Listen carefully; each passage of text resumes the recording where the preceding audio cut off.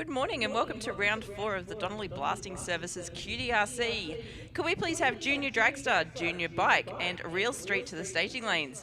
Junior Dragster, Junior Drag Bike and Real Street to the staging lanes.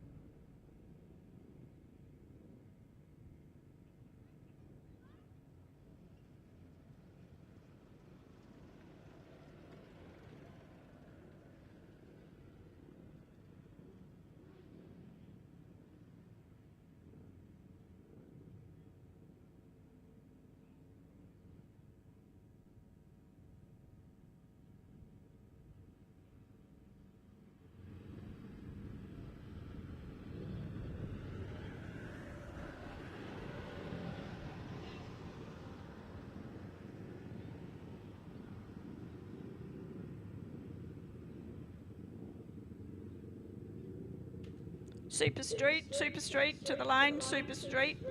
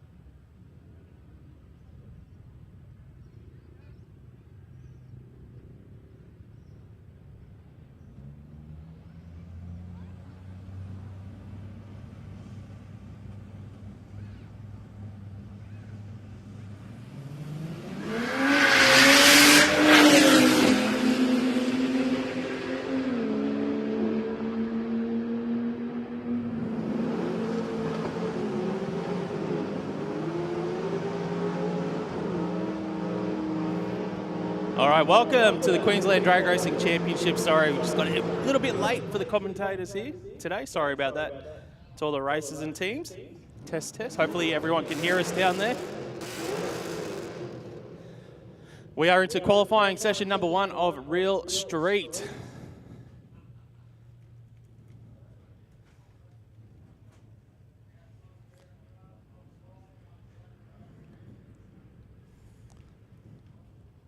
I haven't got anything on the computer here in front of me, so bear with us as we get everything turned on.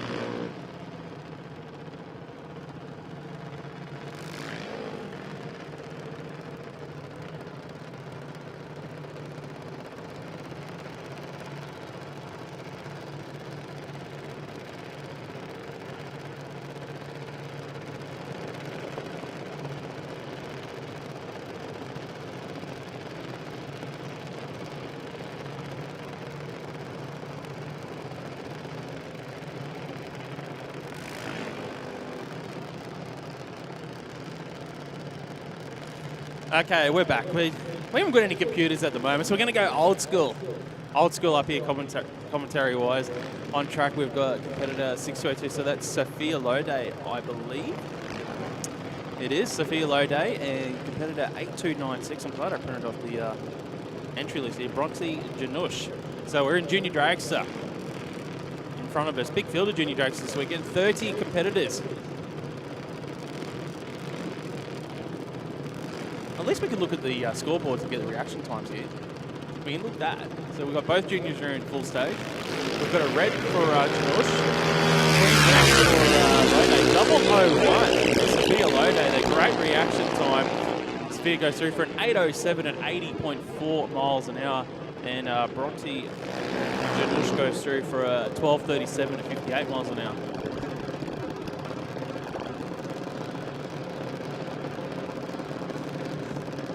next up in Junior Dragster. In front of us, let's see, we'll just go away from the front so we can see the race numbers. We'll go 7348.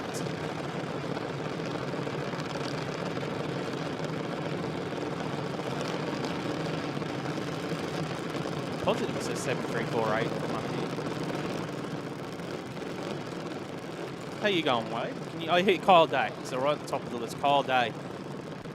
So he will be in the speed flow lane, and over in the rocket lane, we've got the more pocket money junior dragster of Max Rowling.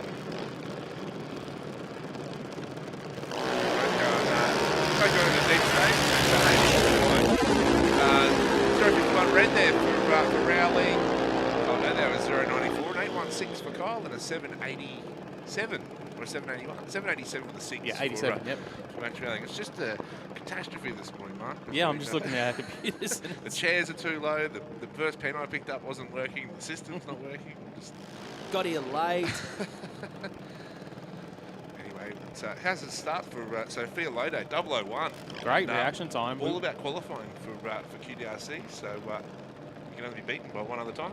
Yeah, well that's easy for us to remember now in Junior Dragster. So up next in Junior Dragster, we've got one of the SCG Racing Parts juniors. That'll be Jacob Schultz. I believe 9278. I'm sure that's Jacob. Yep. And double 834. Cody Robertson. Yeah. So Cody Robertson in the black Junior Dragster, Schultz in the yellow. Reaction time for 016 red for Schultz, 017 green. I should say for Robertson. Good reaction time for the CJD Robertson there. 872 for Schultz, 73 miles an hour. And Robertson goes through for a 12.19 at 54 miles an hour.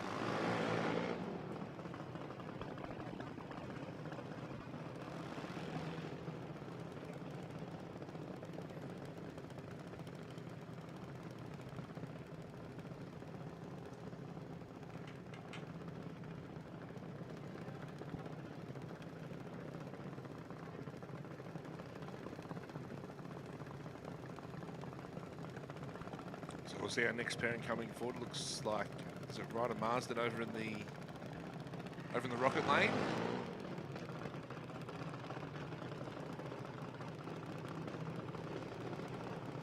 So Ryder in the C junior. Big field of juniors today, of course, for this round of the QDRC. I think it was 30 in total. Yeah, largest field here this weekend. But obviously, the QDRC Championship is brought to us by Donnelly Blasting Services.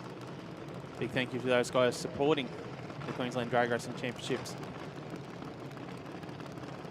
It's been a long wait for the QDRC, Mark. Have to go all the way back to May. It has been a while, hasn't it? Yeah, let's have a look at the championship points as well for Junior Dragster. They've only had the 2 events so far, I believe, this season in Super Floor Junior Dragster. 2 completed events, I should say, anyway. We've had a few rainouts and whatnot. As we watch the juniors go across here for an 813 and Marsden. Good light from Marsden, 046. Goes through for a 1283, 52 mile an hour. It's interesting you say 2 complete events because the last round we didn't actually get to run the finals. That's right, you are. So we had our finalists in the staging lanes ready to go, but so what's a 1 3/4 events complete so far? The Ginger Ninja, Carl Schultz on the start line for A Civil and SCG Racing Parts. Taking on the AEB Services Junior Dragster of competitor 2541, Paige King. So Paige King in the AEB Services Junior Dragster, the red Junior Dragster in the speed flow lane here at Willowbank Raceway. See both juniors in pre-stage here. 001, that's reaction time to beat so far in qualifying. You only get 1 shot at getting that #1 spot. You need to be 000.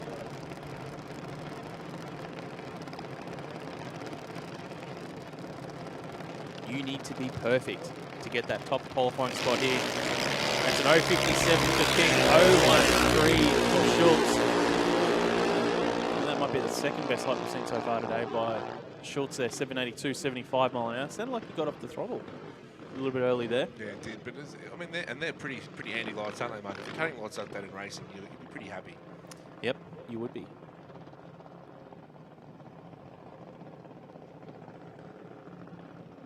Next up, we've got a CJD down there. I'm not sure if I've seen this CJD before. Old school racing.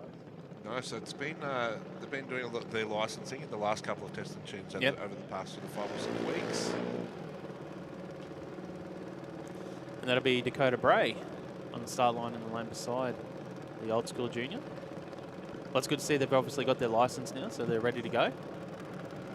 So you could say this could be their first ever qualifying pass in junior dragster if that's the case. So that's competitor 8416. Let's find out their name. We are doing it old school today. Xavier Lai.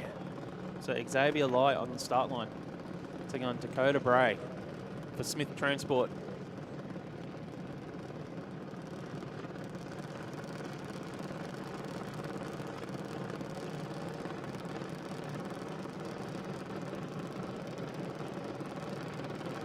Well, it's an apt name for us today, mate, because we're doing old school commentary with no computers. Old school racing. And old school racing in the start line. Old school. And you know what? Yep. A couple of weeks' time is nostalgia day. Oh, that's true. Getting in the tune early, but we'll see. So first crack at qualifying for day 108 light, so pretty handy for CJ. Might be issues for Dakota Bray. It was on a good number, 134 light. She's had to pull off to the side there. Xavier Lai will complete his first pass in qualifying, goes 13.52 at 46 miles an hour. And hopefully it's just a chain or something for Dakota and nothing too sinister there for the team.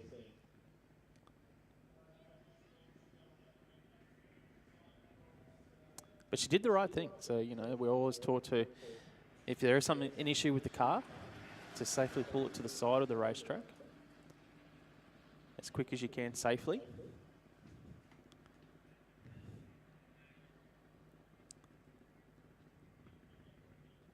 It's always the juniors showing their experience there. I suppose Dakota's been racing juniors for a while. Comes from a good drag racing pedigree. You could say that. Just slightly good. Yes, third generation racer out of the Bray family. Anyway, we are in qualifying at the moment for Super Floor Junior Drag. So this qualifying session number 1 is all about the reaction times here this morning. As we see Dakota Bray getting it taken off the race surface. Hopefully we'll see you back out in Q2 and Q3 later on.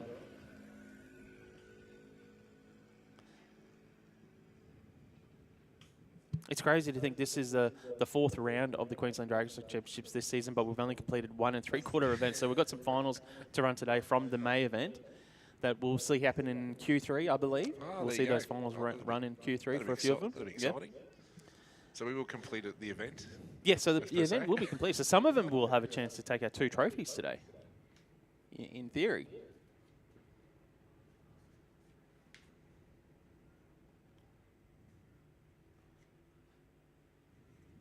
So we could have a change in the points before round 1 of racing actually happens as well. So we might actually find out from we might have to talk to the team here in the tower to find out which finals are actually going to be competed in that 3rd round of racing today. I know modified's going to happen.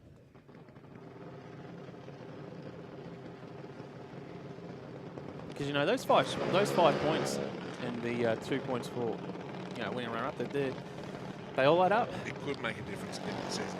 It always does, man. Every single round of racing. And you've done the hard work to put yourself in the position to make the finals. So it's only fair that if both competitors are nominated today that made the final, that yes, still get it's good. Up.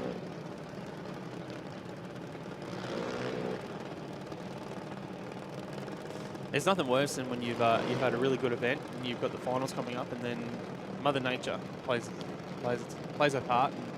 And, it almost feels like you've lost. But here we are back in qualifying session number 1 for Super Floor Junior Dragster, and we've got Chase Castlake on the start line taking on the Yuasa Battery Junior Dragster of Triple A. Is that Siobhan Harvey? So Chase Castlake running for Go Park Yourself, 24-hour secure truck parking. Looks good on the side of the junior there. Yeah, they do, don't they? Listening Saturday morning sun here at Willowbank. Yeah, it's a beautiful day today here at Willowbank Raceway. Both cars in pre-stage. 001 reaction time to beat. Got to be in the double O's now. You can see in the top three, pretty much. 113 for cars like 051 for Harvey. And Harvey goes through for a 777, 83 miles an hour. And cars like an 830 at 76 mile an hour. I haven't actually looked at the weather yet today, the actual atmospheric conditions. Let's have a do that. I'll do that. I've got the app here on my phone, the drag racing weather app. Fresh. It was fresh this morning, but it's Winter, warming up now. winter wonderland at Willowbank. Not as fresh as if you're 3 hours south and it's snowing, believe it or not. So It's actually pretty good right now. So the barometric pressure going by the drag racing weather app is nearly 30 inches, so 29.96, so that's good. Density altitude is 426 feet, so that's good. Let's have a look at the water grains. 48 water grains, so these are very good conditions this morning for racing. That's similar to what we had at Winter Nationals, actually. and when you get a day like today where it is quite clear, got a lot of cloud cover, you get that added bonus of the sun baking the track, so it gives the track the temperature that it needs. It does, especially with the cool conditions we've got. So that might be why we've seen some of the juniors backing off this morning. Just worried about going too quick. What's true? Well, that'll be interesting come, we got our Group 2 classes out later on, Performance Bike and Supercom. Yep. Interesting to see how those guys handle the conditions. So we've got another URC battery, junior dragster on the start line. This time it'll be Carlos Harvey. And he'll be taking on the Plexicon junior dragster of Neela Ball, I believe. Carlos, the free hand on the tree. Across the 8 miles drive, 780 to 840. And Carlos will finish off at 810 at 79 miles per hour. URC batteries A junior. Yeah, sorry if we do get anyone's names incorrect today, or because we are trying to look, having to use our eyesight. We're a bit old up here as well, so trying to squint down there, trying to see what the race numbers are from up here in the tower. But I know that's Tamika Castlake on the other side of the track. She's in that Go Park Yourself junior dragster. Seen her brother Chase go down, and we've got one of the kids down there. 8080, is that Jasmine? Jasmine kid.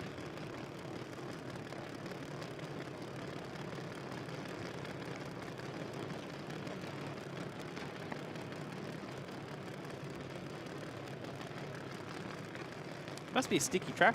Just watching Steve, Jasmine's dad, just get stuck to the track a little bit there. Both juniors now in full stage. It's a red light there for Jasmine on 187 red and 078 clean green for Tamika Castlake. And Jasmine goes through for an 824, 76 miles an hour. And Tamika a 913, 69 mile an hour. So why were you late this morning, Wade? Me? Yeah, why were you late? What was your excuse? I don't have a good excuse. Besides, there was some roadworks near home. But look, as in true typical high-vis fashion, didn't seem to be a lot of roadworks going on, but the red light was telling me to stop. So anyway. All right, we've got the JTS junior dragster down there. Looks like competitor 6756. Do you know who that is, Wade? You got that one in front of you? Might be on page 2. I should know, shouldn't I? But, Ashley Pinkstone. I feel like we should know most of We these should know just by looking at them. And competitor 7723, well, I think it's Xavier, because I can see Xavier on the side of the junior.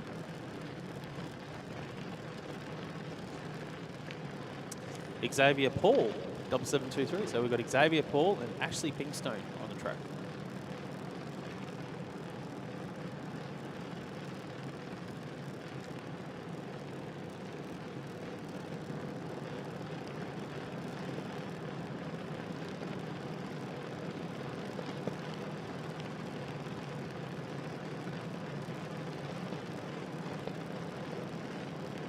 Shows you how sticky the track is, Mark. With the juniors there, you can see Xavier trying to aggressively shake the car into to full stage. Oh, he's in there. He's got the flicker. He's flickered the bottom bulb, so he's nice and shallow. 017 red for Paul. No 56 for Ashley Pinkstone. Pinkstone goes through for a 782, 82 miles an hour, and Paul an 874, 72 mile an hour.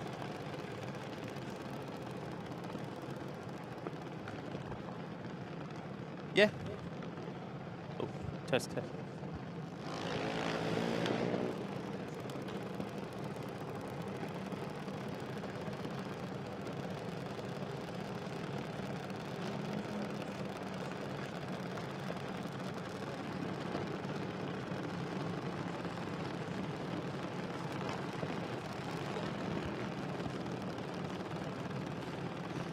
Qualifying session number 1 for Superfloor Junior Dragster. Next up, we've got competitor 8076, which so that's Navia McDougall. Tell you what, Navia's junior's looking alright. Is that a new wrap on the side of it? The Oz wheels on the side there. I've seen it at a few, had it on display at a few events recently.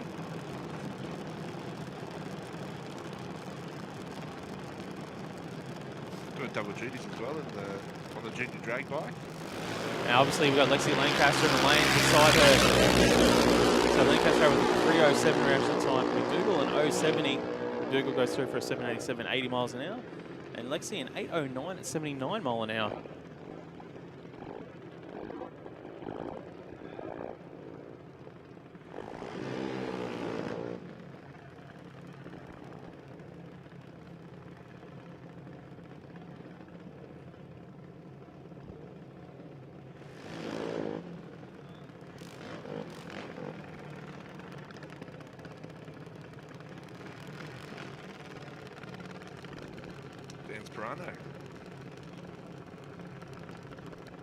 Looks like Ben's might get the courtesy of a solo.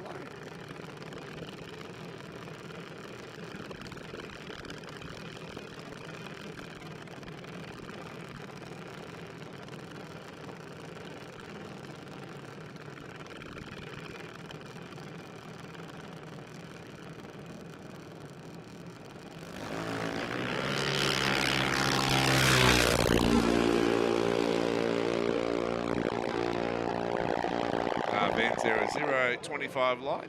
So nice work. That should put him second or third best light. That'll put him in the top half of the field for sure. 825 at 77 miles an hour for the ET and the speed side of things. Oh, well, we thought that might have been the end of Junior Dragster, but maybe we got licensing because that was a solo pass. No, definitely not. We've got another paired pass here. Maybe someone was lined up beside Pirano and got pushed back. Yeah, I did see one of the other cars get pushed back. Okay. So hopefully we see that car back for the second round.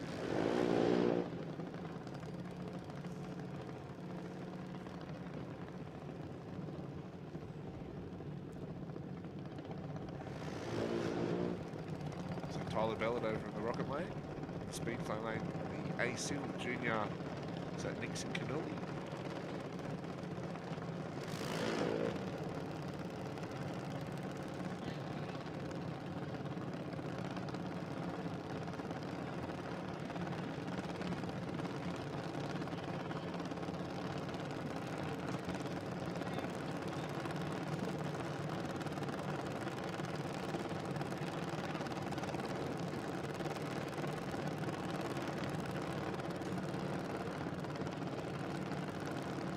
Superfloor Junior Dragster, Nixon Canuli. The defending track champion, I believe, in Junior Dragster.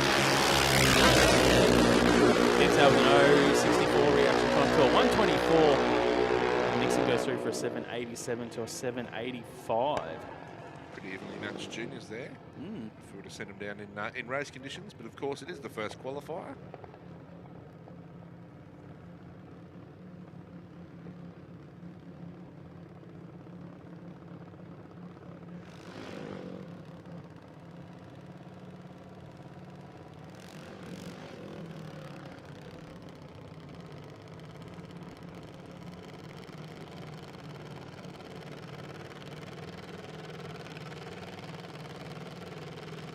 So we've got 2035. Yeah, Grace Hopkins down in the speed flow lane for DK Detailing. The side of the car there.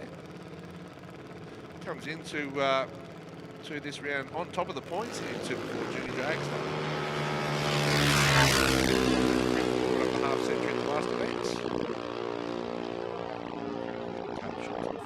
Tamiki Karsak on 39, so finishes off an 863 at 75 miles per hour to complete her first qualifying pass here at, what would you call it, round 4.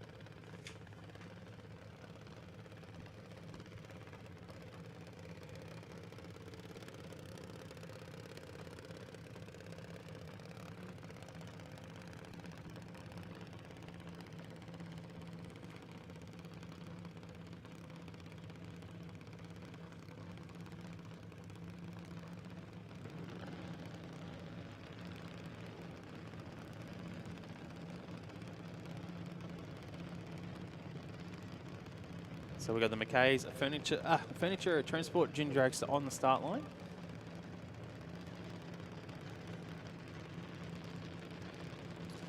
Might be in licensing, so I might be down in the testing How section. good your eyesight is on picking up that number, Mark. It is, I reckon it's 3010 maybe from up here. I could be wrong.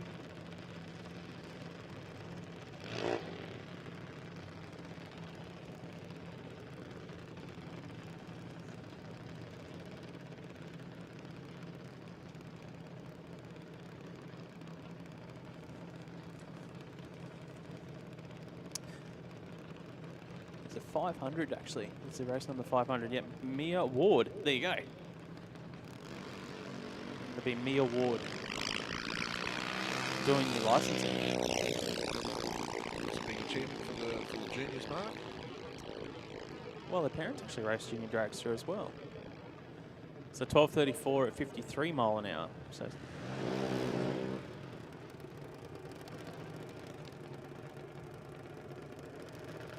yeah, we've got an AJD down there. Cody said, mate.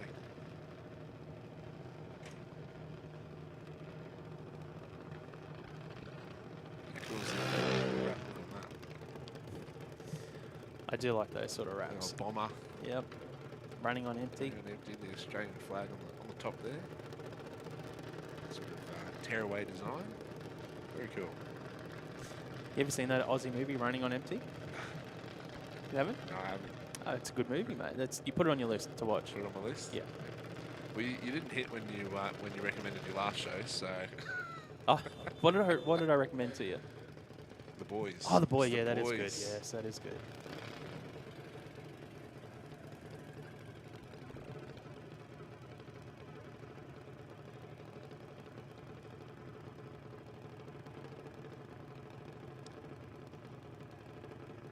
So for those who want more greatest hits, you can find Mark's movie reviews on TikTok. Good luck.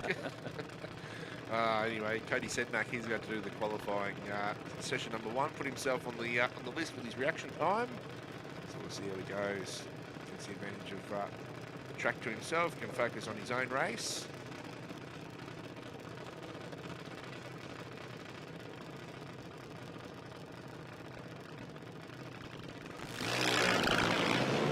Confidence level is low, so 0, 1, 3 red, so just the wrong side, but get out of the way nice and early. Finished off an 862 at 79 miles per hour.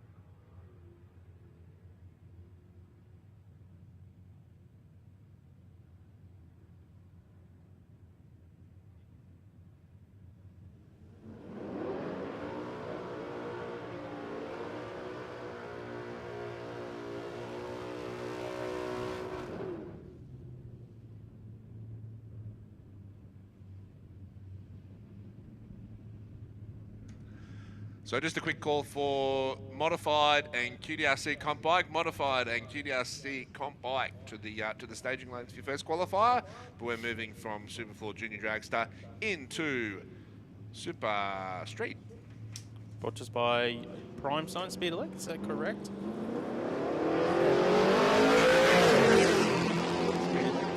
We should know. We've got details. So Barry Loday, red light. Darren Pennington, 060, finishing off the first run at 11:33 for Darren. Barry, 11:70. Big shout out to Sue Surimus up here, just resetting the system for us. Yeah, I know it's only qualifying, but have a look at the win margin, the margin across the finish line for that. 0.0002 of a second, down to the fourth digit across the finish line there. That's a close race. Anyway, doesn't matter in qualifying. Handy. Next up, Sean Taskus in the Capri to take on Samantha Yilton in the Commodore for BL Race Engines. So Taskus already in full stage, running on Yilton now to bring the Commodore into stage. It is about the reaction time this morning. Right now, off the trailer, Pennington is number 1 qualified with an 060. That won't hold. That'll get pushed down. It stays in number 1 spot.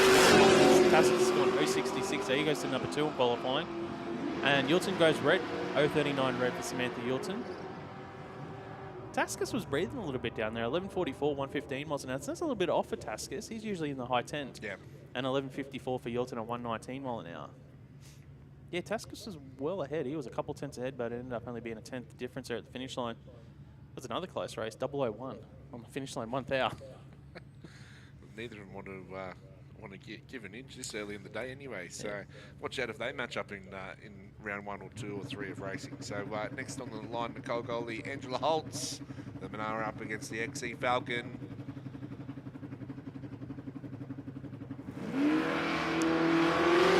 Goldie goes red, 35, that'll put her to number 3 in qualifying at the moment here in Super Street. Angela Holtz goes red by 0.006 of a second. Well, that 060's holding. I said it wouldn't, and it's still there. It's still number 1. And Goldie goes through for an 11:75, 114 miles an hour. Holtz goes 11:21, 122 mile an hour. There'll be another 18 competitors to come, Mark, going, I'm looking for that 060. I'm going to hunt it down. I'm going to chop the tree, and I'm going to show you that I do want it. I do want the number 1 qualifier. So up next to give themselves that opportunity, John McKnight in the Tirana and Matt Francis in the Lolux.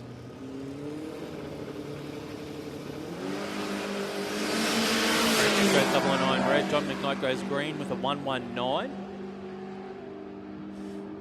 And Francis in that Hilux, that's pretty quick Hilux, goes through for a 10.13, 138 mile an hour. And McKnight goes 12.33, 111 mile an hour. Man, that'll get you from job site to job site in a hurry. It does. No tradies in that sort of a rush though, let's be honest. Only on a Friday afternoon. I was about to say Friday afternoon. So next pairing coming forward, the Falcon and Christine Thompson, Wayne Niparis over in the Camaro for Custom Built Kitchens. Yeah, I love this Camaro of Niparis's here in Prime Science Speed Elect Super Street. Full stage for Niparis. Thompson's in.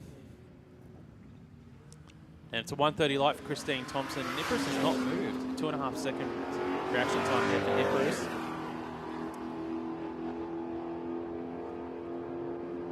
.1050. 134 miles per hour there for Christine in the Falcon Ute. Wayne Niparis will finish off at 12:32 at 113 miles per hour. So it was just a reaction time. We'll have to sharpen up, but hey, you can do that. You can improve that as a driver. So not sure if maybe just something caught his eye and he just wanted to reset and go through his process. Tom Ryan is 094, Troy Hutton 154. Battle of the Black Utes. Red Lions, so we'll see 11:36 at 119 miles an hour for Tom Ryan. Troy Hutton will finish off at 10:85 at 121 for TH tiling and waterproofing.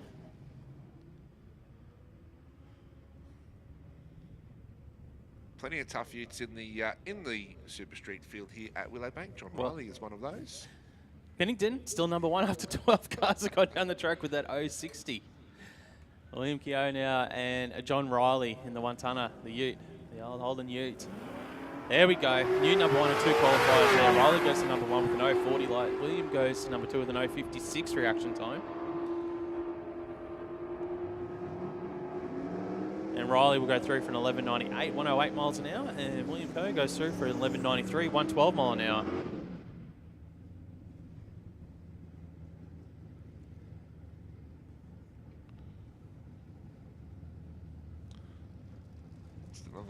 those beautiful looking Camaros as well. Mark Ross over in the Rocket Lane. He's been racing for a long time, Mark Rosso. Yes, indeed. And the Chevelle, Daryl Angel, the vinyl top roof. Nostalgia's come early, Mark. Oh, there's a wheel cap there on the back for Mark Rosso. 2:52 reaction time. Probably should let the start line know. 11:04 for Daryl Angel goes through at 121 miles an hour.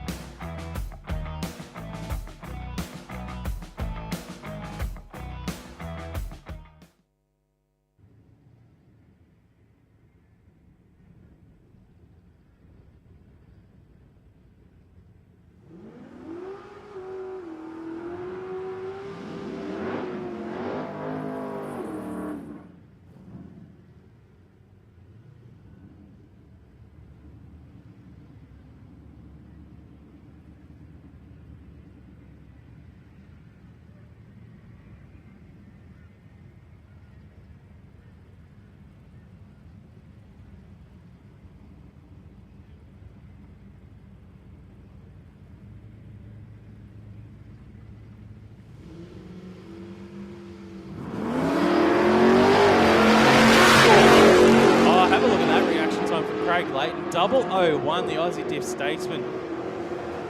He'll go to number one spot here in Prime Science Speed Elect Super Street.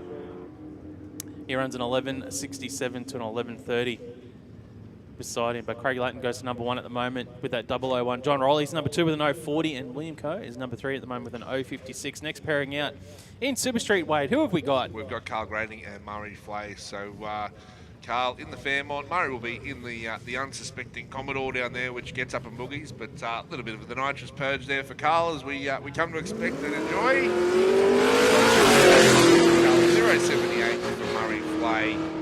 So they won't inflict any pain on Craig that just did that 001, which would be hard to do, as we saw in Junior Dragster. But a 10.78, 121 miles per hour for Carl Grading. Murray Flay at 13.22, 104 miles per hour. Yeah, great laps there, both sides of the racetrack. Next up, we've got the ute of David Olsen to take on Barry Ashton in the Commodore.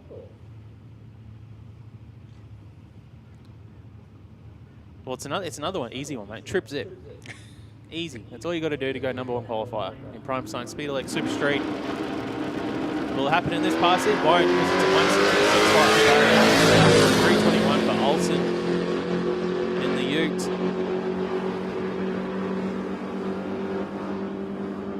As we see, an 11.01, 122 miles an hour for Barry Ashton, and 11.60 at 117 miles an hour for David Olsen. Looks like a solo pass way to finish off qualifying here in Prime Science Speed Elect Super Street. John Massey in the Hornet for Styromax Australia. So just a quick call for Top Sportsman and Comp Bike. Top Sportsman and Comp Bike to the staging lanes, please. Modified, you guys are about to head out for your first qualifier. Should already be there.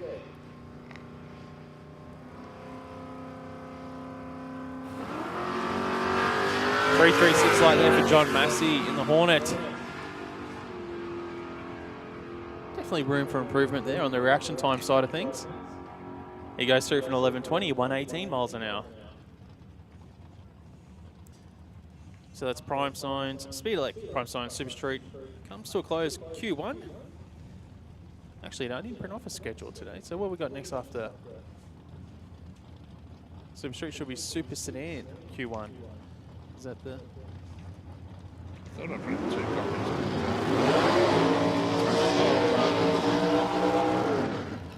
So we're moving now into Super Sedan, having a look at the championship ladder.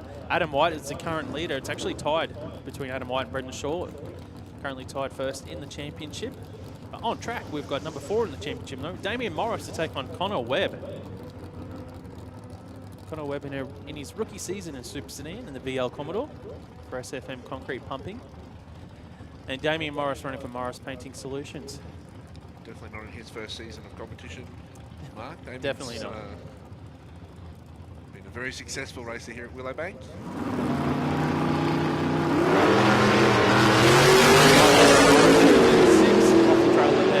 A 101 for Connor Webb.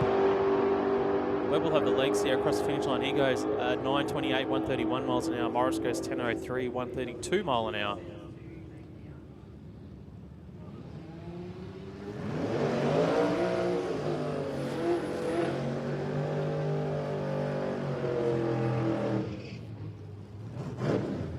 Pairing coming forward in our first qualifier session for Super Sedan, it'll be Jaden Plan in the Dakota, also in his rookie season, similar to that of Connor Webb that we just saw in the Rocket Lane, and Darren McDonald in the Corolla over in the Rocket Lane, making the trek up from Lismore.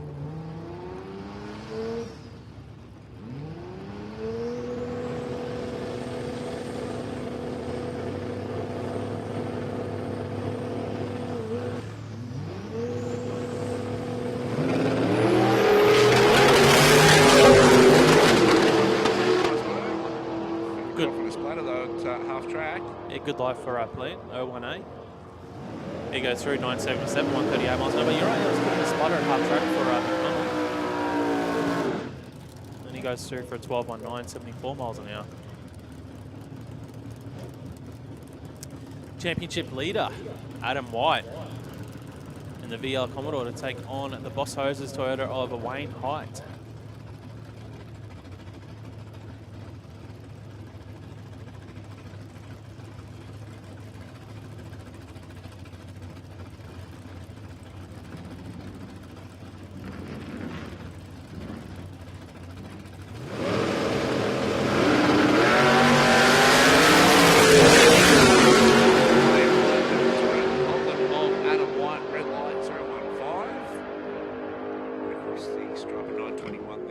Shane and White will finish off a 9.65. Their first qualifying session here today. Sort of wishing I bought my race car out this weekend now. Should have. Should have. Have you diagnosed the problem, Mark? Nah. No. So I could have done the same thing. Oh, yeah. We're pretty sure it's the delay box, though. You know, I did at the The end data logger does tell us that it's in the electrical side of things. at the end of last year, mate, I did call you a retired racer, so I stand corrected. Your comeback was greater than Michael Jordan's comeback to basketball. He played baseball for a while, and then he come back to basketball. It's true, he But did. the good thing is, mate, that Michael Jordan wasn't very good at baseball. You're good at commentary, so you're good at both. Oh, thanks, man. I didn't know where that was going. I was like, I'm waiting for the smackdown. You're laying me up. No smackdown there, mate. No. Just increase your ego a little bit more. Who we got on track here? Rudy Wyatt in the VS Commodore to take on Gary Clark in the Tirana. So Gary running for Downs Automotive Services. Wyatt for Pine Mountain Performance. So Rudy, he's in the top 5 of the championship. 11 points behind the championship leaders.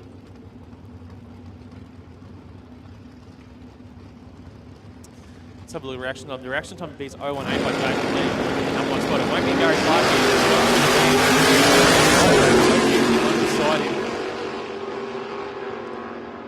It's always difficult when you're on the delay box and something happens in the lane beside you when you're trying to concentrate. A 9.72 at 144 miles an hour for Rudy White. Gary Clark won't get a time recorded here.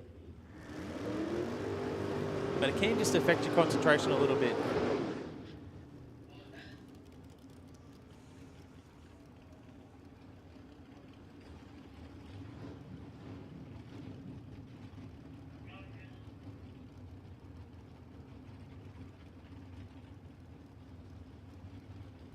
If we do get some downtime today, Mark, we'll have to touch on your return to racing. It was I don't want to touch on it. I was going to say it was very spectacular. Thanks, man, for that first round loss. Your consistency, though, from for a long time out of the seat was very impressive.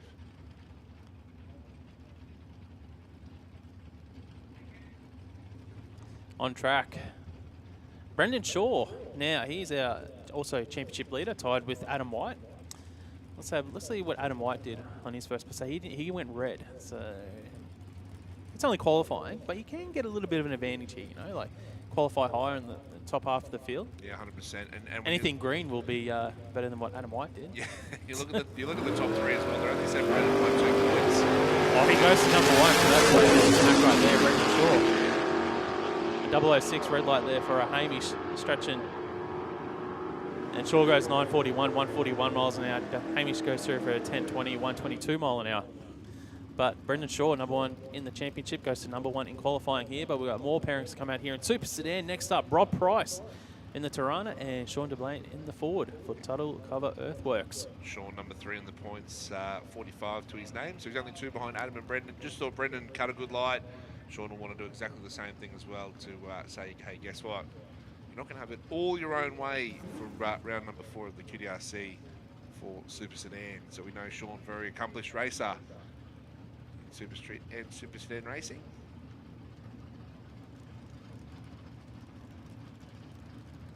But when we do get into racing a little bit later today, 5 points for a round win, 2 points for a round loss. So there's 3 points between a win and a loss. So there is only one winning round of racing separating your top 3 in Super Sedan. Last season, the Super Sedan Championship went down to the final of the final round of the season. So it's super close in Super Sedan, no matter it always is. Whoever turns up to have a crack. Just got a quick stoppage here, just checking something on the track. Both drivers are just sitting, waiting patiently outside the staging area here, as we just double check that everything is A-OK and safe to send these cars down the racing surface here at Willowbank Raceway.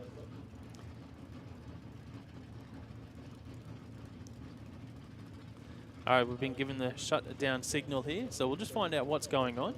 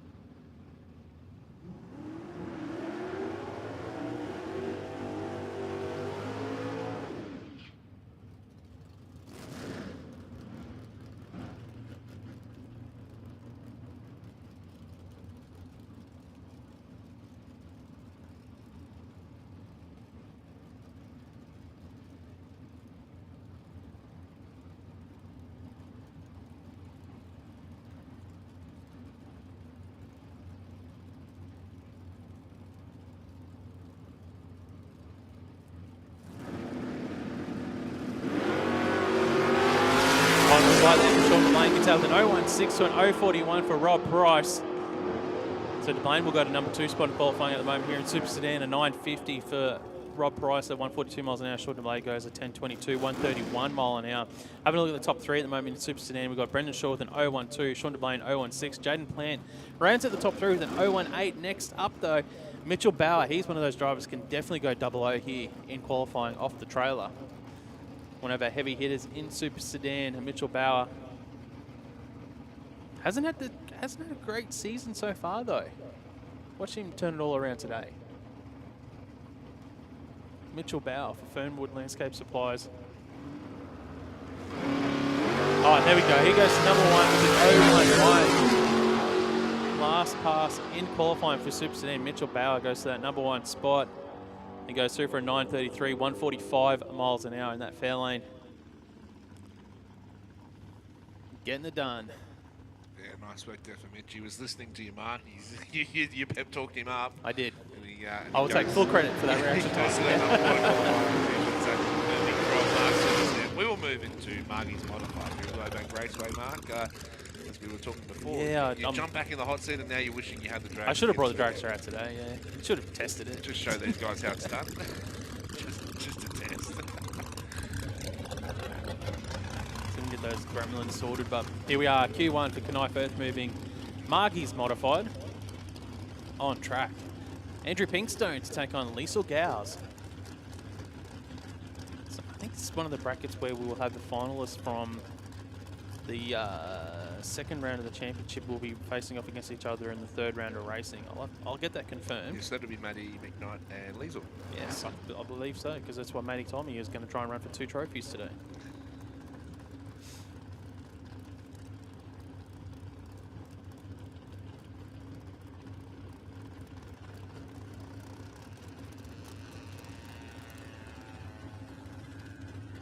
Liesl Gowes is actually currently leading the championship in Knife Earth Moving Margie's modified.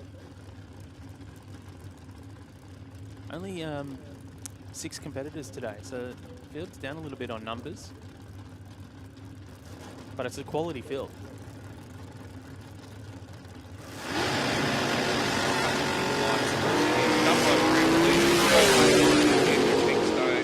That's what you can expect from modified. Lower the reaction time. Yeah, Pinky's car goes through for a 7.59, 174 miles. That was breathing a little bit though. Liesl Gowes goes 8.57, 151 miles an hour. Yeah, great reaction time for Liesl. As you just said, 003. Nailed at that tree.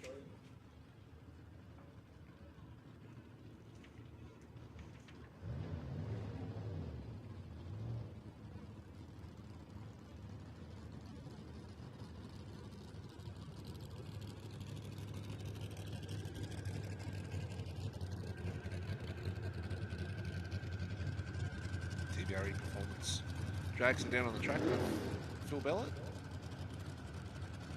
Yeah. Had to double check that. I was like, it's usually white, but It's a different colour. It's been, I don't know if it's a wrap or not. I'm assuming it's a wrap. It looks good though. Taking on Lucas Holtz. I think Lucas go through the beams? He does. I was about to say, is that something you usually see from Lucas? No, yeah. Does he know where the reverse button is?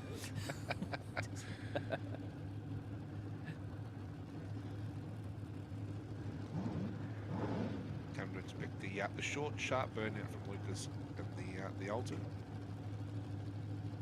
Really has been the man that's been chasing the modified field for the past couple of seasons. Yeah, I expect a bounce back from Lucas today, actually, because he had a bit of a rough event the last time out. Only got 14 points, only 1 round win out of 3.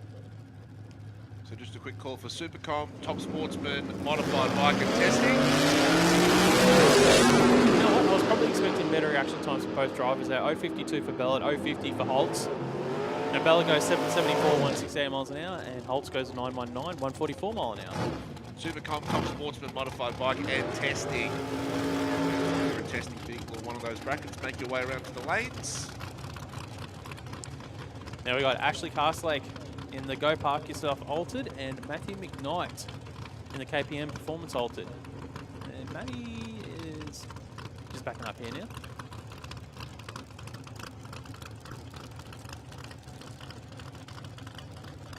And it was Matty's first event in that car too, wasn't it? That the last time out of the QDRC. Yes, and he made the you final. are correct. Yes. Ash Castlake first full season in that altered modified.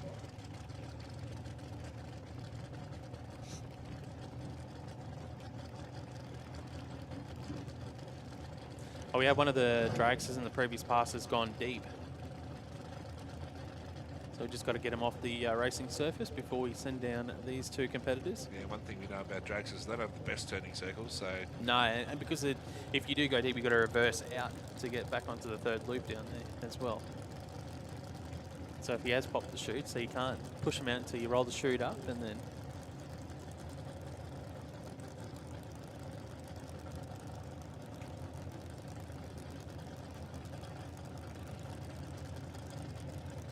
Go park yourself, Alton. That looks looks good in good. those colours. It does. To come out of the winter nats and the juniors as well.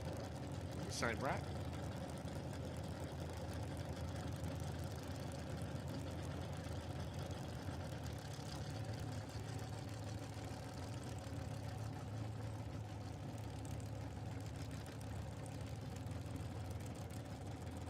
So reaction time V 003 and Kanai for Earth Moving Margie's modified. If you want to get that number one spot, if you want to get in the top three, you just got to be better than an 050.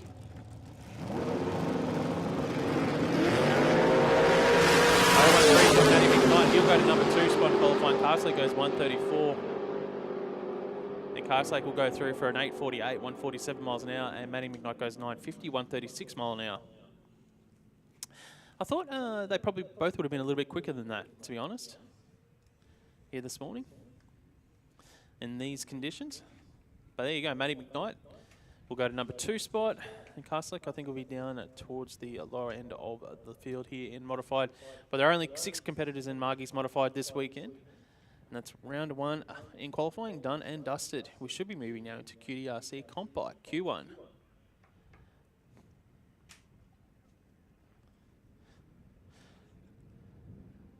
Now I always have to check the rules, because I always forget if they're running off their records or if they're off an index. I think they're off the QDRC records. And then sometimes it can be plus half a second, or it can be plus a quarter of a second, or... So that's why I'm just jumping straight onto Actually, the QDRC. I've got the rules and regulations. Oh, you got the rules here. here. So Here we go. What's QDRC Comp Bike this weekend? QDRC Comp Bike, they run off... QDRC Comp Bike records. off the records. All right.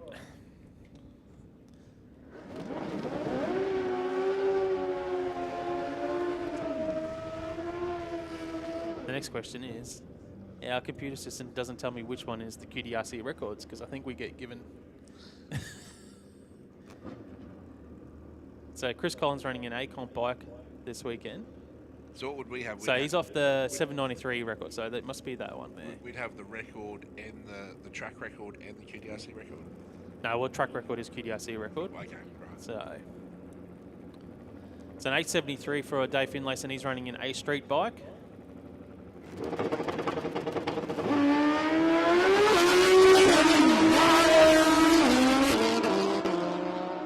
wiggle for Chris Collins there in the rocket lane. It'll fire across a 791. Well, you guys under the record there. And that's our 69 action time. Are they qualifying for action times as well? No, they're off the They're QDRC. off the record, yeah. Yep. Yeah, so I'm just bringing up the QDRC comp bike records now for it. So I've got them in front of me. All right. Done. Updated on the 17th of July, mate. I've got the records here in front of me. Why didn't you print them off? Yeah. I was slack, wasn't I? You were. Arvine Auto now on track. How good has Arvine been in comp bike? He's running on B Street bike. It's got a QDRC record of 906. And Bobby Schluter running in D-altered bike with a record of 886. Yeah, went bang last year. Did Avine Ortar in his first rookie season. Took home the championship. So yeah, this class is actually not so matter here in qualifying. It's about whoever can go furthest under their record. Whoever's the quickest to their record, respective records. As we see Bobby Schluter go 898 on that 886 record, and Arvine goes a 910. So they're both 400s over for Arvine.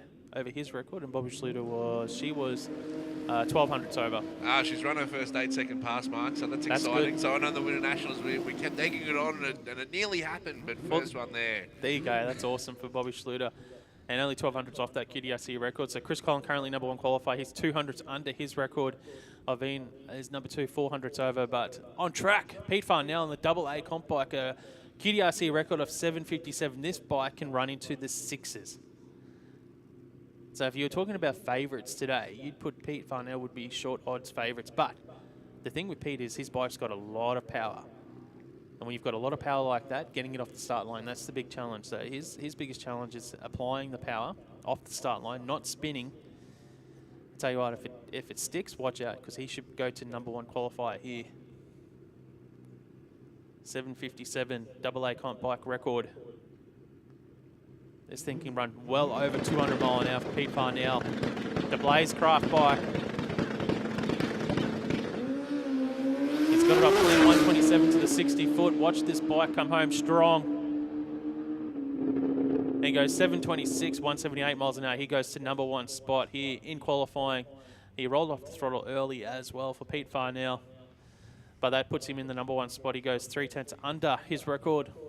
You spoke about weather conditions earlier, Mark, and how good they were for racing, but probably the only thing we didn't touch on was that it's a bit blustery out there as well. So for a bike going that quickly and how blustery it can be, that's probably going to be the only sort of negative, isn't it? Especially when they're not consistent wind gusts either. There's nothing worse than having like a wind gust hit you in racing, like in a die your own bracket. You can lose 1 or 2 hundredths. How does that affect you guys, Mark, in say modified or with parachutes when you pull them in the end?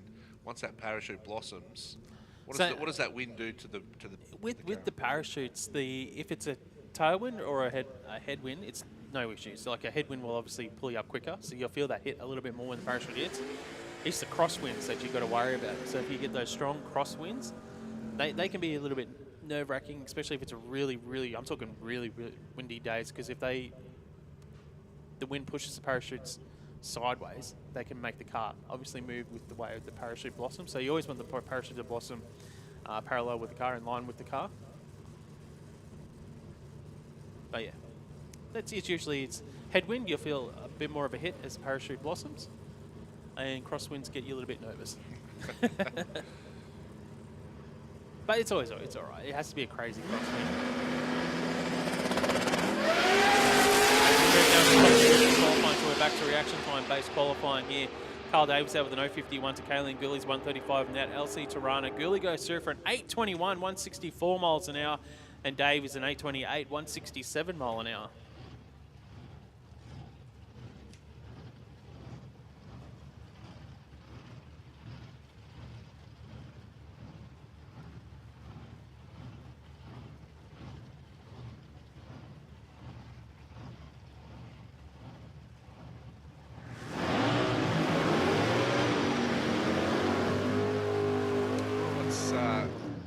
Tough sounding cars down there on the start line. It looks like it'll be Max Carpenter in the Mustang. And Stephen Sinney in that big XB. How cool is that? That's just tough. Just sounds lumpy, doesn't it? Yeah. This is really like old school versus new school here on the start line, eh?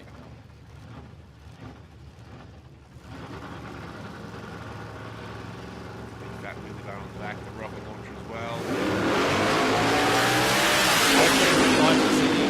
076 for Carpenter. The Carpenter goes 840, 164 miles an hour. Sinney goes 868, 156 miles an hour. That's probably my favourite pass today so far, that race just there. There's those two cool cars. They look good going down the strip, don't they? Yeah. Gives a wry smile to your face. Something cool.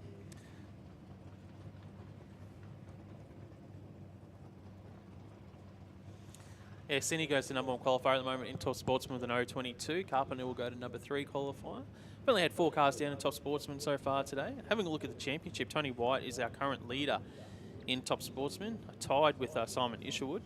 So we've got two drivers on 39 points. Dennis Ryan only 1 point behind him in 3rd spot with 38 points.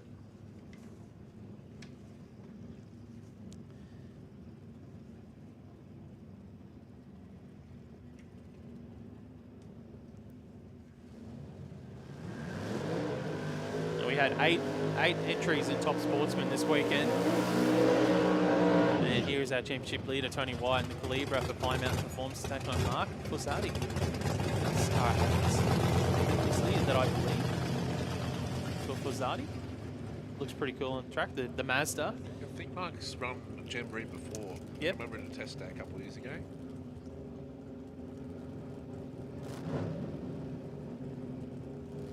Looks cool. He might be AD testing for Jamboree. Possibly.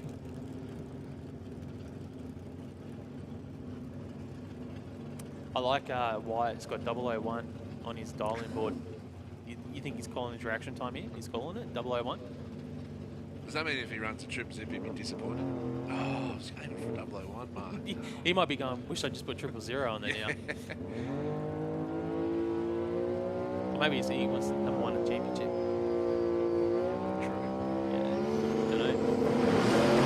It definitely wasn't 001. And a 4:39 for Mark Fusati. And Wyatt goes through for a 774, 175 mile an hour. And Fusati a 998 at 100 mile an hour. Yeah, it was offered early there for the Mazda. It was 104 miles per hour to half track, 100 miles across the finish line. So 0.22 for Steve Sini. Still number 1 qualifier with Dennis Ryan to come. So quick call, Super Comp and testing. Super Comp and testing to the lanes. And first call for Junior Bike. Junior Bike on lane as well. Whoa, Mr. Excitement Machine, Dennis Ryan, 4 wheels and 2 wheels. When he's on track, Mark, you want to be watching.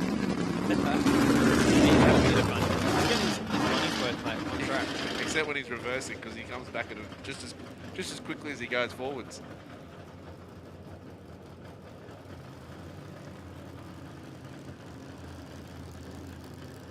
So Dennis currently number 3 in the points, just 1 point behind championship leader Tony Wyatt. We didn't see Isherwood out. Was he entered? He was entered. That put him to number 1 spot in qualifying the moment for Dennis Ryan. Wheel stand, mate. That was awesome. And Ryan goes 860, 155 miles an hour. So Isherwood was entered. Yep.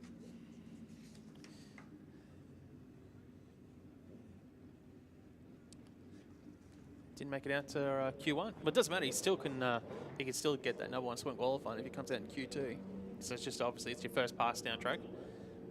So sometimes people like to have a bit of a sleep in. They haven't eaten their Wheat Bix and miss Q1. Bit early for them. Bit cold. Now we're going to move into Q1 for a modified bike. Still defrosting.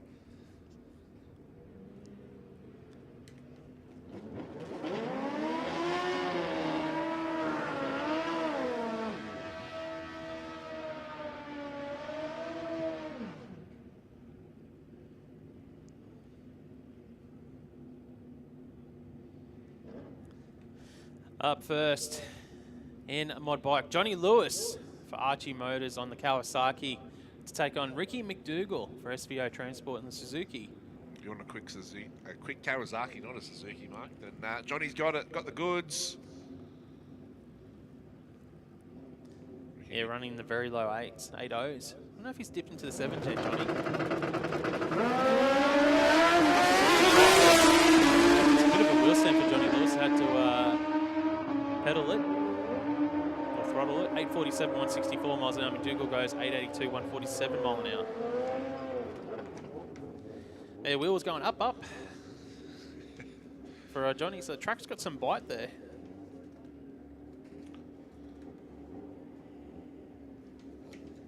Just having a look at the modified bike championship. Brian Alvizio, current championship leader. Jeffrey Marshall, 2nd. Jason Clark in 3rd. Actually, it's a bit of top 5, not much in it at all. We see Mitchell Woodfield on 5, so he gets up an 0.21 reaction time. Scott Much in the lane beside him got out an 0.55. And Much will get there first. He goes 9.73, 136 miles an hour. Woodford goes 9.95 at 148 mile an hour. Yeah, that's 0.21. Does that put him at the top of the list? Yeah, I think he does at 0.21. So Mitchell Woodford currently our number 1 qualifier with an 0.21. Scott Much is 2nd with an 0.55. And Ricky McDougall rounds out the top 3 at the moment in modified bike qualifying. Next up is current, well, not championship leader, but second in the championship, Jeffrey Marshall to take on Mark Ashworth. So Marshall on the Suzuki with the wheelie bars. Good light for Marshall, 158 for onside panel and paint.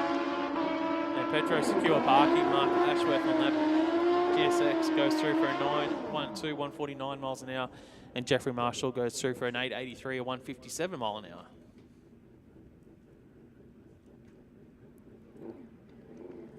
So from one Marshall to another, it'll be Dale Marshall coming forward on the Suzuki.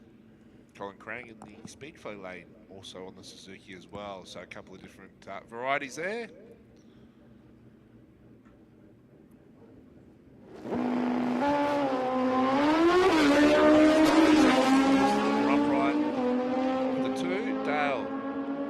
Nice and low, and that streamlined position will head through a 071 light, 870 at 150 miles per hour for Colin Crane. Finishes off a 083 light with 1171 across the quarter mile.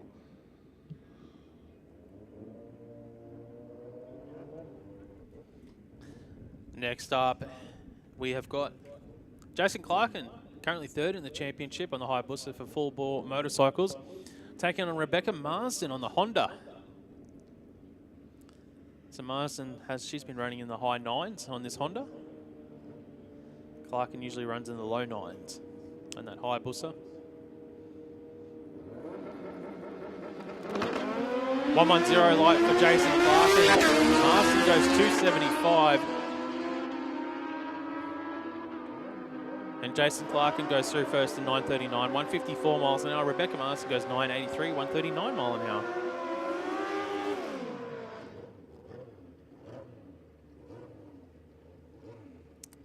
Championship leader. On the Kawasaki, Brian Alvizio running for DeWalt Tools, taking on Mark Gordon, Lucky Moto, the Suzuki.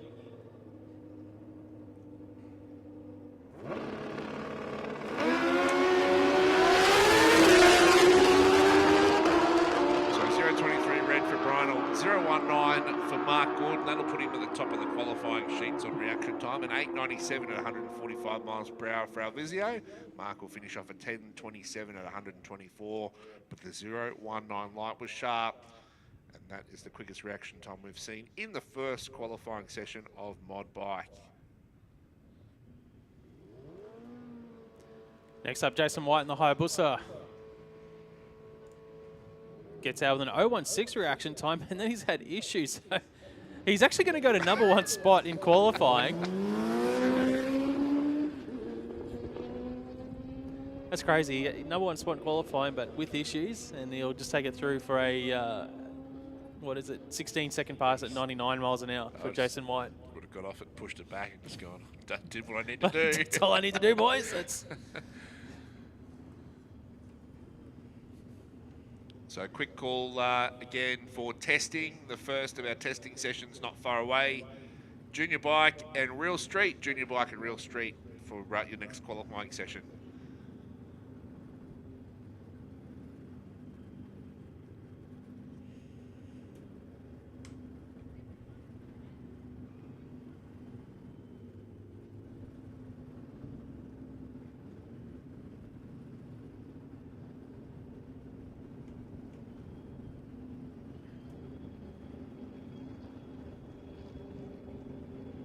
So we'll move out of 2 wheels, and Group 2 will move into Supercom.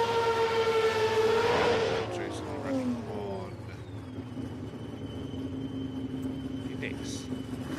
So, what's Supercom? Is it the QDRC record, or just to make things confusing for us, or are they the index? They are the index, so it will be...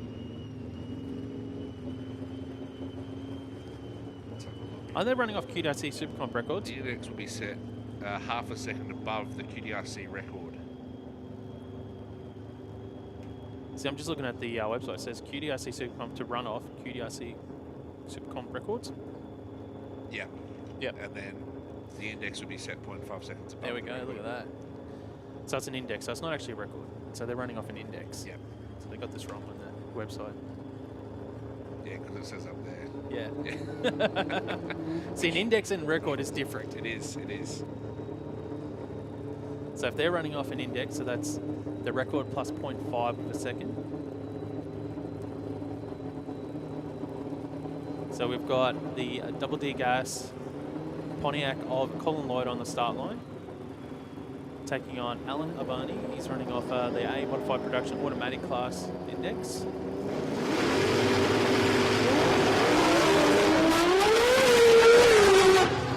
So that's their index. 800 was the index for Colin Lloyd.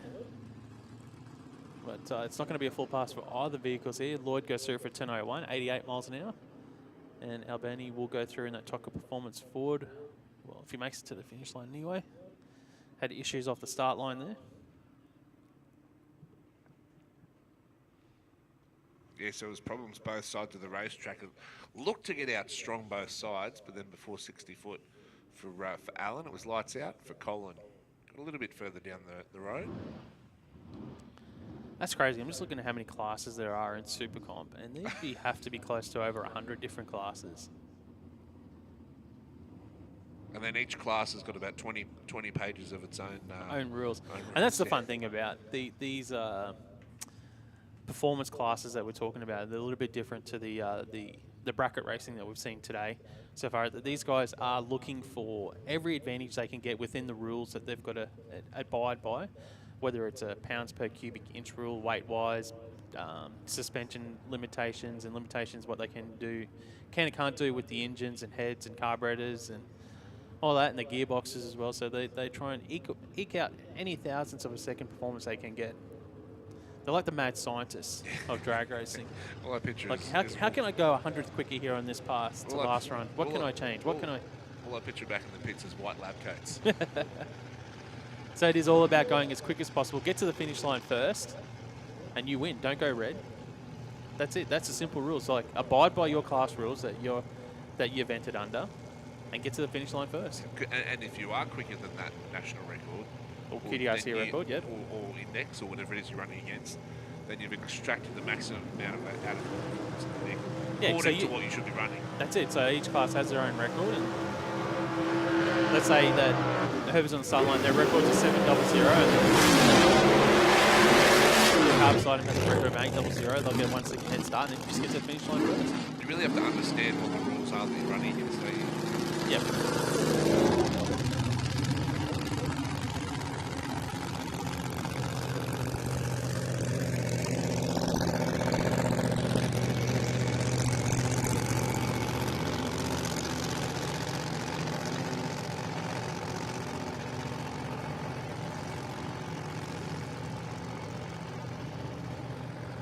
I wasn't sure if that was my car or not.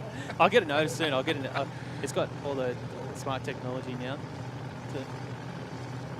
Ford Everest doesn't like the supercharged. No, I'll have to go down there and turn off the motion sensor if that was mine.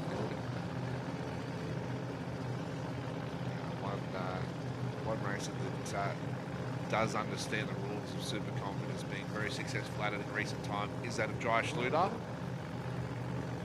They're taking on Joe Shembry for Joe Blow Speed Shop.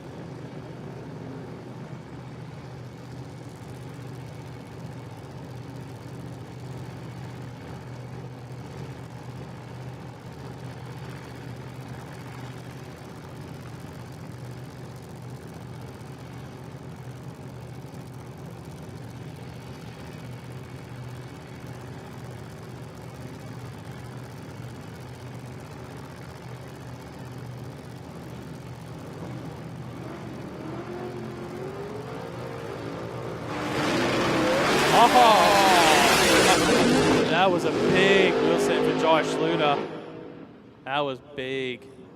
It looks spectacular, but it's never a good thing for race cars when they come back down.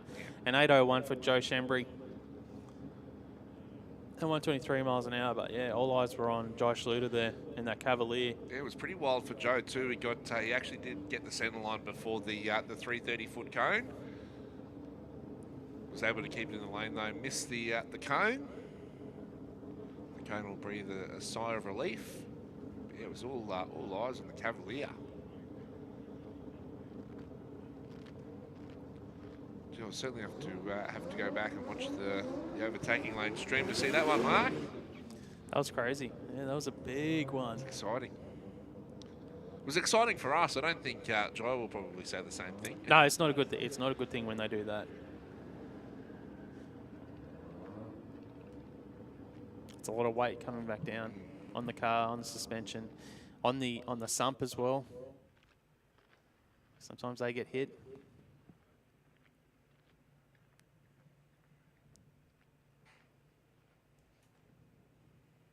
So we're just doing a quick check of the racing surface here, make sure everything is A-OK before we send down our next pairing. I don't think you mentioned, though. How about the reaction time? Yeah, 003 for Schluter. That was good.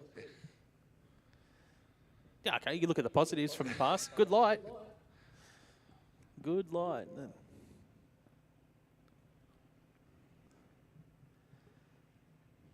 We are just checking the track here.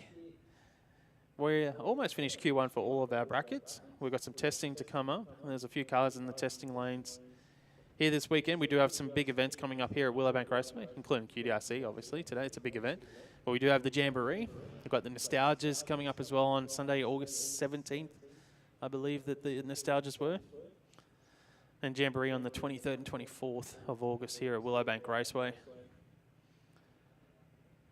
Check out willowbankraceway.com.au for all of our event details.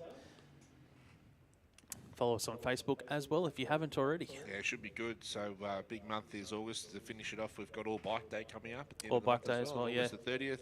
A couple of testing tunes thrown in the mix as well. So if you're sitting at home and you want to come have a crack, why not? Come and have a crack at the testing tune.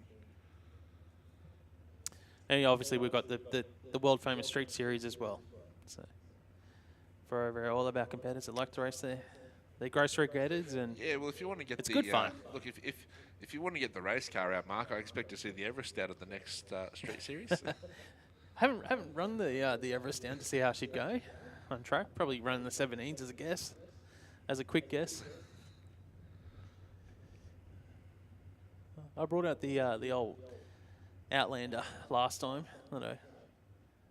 For the officials' day, the old Outlander. Almost went to 16 to a 17-0. If you had the weather conditions like today, it probably would have gone to 16. Yeah, it would have been, yeah. It'd be too sticky, though. Just slow it down. You don't want any traction for a 17-second car.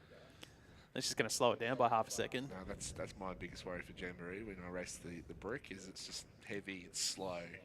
As long as you're consistent, mate. That's all that matters. I'm not that either. It's all a bit of fun. Well, then I can't help you. If you're not consistent. How are your lights, though?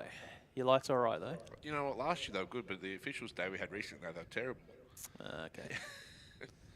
I can't help you there then either. That's all right. 3 qualifiers to fine-tune. Yeah, that's true. I was going to do the test and tune last night, but I didn't. So that's my fault. Yeah.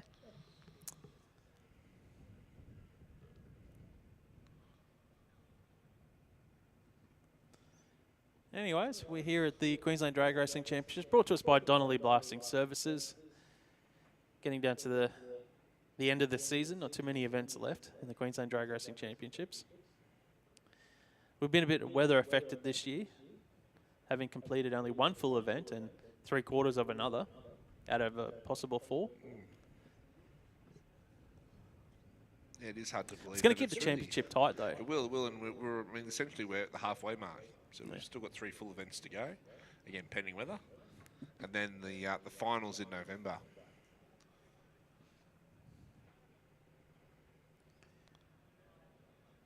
But given that we run the Chicago Shootout in racing, so you do, whether you win or lose, you come back for 3 guaranteed rounds, and that's 3 guaranteed opportunities to get those more important win points. So as far as it does mean if you go back to round 1, there could be a race that something didn't quite go right, but come October and November, you're going, oh, that one cost us.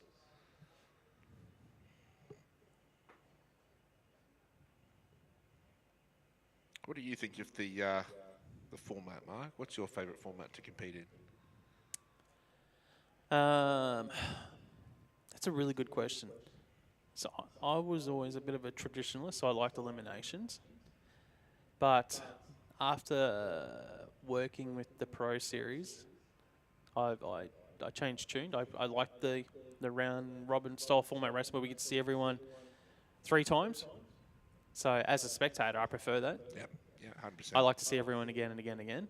So I'm a bit greedy like that. I think for the bigger style events, I think the elimination's still the way to go. So I think that's what makes Winter National special on those side of things. So I think there's a place for both formats, both elimination and the round robin style that we do at these events. 100%. Yeah. Yeah, a day like today, of course, you get 130 plus cars. It does give spectators that come out a bit of bang for their buck. Yep. You do get to see every car come out. So, I mean, where else can you go and see? I think we've got about 10 hours of racing today, $25. Yeah, You know, exactly. if you're talking value for money, then coming out for a day at the QDRC, sitting up on the hill, it's a little bit blustery, a little bit cold, but you get to experience what is Queensland Drag Racing Championships and all its glory here at Willowbank. So if you're local, if you're watching on the stream, thanks Should be here. Exactly, Should be here. exactly. Thanks to Overtaking Lane and all the wonderful sponsors that bring the live stream to us. Get in the car. Bring your camp chair. That's it. Bring Or the sit in the jumper. grandstand if you want to sit in the grandstand. That's it. And come on out and enjoy. It's not actually too cold outside, really. In the sun, it's beautiful. Yeah, it's not. It is. It's quite literally a perfect day on that side of things if you're going to talk about the weather. That's it. How is everyone in the grandstand doing today, folks? So well? we got some people saying it's a bit chilly up there. But it's a good day for racing. It is a good day. And as I said, I'm kicking myself now. I'm thinking I should have brought the dragster out. Is that only because there's 6 other competitors and you're going, oh, the chances are good. The chances are good of taking a trophy home. Well, it would have given more numbers Well, to the what was field. it? Did you ran the same exact time 3 passes in a row? Yep. Is that right? Yep. 790 with a 4 off the track. Is that the first time you've ever done that? Yeah. I've never done 3 exact identical passes in a row. No, So 2. I've done 2. Yeah. But not 3. So you won't be bringing the drag strap for another 4 years. Yeah, maybe not. No. And then it'll do it again. Yeah. You're like the Olympics. You just come out every 4 years and win gold. Yeah. That's well, not gold. Just get knocked out first round. But it did have issues. Did so. you get knocked out or did you knock yourself out? The car knocked me out. Yeah. It just sucks. What sucks when you've got a parts failure, you know, especially for an event like the Winter Nationals and all the teams do the same thing. It's the hours in the shed that you put in, like your crew, your family helping you, and it was a lot of hours, and just for something to fail on you. Yeah, I don't want to go too hard on your mark. Well, any racer, as you just said, there's a lot of time that goes in off track for a lot of racers to prepare for an event like that. Why did it do it in the first round of the Winter Nationals? Why didn't you do it in the warm-ups for me? Yeah, 100%. And when the car does exactly what it should do for... So we broke the gearbox, got that fixed, yeah, and 100%. then... Yeah. When the car does exactly what it should do for all those passes, and then you don't expect anything to happen, and then when you release the button, it does that. It's not fair. Racing's not fair sometimes. I didn't release the button. It didn't engage.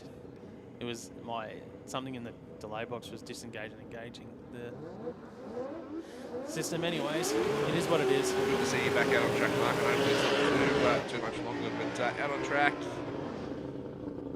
Was that Rob Maddox over in the Rocket Lane?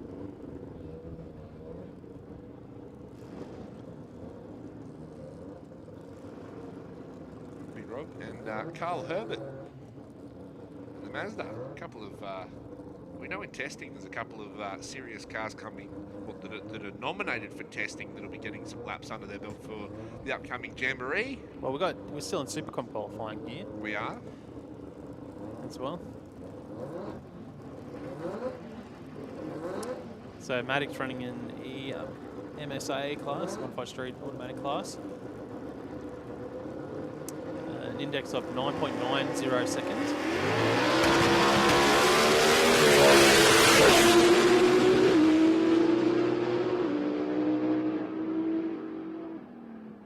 Shoots out early there for Rob, just after 1,000 foot. Oh, he still goes 996, 102 mile an hour, so he would have been under that index by a bunch. And Herbert goes 883, 125 mile an hour. It probably would have hurt the ET once it got to about 60 foot, was driving the thing like a sprint car.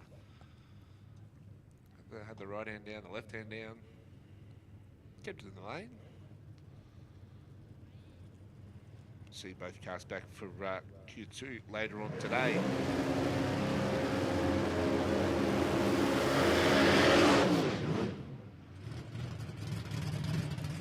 Oh, Jordana Pullen in the Monaro out here. Running a B Ultra Production automatic class. Index of 7.83 seconds. Well, she can definitely go under that. She can run 740, 730s. Big cool to see her out here today, Marcus. You wouldn't see her at the QDRCs too often. No, we're speaking that normally we only see her at the Winter Nationals. It's the one event that we see them at. I'm that person now. Just out for the Winter Nationals.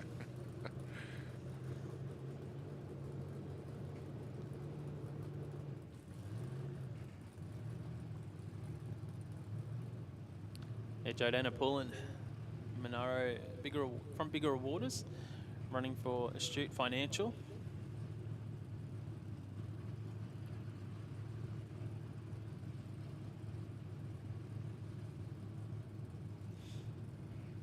Just going to come out for the winners in the final event of the season when it's eliminations.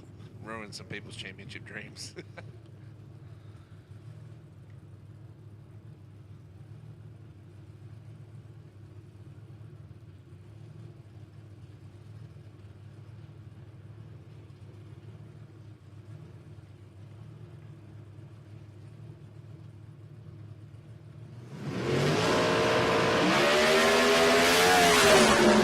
Good light, 007 for Pullen. It's going to be a full pass here. Goes 740, 181 miles an hour. So she's 4/10 under her index in the BAPA class.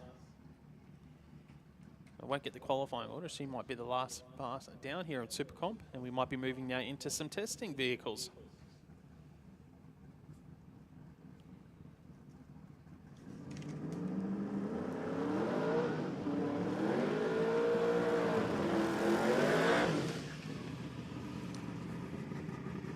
How cool is this? I actually saw this car at KPM Performance in their workshop.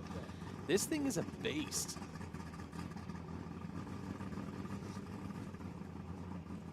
It's competitor 7332. What's his name? It's Dale Gridley. Man, the fabrication and the work gone onto this car, it's spectacular. Yeah, the team over at KPM Performance have done a really good job on this car. And I haven't spoken to Kevy from KPM Performance, and if this is their first laps here in the car for Dale. I just love it. It's got written on the side of under the front window there, test pilot. Test pilot, yeah. Dale Gridley. Twin chutes on the back.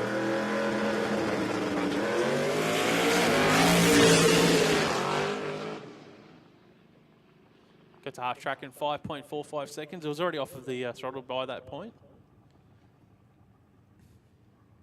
It rolls through for 10:38, 81 miles an hour. Very cool. Very cool car. Yeah, always cool to see new builds, isn't it, Mark? And you get to watch them creep up on the performance that it's got. Yeah. Watch the journey that unfolds.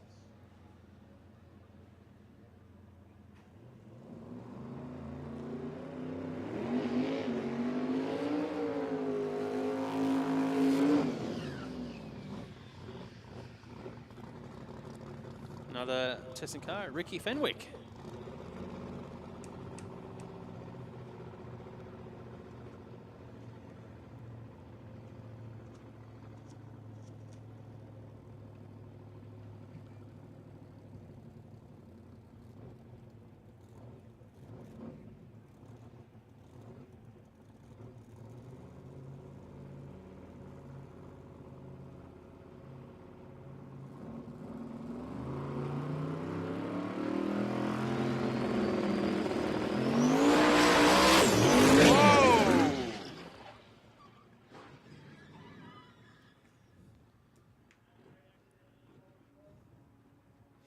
So big moment there for Ricky. Unfortunately, car stepped out sideways, has gone head on into the opposite lane wall there before the 330-foot cone.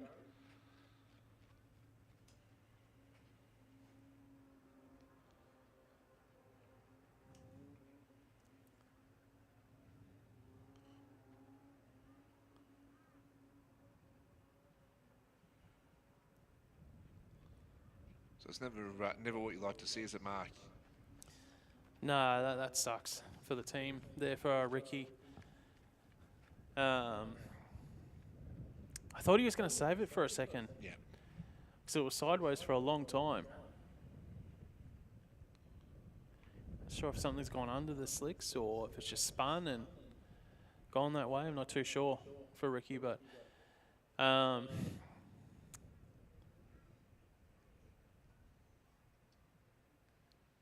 just front on tap there, just locked up into the wall. It's just something you just don't want to ever see No, especially happen at all. No, not at all. As we mentioned a short time ago, a lot of work goes on off the track to get the cars ready to It is. to It's be ridiculous the hours that go into it. here. Yeah, and it's not like how you like to see them in the pass.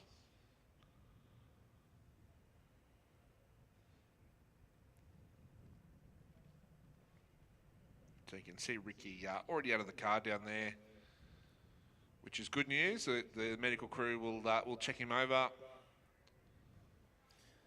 Yeah, he'll get checked over and we'll get the car off the racing surface and we'll be back underway of qualifying very, very shortly. We'll make sure Ricky is all A-OK. And we're back here soon here at Willowbank Raceway.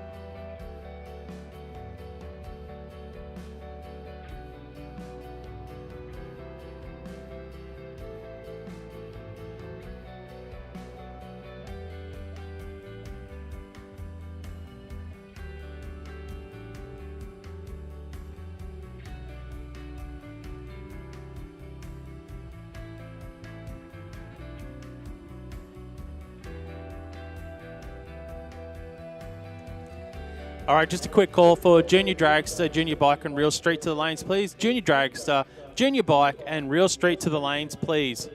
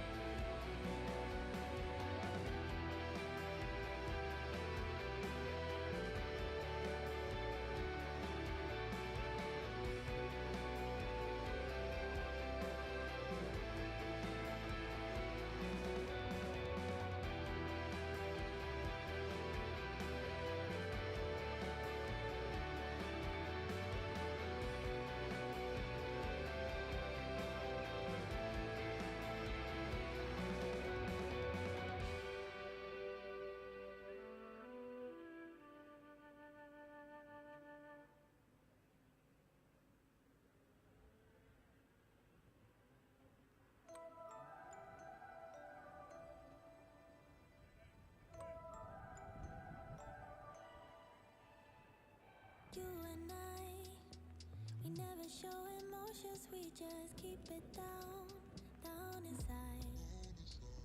Yeah, you and I, both longing for expression for the things we like, but we stay quiet. Hold me now, tell me things, tell me all about how you feel. Just let yourself go. Say it loud, wake the world on the other side, make it real. Just let yourself go, just let go. Ooh, just let go. Oh yeah, just let go. Ooh, just let go. Just let yourself go. Let yourself be and you. We're holding back each other in the things we do. It's all so blue. Yeah, what if we could grow just like the flowers through the concrete? Just you and me. Hold me now, tell me things, tell me all about how you feel. Just let yourself go. Say it loud, wake the world on the other side, make it real. Just let yourself go, just let go. Ooh, just let go. Oh yeah, just let go. Ooh, just let go. Just let yourself go. Let yourself be and you.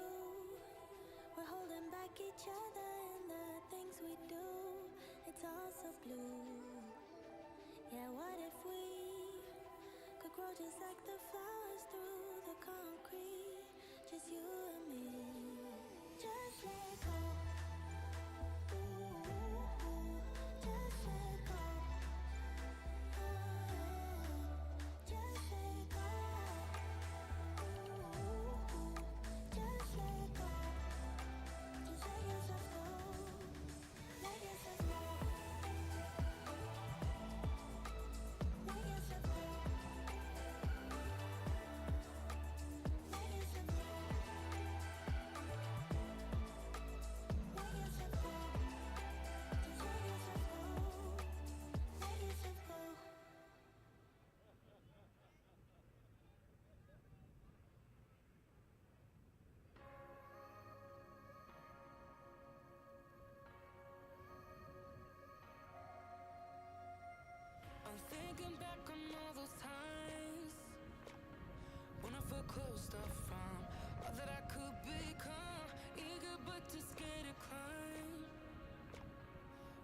please my friends, but it felt like the end on myself. I was shut down and all drained out. I was lost, so I had to change. Yeah, I shook off all the bad vibes, cut me loose from the pettiness they turned on me. But now I am perfectly free.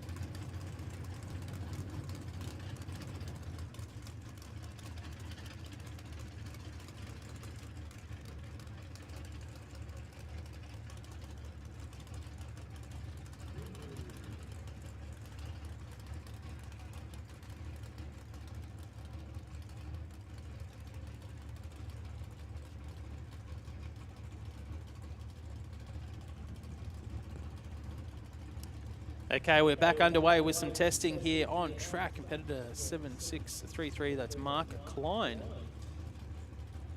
And it's immaculate looking car. I'm wondering if it's like the top sportsman. Mark Klein gets out with a 671 reaction time. Buttons it off, rolls through for an 857, 117 miles an hour. Yeah, had the Tremaniac power plant under the hood, so... Oh, that's some serious power then. Yeah.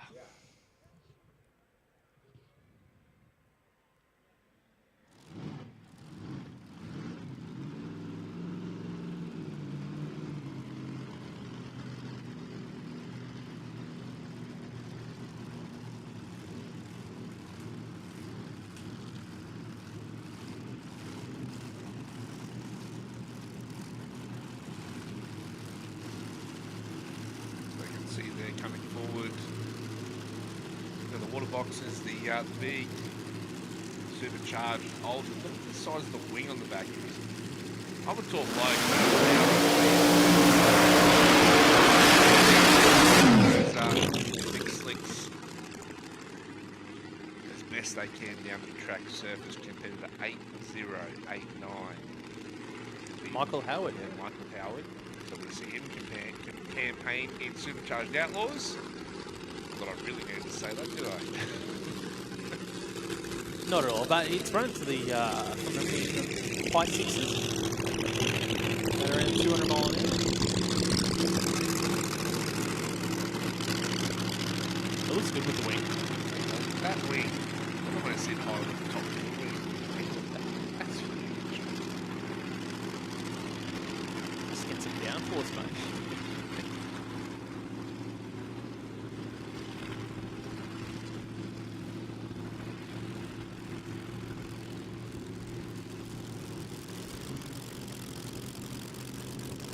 So it is testing. So you'll see the team going through their routine, and they will have their own programs that they're running through the testing.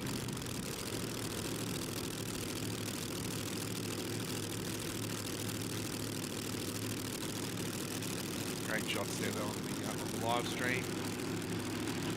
Nice and close there with the back of the altered. That shows just the size of the wing. Really hard to suit as well. Not mucking around.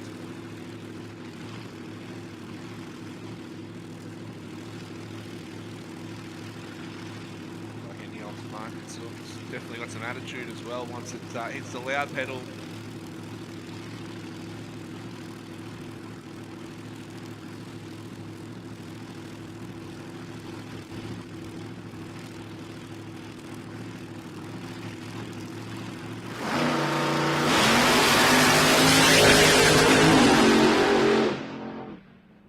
Might have been a planned shut-off there for Michael Howard. He got out nice and smooth, 111 to the 60 foot, 488 to half track, so that would have been in the 7-second zone, that pass out the back door. That was nice and easy. Just a nice, easy, smooth pass for the team.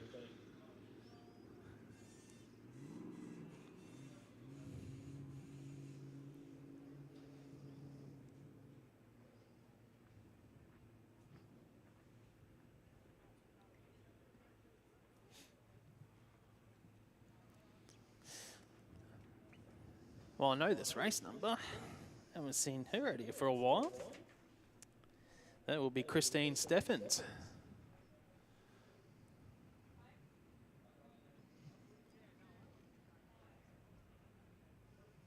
Going to be in the funny car. Yeah, in the is it the Time Traveller? Can't remember now. What's the name of that funny car? On the side of it. We'll see it soon. The Outlaw Nitro funny car. Nitro. I don't know if it is or not. It's got a little bit of a pop though. I'm not too sure.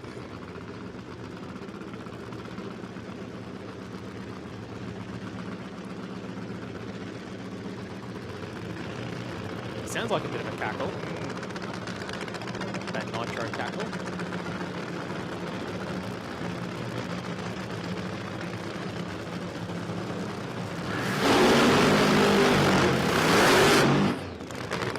Time traveler. I don't know what's that name. Was that the right name?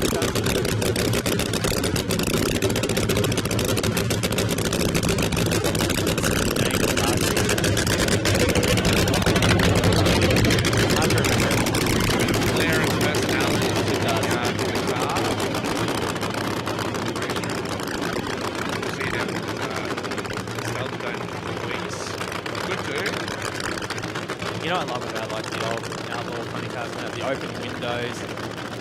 You can see the driver inside the cockpit there. So Christine Steffens in this funny car has campaigned the big Nitro funny cars in another lifetime. It's running supercharged outlaws. She's done a bit of everything. Like Christine.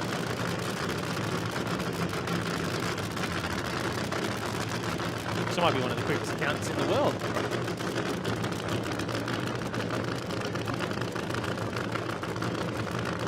How cool are you? I'm an accountant Monday to Fridays, but on the weekends, my hobby is Nitro funny cars. And I'm still crunching numbers. Still crunching data. It's all about numbers and data, isn't it? Yeah. Whatever makes you a better racer. I've always been a big. I've got the theory that if you're good at mathematics, you can be a good drag racer. That's what I tell my son anyway. So. That's just so he does his homework. So he does his homework.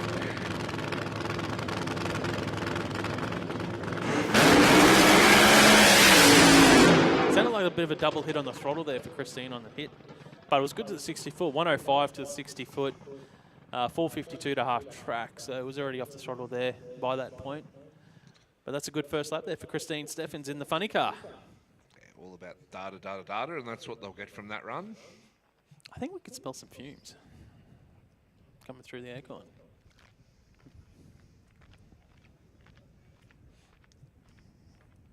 Big shout out to Dave Reed from Drag Photos down there.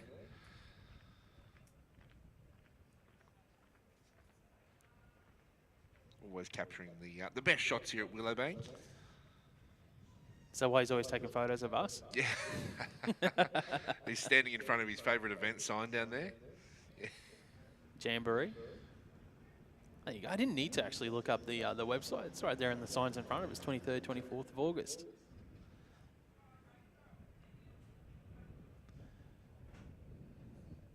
You be out here for that one, Mark? Yeah, mate, I'm working that event here for the Jamboree team. And I'm excited for it. That pro mod field and the prize money and that and some of the smack talk we've seen in the lead up to the event, it's looking good. It's looking fun. And a lot of those guys, you know, they've come off some strong runs, haven't they? PBs and... Mate, and who's the guy in the Sydney that ran this week? They went the 540s. Johnny Ricker. Yeah. Johnny Ricker, yeah. Quickest door pass in the country. Yeah, 540s. Then you got Rob Harrington off his Cinderella win at the Winter Nationals in Pro Slammer, also competing. Yeah, it should be exciting. There's already over 190 cars nominated for that event as well, so it should be a good 2 days. There's 3 days of testing leading up to it. I think the big thing will be those heads-up classes are going to be huge. Even Factory Extreme. Yeah, that's what I mean. Yeah, cars, yeah, Factory Extreme, Pro Mod, Pro Compact. yeah, Pro Turbo, all those. It's going to be incredible, absolutely incredible. The Jamboree event, and not only on track, all the stuff they do off track as well, all the festivities and things they have in the pits and competitions and yeah. That's exactly it. It has become a real festival, a great It is, atmosphere that's on right. and off track. So looking forward to that one. I've got the sound off. Sound off, yep. The show and shine as well. So if you've got a nice car sitting at home, you can pre-enter that show and shine. Take yourself home one of the trophies for that. We can just come sit in the stands and be part of the action. Yeah, we've got Nostalgia. So we've got this weekend, obviously, Queensland Drag Race Championships. We've got Test and Tunes. We've got the Nostalgia Drags on the 17th, the Sunday here at Willowbank Raceway. Jamboree, obviously, 23rd, 24th of August, and then All Bike Day on the 30th of August here at Willowbank Raceway.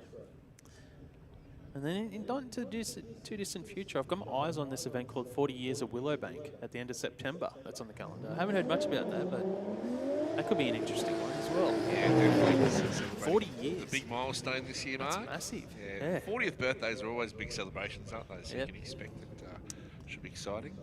Definitely haven't had one of those myself. Was it low key? Was it? Yeah, I didn't want a party to remind me, but I got one. I got a surprise one. I'm feeling it, feeling all those 40 years and more, playing touch footy still as well. Mate, you're doing better than I am playing. I'm only just over 30, and I'm not sure my sporting days are numbered. I keep thinking that at some point I'm going to have to give it up. Yeah. But today, this week is not that week. Just like drag racing. I'm not going to give that up for a long time either. But, you know, in saying that, you've injured yourself drag racing as well, so. I have, yes. How do I do that? Anyway, but look who we got on the track, mate. Speaking of Jamboree. Oh, yeah. Mr. Rod Harvey. And he's having issues in the burnout, so I'm not too sure. Has he been shut down? It looks like he might be backing out. Oh, that sucks. I was looking forward to watching Rod run here. So we should have Super Street in the lanes, please. Super Street, you guys should be in the lanes. Junior Dragster, Junior Bike, you should be there as well. And Real Street. Mate, you don't reckon that some of the Factory Extreme and those pro guys for Jambo going, geez, I wish we were racing today in these conditions? It should still be cool because Yeah. it's still August, so it should be good conditions for that weekend as well. But yes, as drag racers, we do like our cold conditions with sun.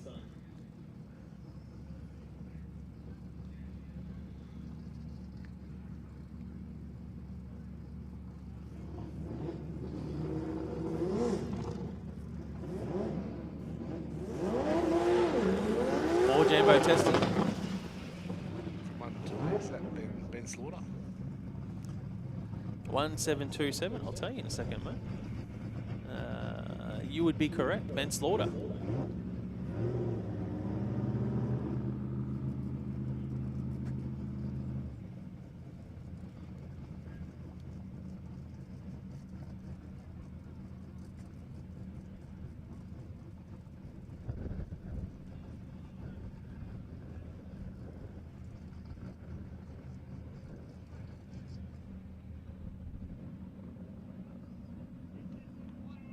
There's a lot of hand signals going on down there between the.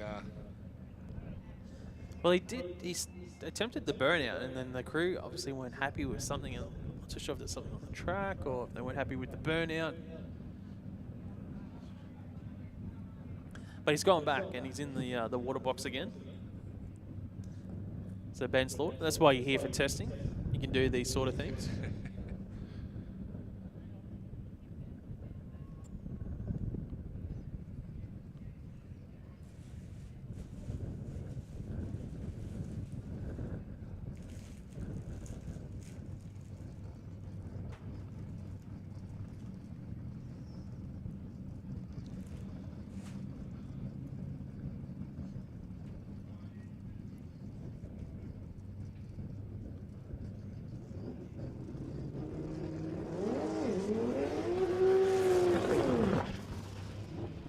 Doesn't sound happy in the burnout.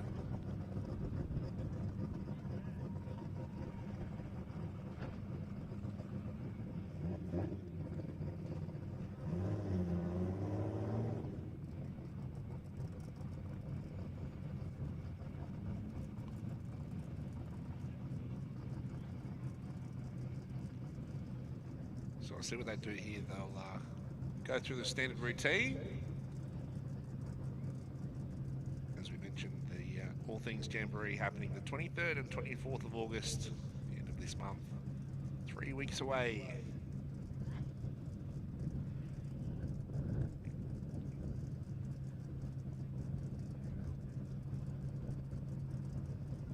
And anyone that might be watching down south in Adelaide, Jamboree will come to the Bend in October.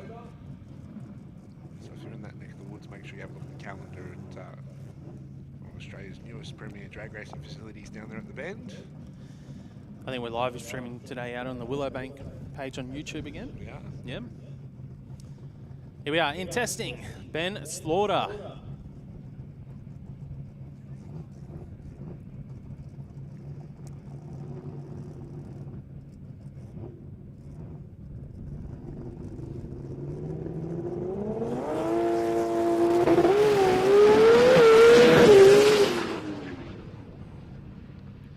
So he had a bit of a moment there, just around 300 foot, and he's missed the timing blocks. He's crossed the centre line, missed the timing blocks. Had a bit of a move on him. Got out 110 to the 60 foot, Ben Slaughter. And I lost vision of him because we've got this stuff here in the commentary box. And carried that front wheel, the front left wheel, a long, long way. But you're right, he did miss the timing block, and then thankfully was able to regain control. But that'll be a change your underwear moment for Ben.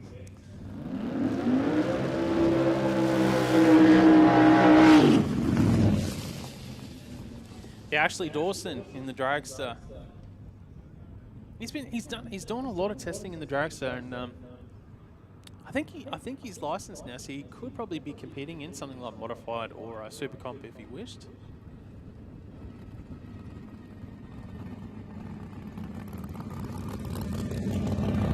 It's one of those things, you know, especially when you're fresh, you're a rookie, and just getting that confidence to step up and start competing against the other teams. Yeah, that's right. The dragster looks great though.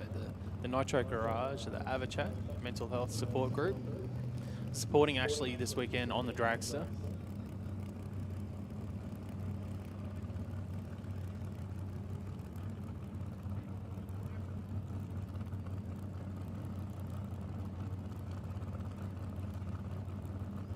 So I think we'll see him compete in modified in the not too distant future.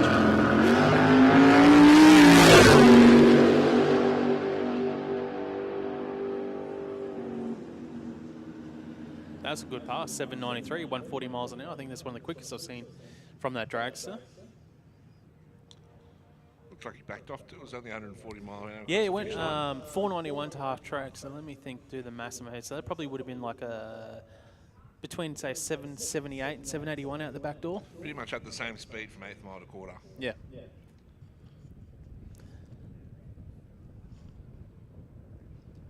So yeah, I'm thinking probably between 78 to 81 out the back door, which is pretty good, pretty quick pass for the team.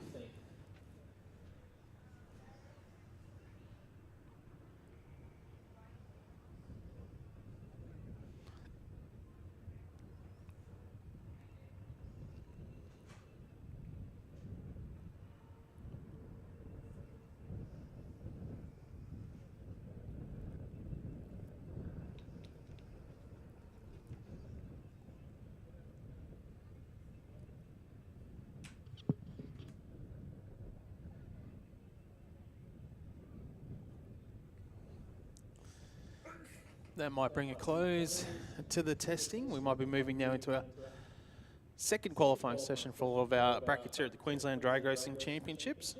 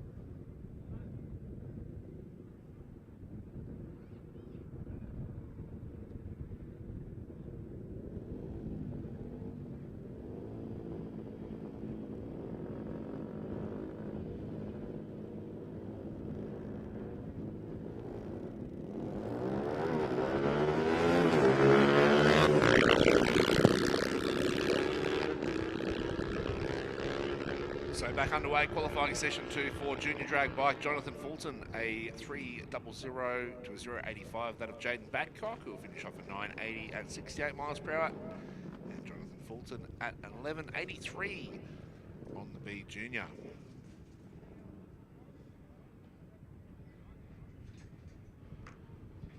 So got the 5 junior drag bikes here this weekend. Great to have the junior drag bike category now part of the QDRC Championship. Of course, creating a pathway for those on 2 wheels that want to progress into, say, modified bike or comp bike. Who knows, maybe they'll progress into to the pro category of pro stock bike as well. So Devan McDougall for the Oz Wheels. 216 for Kai Badcock. For pro cycle tuning, of course. Okay, Slacks Creek. 1090 with a 7 at 59 miles per hour. And for Nevaeh McDougall, a 1000 at 72 miles per hour.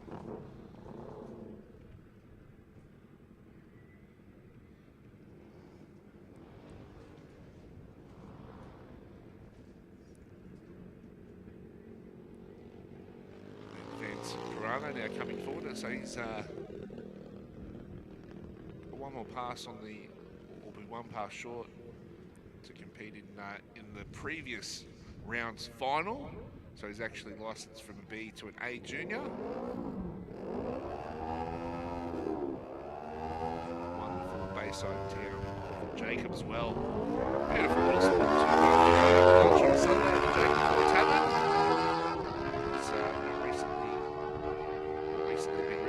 Finished off at 926 at 71 miles per hour for Vans. Also doing double duties here this weekend between the 2 wheels in the junior drag bike and the 4 wheels of the junior dragster. So obviously a couple of key differences between the 2 categories of our juniors. 022 light there for Vans was pretty sharp.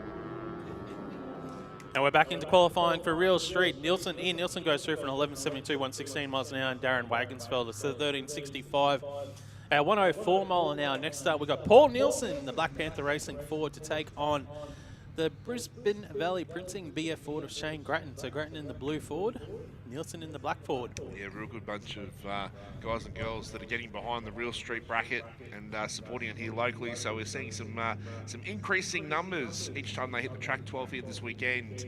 They had a good field at the recent Winter National. So if you've got an everyday car, Shane are doing. So 034 light for Paul. I'll tell you what, they're cutting some good lights. Yeah, 034 for Nielsen. And he goes through at 11.30, 132 miles an hour. Grattan goes at 12.78, 109.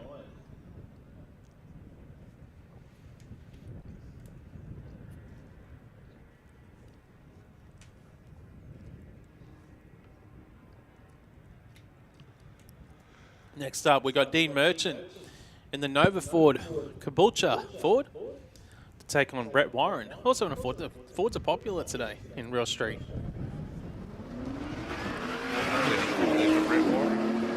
And a red light for Merchant.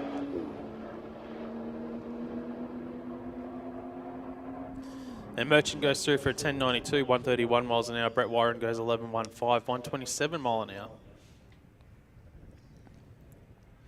Now that the qualifying order is set, these guys. It's just all about the data now. It's all about getting some laps before round 1 of racing, working out what you're going to dial in for round 1. The conditions should be very similar to what they had in Q1 today, so the car should be very, very similar. Yep. Between Q1 and Q2. It's looking a bit windy out there when I look at the trees. And I know they're a quicker variety of a regular street car, but you can drive them on the street, so therefore they're not really going to be susceptible to any major track changes or weather condition changes. You would think that, wouldn't you? But they get affected dramatically by the weather.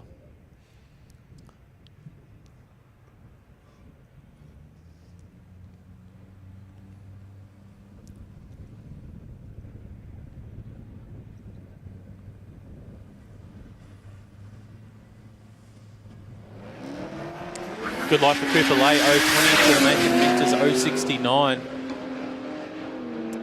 Cooper Lay in the ute, well out in front here. We'll go across the finish line first and runs a 10.50 at 140 mile an hour. And Minter goes 13.08, 112 mile an hour. Is that a bit quicker than normal for Cooper Lay? Does he usually run that quick? I'm not 100% sure from memory. I feel like It's on the bubble though, isn't it? Yeah, I feel like he's usually around the 12s or 11s or something like that. 140 mile an hour, that's big speed. I could be wrong there. We see a lot of laps here. We call a lot. Careful, Mark. The Willowbank mist has moved in, but it's carefully shuffled out with the stiff breeze here today. Two blokes that know how to put on a good burnout. Dale Samuelson, Matt Coates. Yeah, Samuelson running for Better Call Cal Maintenance in the Caprice. Coates, and the Commodore for Coates Racing. The Wagon, the Dragon. Do you know what the name, the Dragon is? Is it a nickname, or is it the name of the car, or what? Not 100% sure. You don't know either? You have No. to find out. Why can't street cars have names? Yeah, Coates out with a 131. Samuelson goes 108. On the reaction time side of things, across the finish line, Coates will go through for a 12.18, 112 miles an hour. Samuelson goes 12.22, 115 mile an hour. Pretty evenly matched, those two vehicles. Yeah, it was a good little drag race, that one in qualifying. Next up, Stacey Goldie in the Monaro to take on Sam Rosa in the Falcon for Redcliffe Towing. Yeah, good to see Sam coming and having a crack with the real street guys and girls. See him do a bit of the no prep stuff.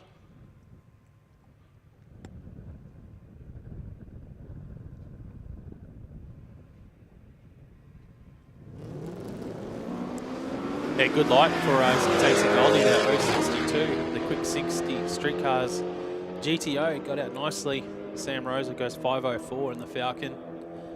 Rosa will get to the finish line first, though, 10.73, 131 miles an hour. And Goldie 11.77, 116 mile an hour.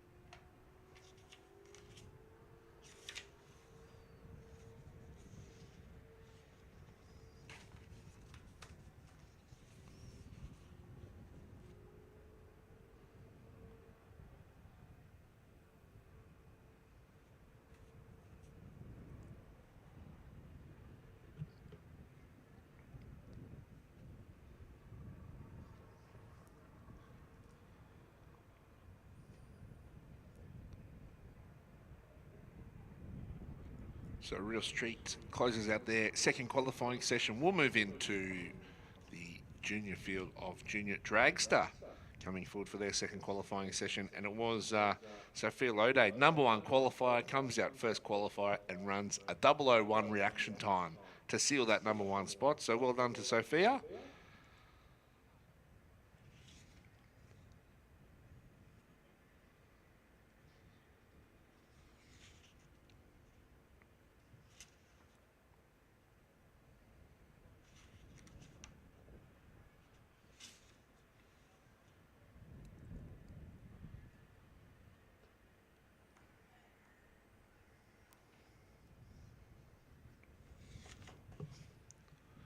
So quick call for Super Sedan. Super Sedan to the staging lanes, please, for your second qualifier. That's Super Sedan.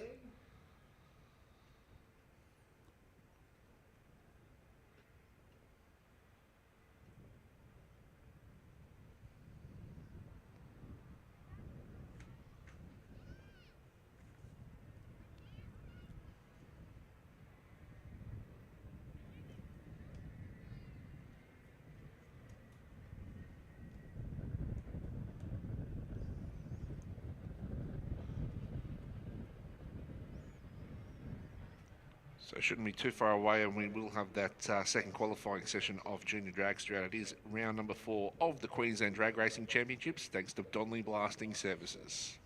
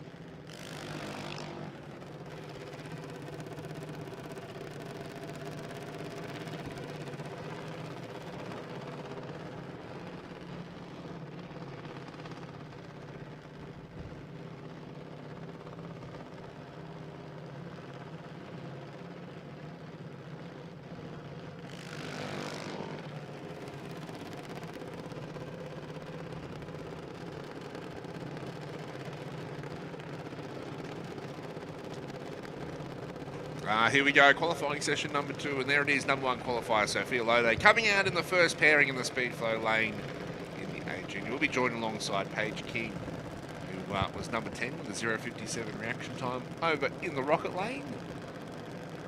And there was 8 or 9 juniors that were out testing last night at our HG Motorsport test and tune. So all looking to get a jump on the rest of the field here. Page, one of those races that comes out and does a lot of testing laps. Well, the top 15 were all in their O lights in Junior Drag, so that's pretty cool. Lode goes red lights both sides of the tree this time. 036, 029 reds for our drivers. Lode goes through for an 827, 78 miles an hour. King goes 873, 73 mile an hour.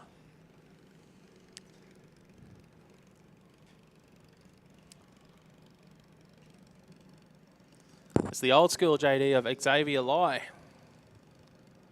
Old school metal fabrication supporting the junior. Yeah, so Xavier, the Battle of the Xavier, Xavier Paul as well in the speed flow lane, thanks to JD Race Cars, will come forward in the speed flow lane. But for Xavier Lai, recently completed his licensing, so this is his first competitive event. So a 0.92 light to a 0.91 there. Good life for Lai. Yeah, 100%. A good life for Paul as well, Nice both work. of them in the 90s. And Paul goes through for an 876. Or do we go? Xavier went 876 and Xavier went 1372. Yeah, went a 1350 something in the first pass. So Yeah. That's cool for the CJD. It's good to see some new faces out here. Next 100%. up, Neela Paul for Plexcon, taking on Isabella Hunter. I don't think we've seen, did Isabella run in the first session? I think she did. So if she gets a trip Z, Yeah, I don't see her on the qualifying list. We've got 28 down the track so far. There were 30 entered. And I don't see Isabella's not coming up. So this is her first pass of the weekend, as far as we're aware. There was one junior push back in that first qualifier. and also made the final at one of the earlier rounds this season, back in February. Actually, we've got a list of the finalists April. that are running today April, too. We do. In that third qualifier, which we'll talk about later on.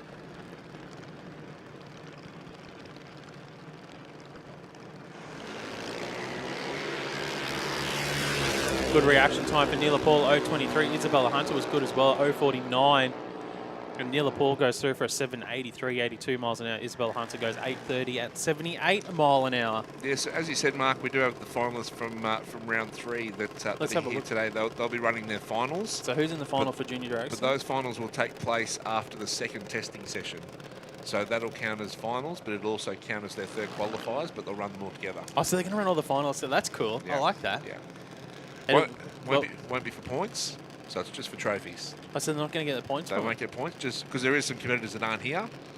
So they're running just for trophies and pride Okay. and bragging rights. Interesting. You'd think if both competitors were there, though, they'd be getting their points. Just thinking out loud, you know. We're commentators, just commentating on what we see. Anyway, next up, Junior Dragster, Kyle Day to take on Carl Schultz. 0.51 for Carl Schultz. Kyle Day goes 0.10. And it's a 776 for Carl Schultz at 83 miles an hour. Cole Day goes 804 at 79 mile an hour.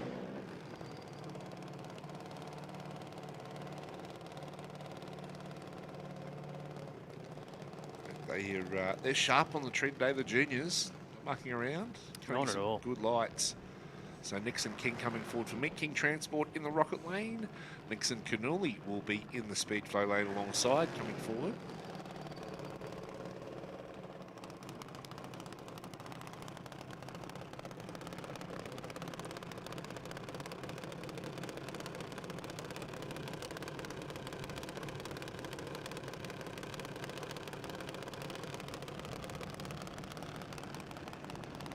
Yeah, Nixon Canuli running for A Civil Motorsports there.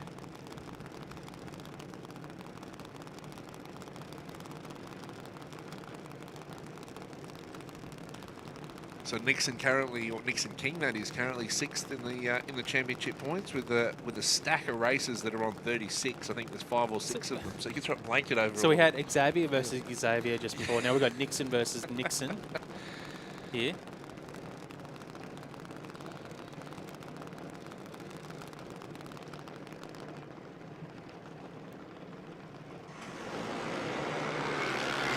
Well, Nixon gets the whole shot with an 024 to a 105.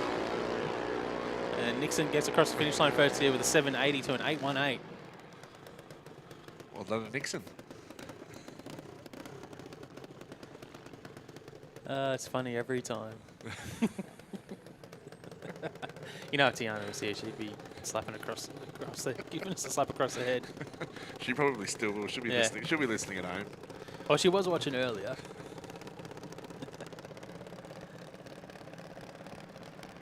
Next up, Tyler Bellett for TBRE Performance to take on Tamika Carslake for Scully Trucks and Go Park Yourself.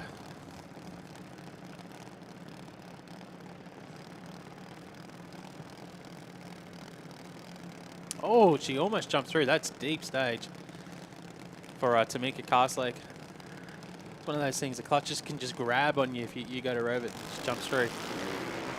And that's the end result of the I think you still hit the loud pedal at the same time you would in normal stage. You run the risk of a red light, and she did. Finished Oh, that was a quick pass for Bellett. I Yeah. don't. No, something's not right there because they definitely don't go 1-1 to the 60 foot. He just went quicker than my modified dragster to the 60 foot. A 730, 82 mile an hour.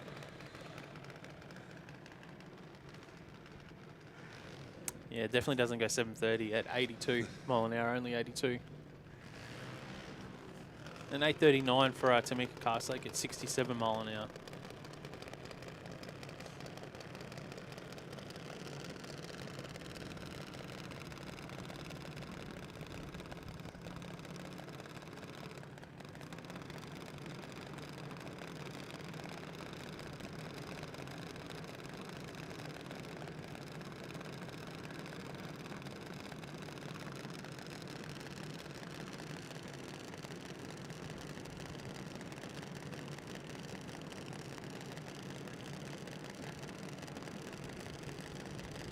So next up, we have got Jasmine Kidd and Mia Grace Hopkins. I think Mia Grace might be on top of the points. Yeah, Junior Grace. And gets out with an 044 to an 064 red from Jasmine Kidd, and Mia Grace goes through for an 871 at 74 miles an hour, and Jasmine an 832 at 75 mile an hour. I like the name for Mia Grace Hopkins' team, Bad Hip Racing. That sounds more like a name that we should have for my team or in our older race cars. Mate, Bad Hip. You only get so many characters you can put in your team name. I think they've run out of characters to list all your body parts. Yeah, bad hip, bad calf, bad hamstrings, bad back, racing. Can we sum that up somehow? Mate, a physio sees you walk in and their eyes light up. Yeah. Christmas party's going to be good this year, guys. Anyway, Nevaeh McDougall, as we said, doing double duties. The Oz Wheels Junior Dragster out there in the rocket lane. Tell you what, the double duties, the drivers and riders, it'd be tough because you got to wear leathers on the bike, so then you got to go back and change into your fire suits, and your boots and all that.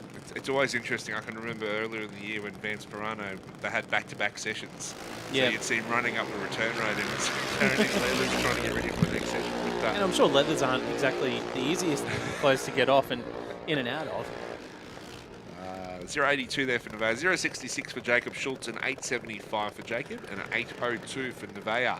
Only 33 mile an hour for Nevaeh. I wonder if she's backed off there. Yeah, I only just found out recently that Nevaeh spelled backwards is heaven. Did you just find that out as well? You're keeping that in the trick book, have you? Yeah.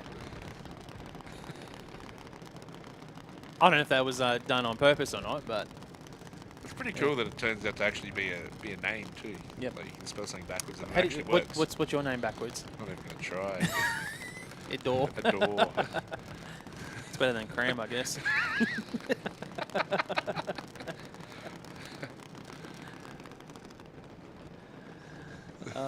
Next up, Amelia Wright on track to take on Cody Sedmak.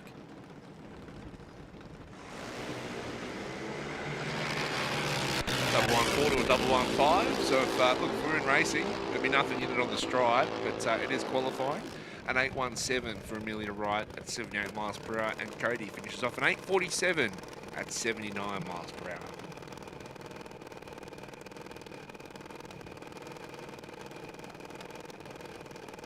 So we've got another one of the Go Park Yourself Junior Dragsters. This time it's Chase Castlake to take on Ryder Marsden.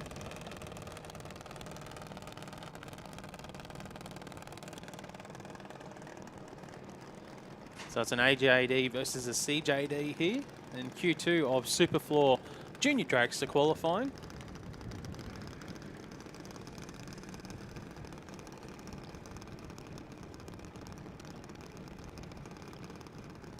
A little bit of a headwind here. It was just looking at those trees over the back there, Mark. It seems to have It sort of definitely picked looks up like it's slightly, picked up, hasn't it? yeah.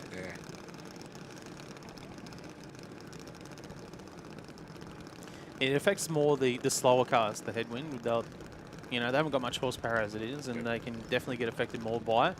Where the cars with more power, they can drive through it a bit easier. They'll still lose a bit of VT, but not as much as the slower cars. So Castlake out with an 0.24 red light there. He goes through for an 8.34, 75 mile an hour Ryder Marsden. In the CJD, got out of the nose, 70 light goes 12.88, 51 mile an hour. So even in the juniors, Mark, where you've got the difference between the A and the C junior, so it would affect them differently? Yeah, 100%. Yeah. If you're going into racing and you suddenly got a headwind that's picked up, yeah, you're definitely looking at your dialing. Okay, well, how many hundredths am I going to be affected by this headwind? Is it a 200th headwind? Is it a 500th headwind? But the quicker guys might be like, hey, is this a 100th headwind for me or a 200th headwind? They don't get as affected much because they got the power to drive through it a bit easier. But yeah, just one of those things, mate. When we talk about mathematics and data, Yeah. some teams there are teams out there that will record the wind speed Yep. and the direction that it's going. And it probably makes I suppose it can be difficult, can't it, with qualifying sessions because the wind can be different in all three runs. I'm more of a, I'm just going to stand on the start line, let it hit my face and go, you know what, yeah, that feels okay. Will be good. So Max Rowling, Ash Pinkstone, they're about to see if everything's A-OK. A 0.42 light for Ash Pinkstone. Max Rowling gets out with the red light. And Ash finished off a 7.94 at 80 miles per hour, and for Max Rowling a 7.87 at 82. So both well into the sevens there.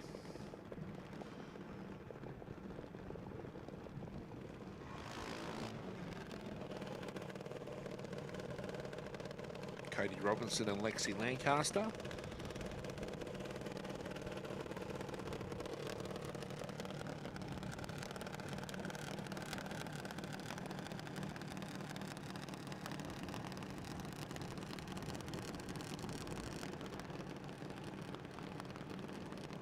So Cody in the C junior.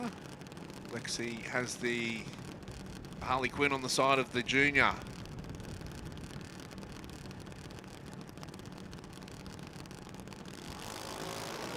So red light there for Cody Lexi at 123 green. For Kids and Freighters finishes off there. An 8.16 at 78 miles per hour as Cody across in the C Junior. A 12.33 at 51 miles per hour. So you can see the difference there in comparison between the A and the C Juniors. So we know in qualifying they'll all leave at the same time and then come racing a little bit later this afternoon. The dial-ins in the board. And you'll see the C Juniors being chased down by the A's.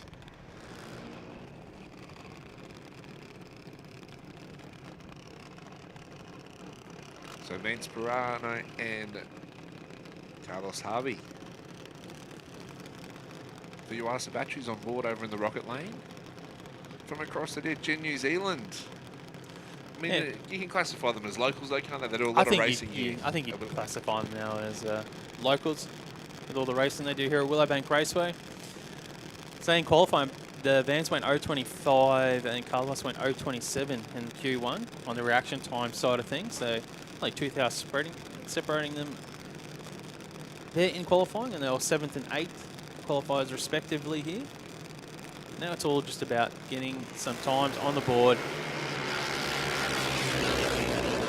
consolidating what happened in Q1. It's a 004 red there for Pirano, 054 green for Carlos Harvey. Harvey goes through for an 810, 79 mile an hour, and Pirano an 830 at 76 mile an hour.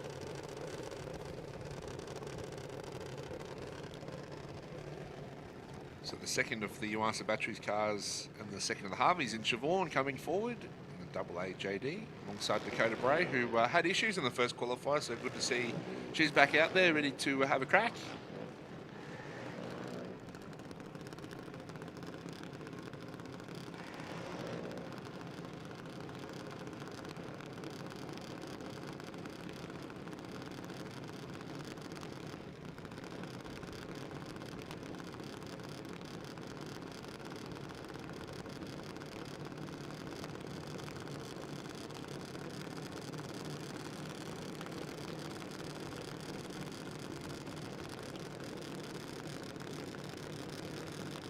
Okay, how many cars? We got 30 qualified now in Junior Drag, so we had 30 entered.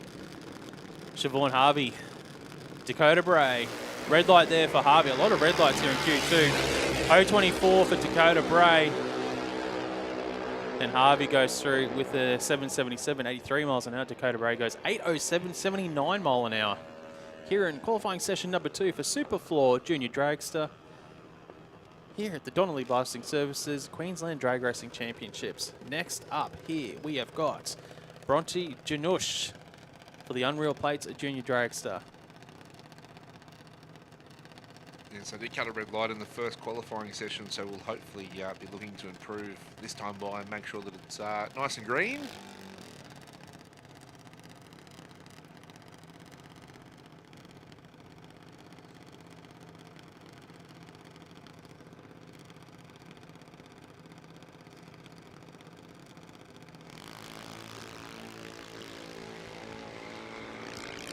So it is, so nice work there for Bronte.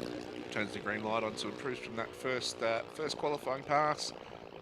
Can't improve your performance in the qualifying list, but it can give you some confidence before heading into racing, and finishes off at 12.39 at 58 miles per hour in the C Junior.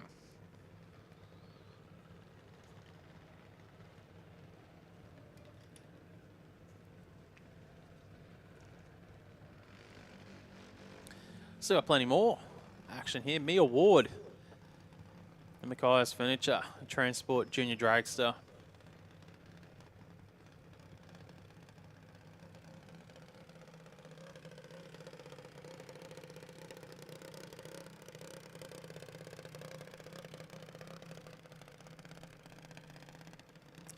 Just going through the licensing procedure, I think, for Mia.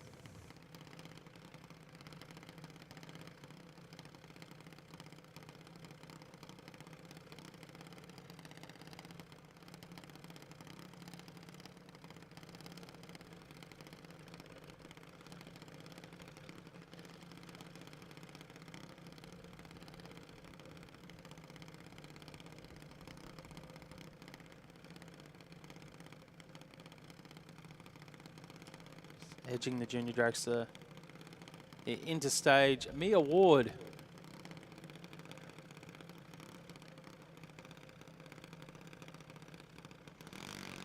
Gets over the red light there. 101 red light for Mick Ward.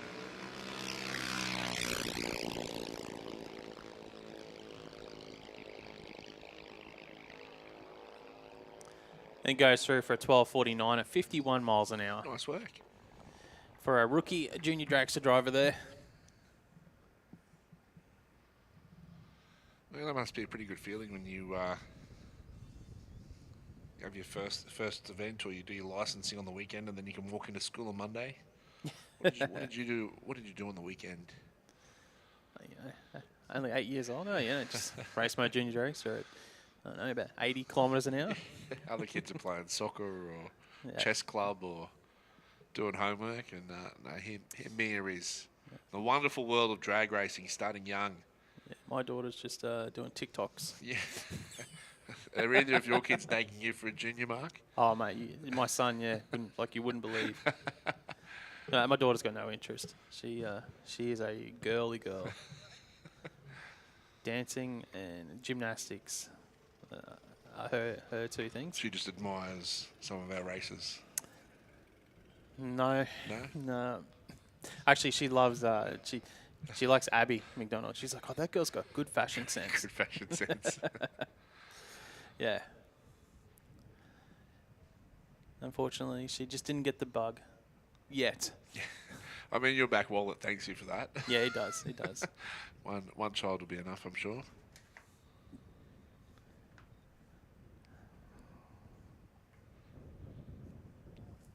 But it is where a lot of the careers of a lot of our racers here started, isn't it, Mark, in the junior category, and now categories with the bikes. Yeah, it's awesome. So there might be some burnouts going on down in the QR today or something. There's a lot of smoke down there. Yeah, they do have a big event down there today for the burnouts. Oh, there you go. So don't fear if you see smoke in the deep end on the live stream. You'll probably see it more often than not. So having a bit of fun down there, burning tyres, but we'll do that here in a different way.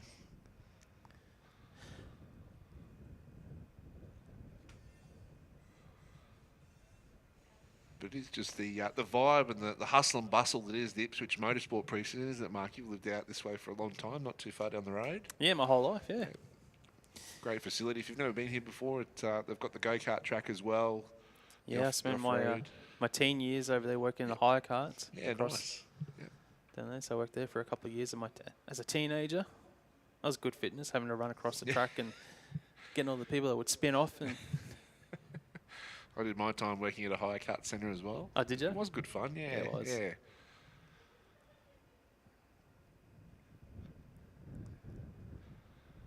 Yeah. The dirt carts as well further down the road, the dirt training facility, and then of course Queensland Raceway a little bit further on as well, which will have the supercars returning next weekend, which is exciting. The dirt carts is good fun. I raced those for a couple of years as well. Yep. They were good fun down there. They always get a big crowd whenever I head down that way. Always a big crowd for the dirt carts. Good numbers. So it's just. But drag racing has my heart. Yeah, but it is all part here of the Ipswich Motorsport Precinct, as I said. So fantastic. We have a facility like this so close to a capital city.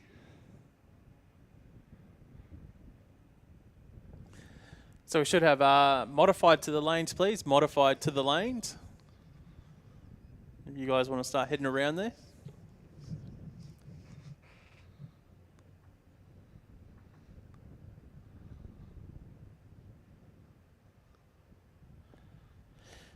So junior dragster finish it. We should have Super Street about to come forward, then Super Sedan, then modified.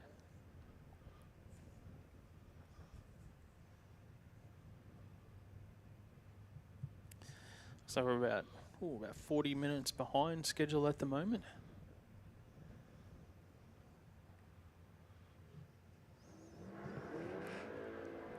Here we are, qualifying session number 2 for Prime Science Speed Elect Super Street.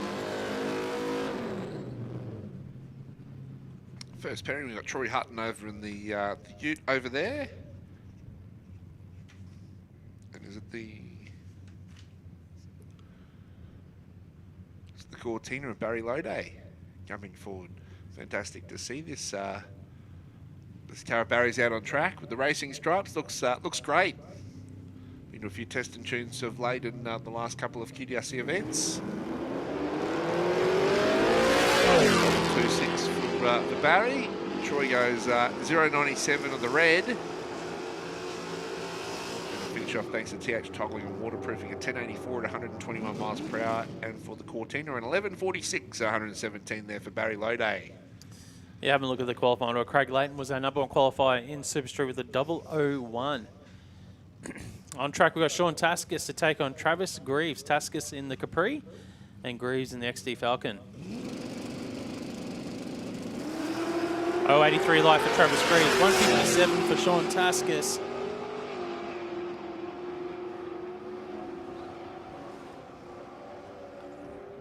And Greaves goes through for a 10.82, 124 miles an hour. Taskus goes 11.64, 113 mile an hour.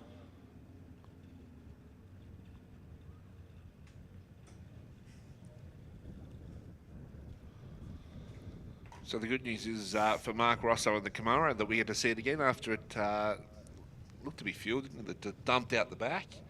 Yeah. The first qualifying pass. Wonder if it was just the cap or something wasn't put back on. I've done that before. Sean McKnight over in the Tirana. Didn't have any major issues in the first pass. So red light 0.36 or 108, green for Mark Rosso. So the Camaro charging strong the Tirana as well. Finishing off an 11.96 for John and for Mark an 11.53 at 114 miles per hour. So speed-wise, not pretty similar across the line. ET about 4/10 the difference. Yeah, next up, Samantha Yulton in the Commodore taking on William Coe in the XE Falcon. So Yulton qualified. She got a red light. Yeah, 22nd with the red light, so down the bottom of the field. But William, he was our number 3 qualifier with an 0.56 light. It's all you need to be, isn't it, Mark? If you're top 3 in qualifying, if there is an odd number of cars, then potentially you get a bye run. Yep. Yeah, that's in it. one round of racing. I think it's always a good goal to get top 3. Top 3.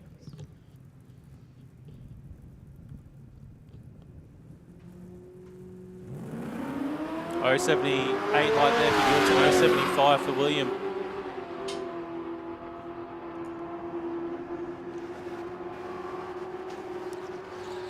And Yulton goes 11.56, 119 miles an hour. William Coe goes 11.89 or 111 mile an hour.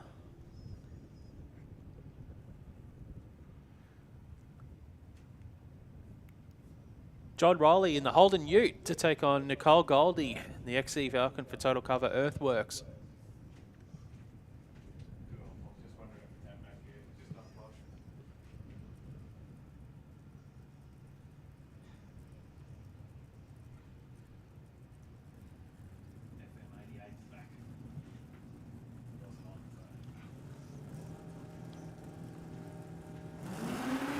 Oh, 37 light for John Riley, 113 for Goldie.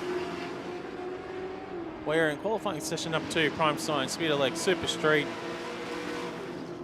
And across the finish line, we see Goldie go 11.82, 114 miles an hour. And John Riley in 11.96, 109 mile an hour. Yeah, Johnny's up there in the points, currently in 4th position. So we'll see how his campaign progresses throughout the day as we see Dave Olsen now also in the Ute. Angela Holtz in the Monaro for Mad Dog Motorsport. So we talk, if you're lucky enough to get your hands on one of these Monaros, Mark, you'd be pretty happy and wanting to hold on to it, because they're just a true representation of Australian engineering. They were very popular back in the day. 0.18 light, 0.98 for Dave Olsen. So Angela got the better of the tree. And in this qualifying pass, it'll be 11.24 and 170 miles per hour for Dave Olsen. Angela Holtz finishing off an 11.25 at 121 miles per hour.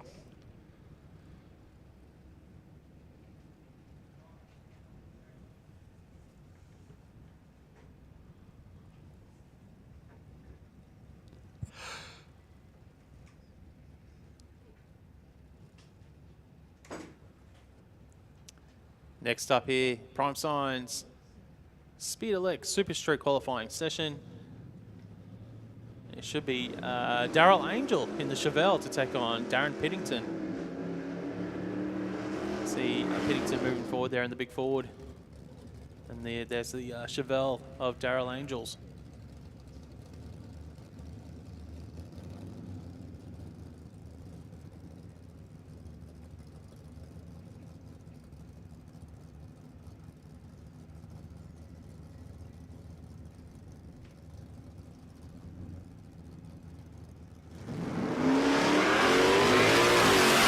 Now with a 110 light. Angel out with a 296. Looks like the big Chevelle's got the power though across the finish line. It will get there first and runs through for an 11.04, 121 miles an hour. And Darren Pennington goes through an 11.67, 119 mile an hour. Love the way that Chevelle sits on the track, doesn't it? Once it gets on the cool. power, just squats at the rear.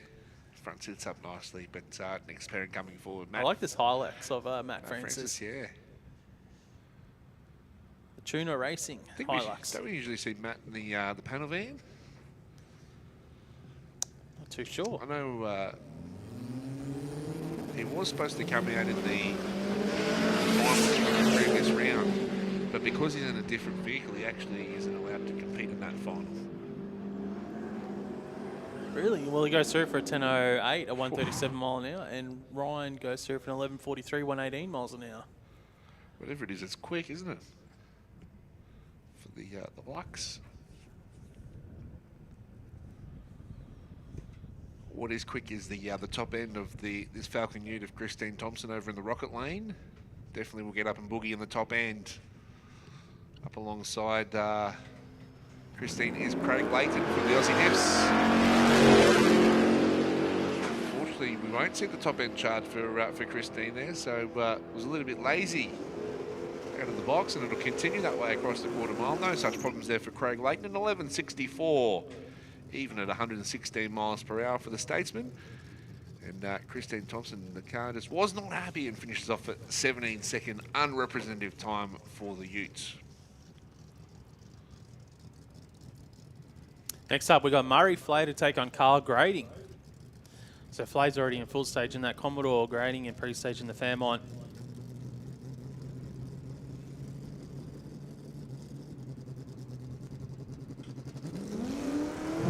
Good light from Murray Flay, gets out with an 0.73. Grading goes 1.97, but Grading is definitely the quicker of the two cars here in qualifying. And he will go through for a 10.83, 122 mile an hour. Murray Flay will go through for a 13.08, a 106 mile an hour. So quick call for Top Sportsman Modified and Mod Bike. Top Sportsman Modified and Mod Bike to the staging lanes, please. We've got John Massey on track for Styromax Australia in the Hornet to take on Barry Ashen in the Commodore.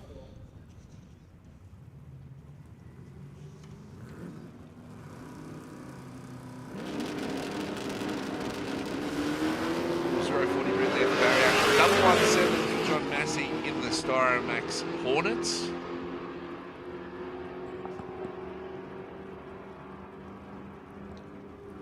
So we'll see how they finish off there. 11.52 at 116 miles per hour for Barry.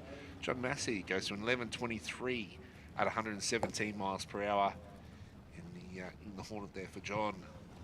So nice work to round out their second qualifying passes under full power for both drivers. And I think we might be going now into Super Sedan qualifying session number 2.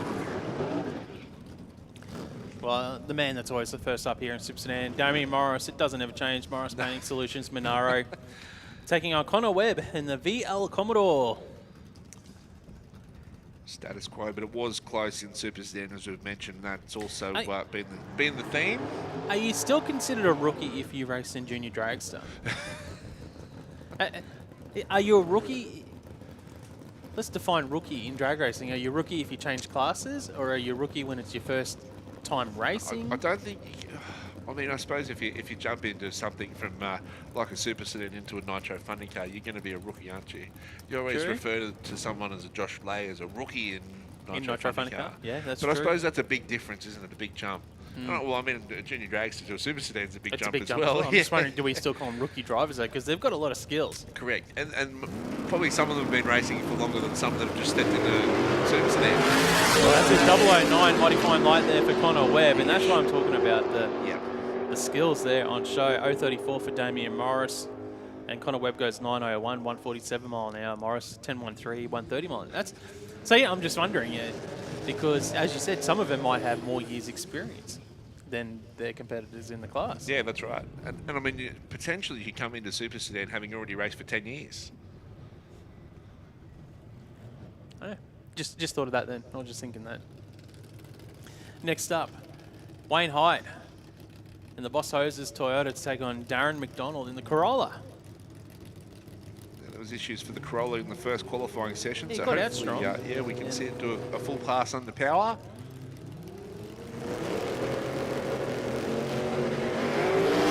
Got the wheels up this time, Darren McDonald.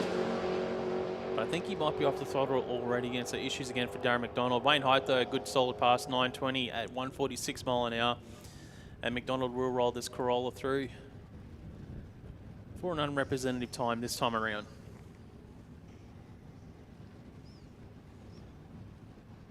Yeah, so the Corolla just not happy, is it? Doesn't want to play the game today. So one more qualifier to come later today for them to sort out the problems.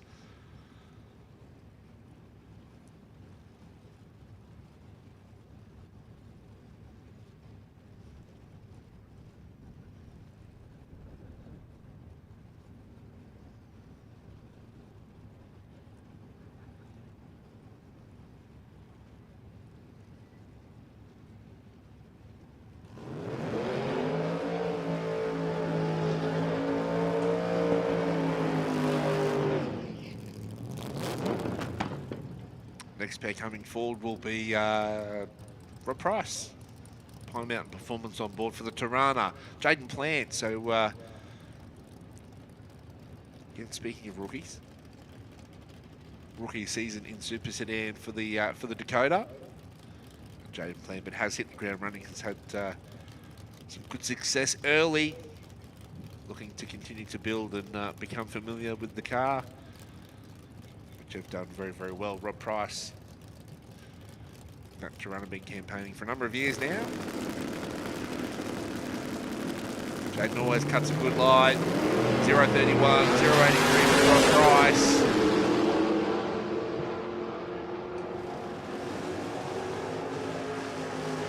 Dakota will run through for a 9.82 at 138 miles per hour. And a 9.55 in the lane beside. Sorry, mate, I pressed the button. That's so good for Rob Price. My bad. So he's Mitch Bauer coming forward. Number one qualifier is Mitch, a 0.11 in the fair lane for Fernwood Landscaping. Gary Clark over in the Rocket Lane in another of the Tiranas that we see in Super Sedan here this weekend. Now, what happened with Gary in that first qualifying session? I'm just trying to remember. Did he, because he's not on the sheet, he came out and then had issues? Or did it roll through the beams? Well, I think it rolled through the beams. Rolled through the beams, that's right. Yeah, and didn't get a time record. So Mitchell Bauer, number one qualifier. That can't be taken off of him, as far as I'm aware. Unless we've had any drivers that haven't shown their face here in that first round of qualifying in Super Sedan. So obviously qualifying is only based off the first run of the day.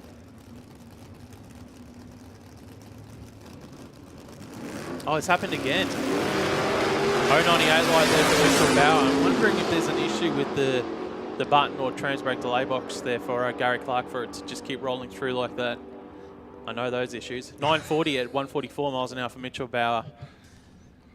I wasn't going to say it. Whatever it is, hopefully they can get the gremlins sorted there. So, not good. Mitch doesn't mind though. There he goes through. Nice solid pass again for Mitchell Bauer.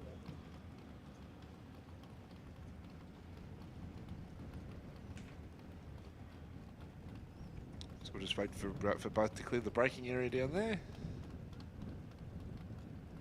before we let loose for our next pairing, which looks like it'll be really wide over in the Rocket Lane.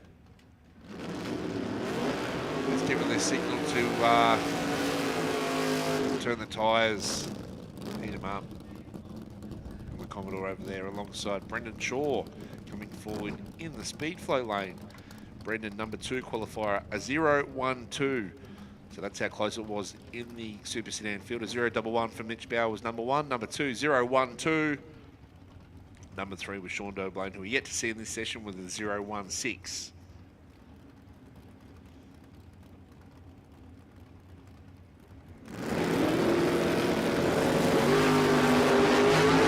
red light there for Brendan Shaw, 040 to a 255 red for Rudy White. That's a big red for Rudy. And across the finish line, ETs, we see a 956 at 143 for Rudy White, and 942 at 140 for Brendan Shaw.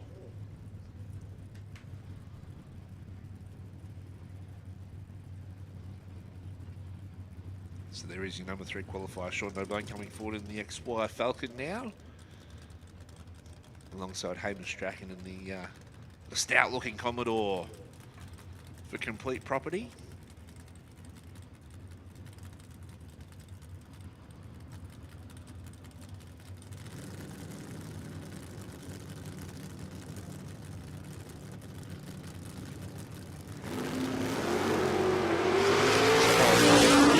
Up to 016 early, goes 013. That's what you want, mate.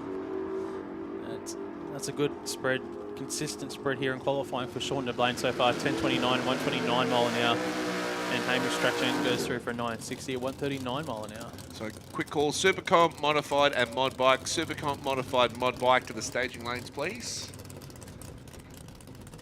So from top 3 qualifiers to number 1 in the points for Super Sedan. It'll be Adam White over in the rocket lane.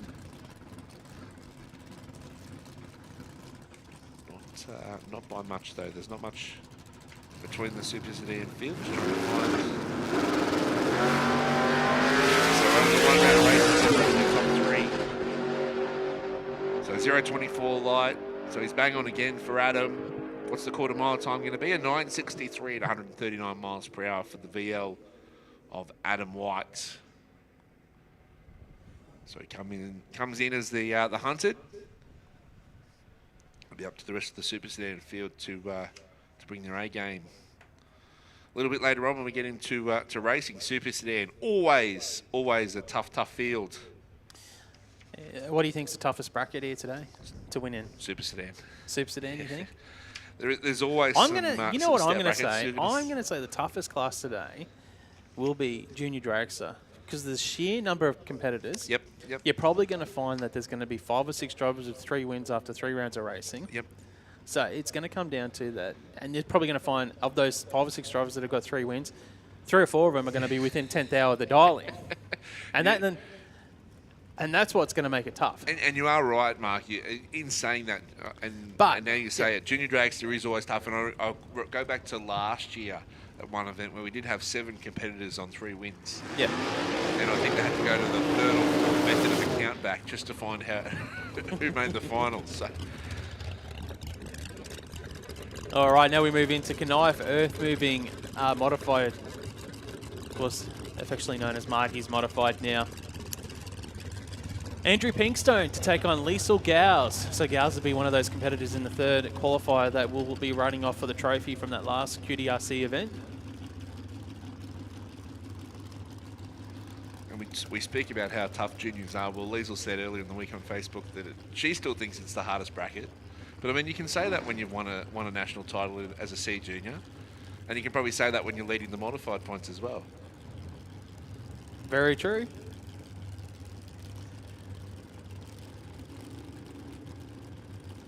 Right now, though, how's that? Q2, yeah? Younger brother, or older brother Stefan demoted to backup duties this weekend. That's what happens, mate. The pecking order has changed in the Gowes household. Yeah.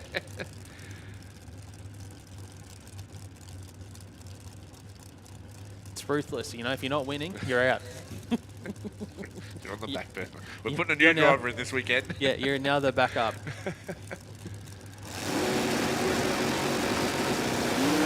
014 light there for Liesl, 003 red for Andrew Pinkstone.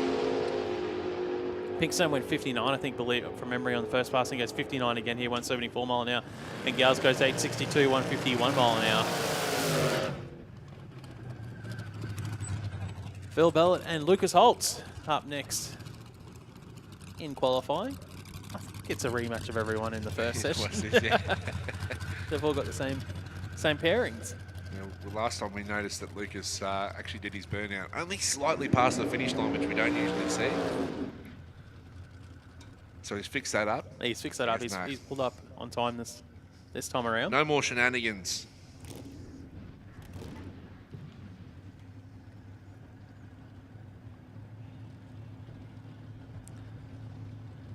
So they went 50 on the tree in the first session. I was like, well, I'm a bit disappointed there. I expected more. So, you know, let's see if redemption. This is the redemption round for them. No pressure for Mark Allen. I want to see better than a 50 this time from both their drivers. What are you saying? If they don't do better, put it back on the trailer. Oh, I'm ruthless. Backup duties. I'll take that. I'll take it. He was crying. It's a 003 red. That's fine. An 025 for Lucas Holtz. Good light there as well. So Phil Bella goes through 778, 167 miles an hour. Holtz goes 924 at 143 mile an hour.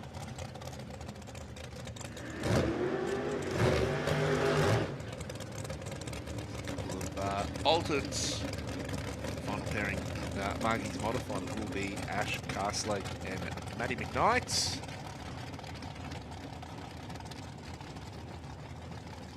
This will be our last pairing of Knife Earth Moving Modified Eliminator. See Matty McKnight, Ash Carslake. So Matty McKnight in the yellow altered with the flames. This is the KPM Performance altered. Is there anything that Matty hasn't driven? A dragster. There you go. Thinking out loud. Are you going to give him the keys? Just so If he wants. just If he wants to have a lap in the crack dragster. at it? Yeah, I'll let him have a lap in the dragster. I don't mind. He's thinking he's racing. He's got my fuel today, so you want my dragster as well? He's raced Super Street. Yeah, Super Street, Super Sedan, Supercharged Outlaws. Outlaws, and Modified. And the Street Series as well. And then at most events he's running around with tools as well. Busy man at the racetrack. There's a light 028 there for Matty McKnight. Carslake over the big red there, 399 red. Carslake goes 801, 160 mile an hour. Matty McKnight goes 951, 136 mile an hour. Very consistent. He went 950 in the first run as well.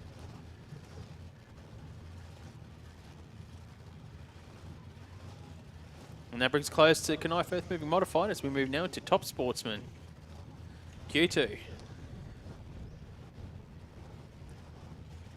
So it's Max Carpenter who's just coming forward now in the tough-looking Mustang. Number 2 qualified with a 022 light. Just looks tough, looks fast, looks aggressive.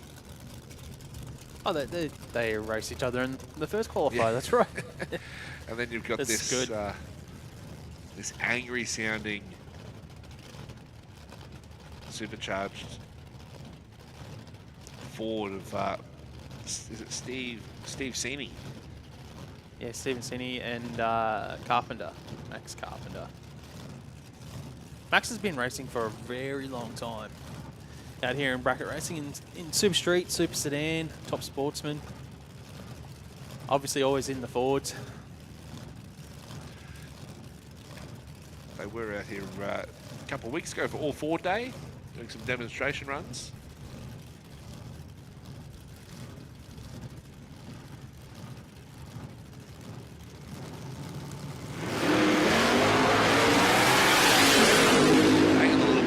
Hard at the back there of the Mustang. 103 lighter, 051 there for Steve Sini.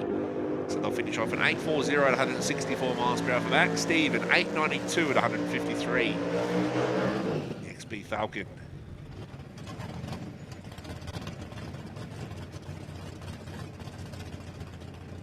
Expanding now in Top Sportsman. Carl Davies and Tony Wyatt for Pine Mountain Performance.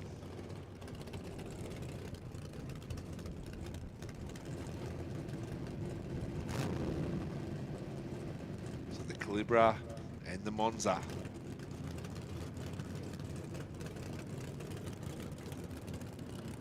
What are you thinking here, mate? What are your thoughts? He's still got the 001 on the side of the board. What do you think is that's the light he's going for, or he wants to be number 1? Maybe he's telling us Queensland is number 1, because that they are.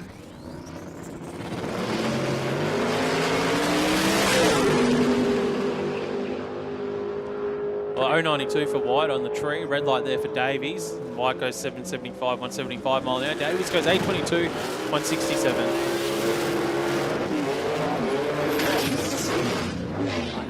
Side by side burn. Yeah, put your hands together for those two drivers, Dennis Ryan and Mark Fasadi. Excitement plus from Dennis Ryan, watching reverse back quicker than any of the pack performance cars in a couple of weeks. Goes in for a good time, not a long time. So quick call, Super comp bike and testing. Super comp bike and testing, and modified bike as well, please. To the staging lane, Super comp bike, mod bike and testing. The next testing session not far away.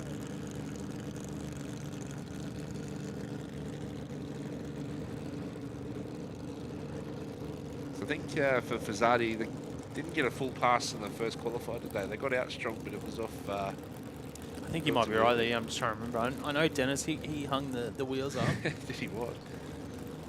That's usual though. We expect that from Dennis. That's just what he does. Whether it's 2 wheels or 4 wheels, it's spectacular. Yeah, 26 light there for Dennis Ryan. 456 for Fazzardi. Then some issues. I think that's what happened in the first one. There was some issues down track for Fazzardi. And Ryan goes through an 862, 154 mile an hour. Fazzardi rolls through for 1262, 71 mile an hour.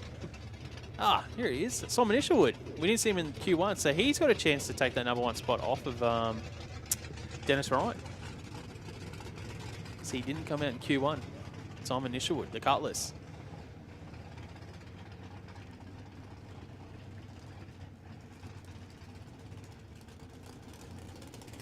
What do you reckon, Mark? Do you reckon he? I mean, he's always a good chance. Can cut a good light. Oh, first pass. He's a good racer. I'm going to say he goes 15 on the tree and runs a 697. How's that sound? Sounds I don't know. pretty- I'm just trying to remember what he runs now. No, he's normally in the 6.9s, but Yeah, I yeah. just reckon with that win, maybe it'll put him in the 7.0s. Maybe, yeah. But look, if you said it more confidently, I would have been like, yeah, Mark knows what he's I'm talking trying about. to remember what he did at the Winters. Of course he knows what he was he's talking pitted about. beside me, so I should remember what he was running. 'Cause we did chat. Oh, there you go. 009. That should put him to the #1 in qualifying. And he takes it through for a while. He was way quicker than what we said. 691, 200 mile an hour. There you go. What do we know?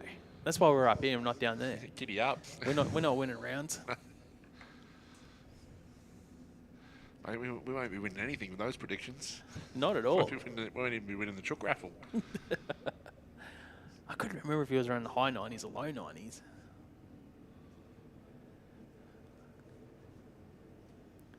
But the conditions are good today anyway, and the track's good. We know the track's got some bite there with some of the wheel stands that we've seen.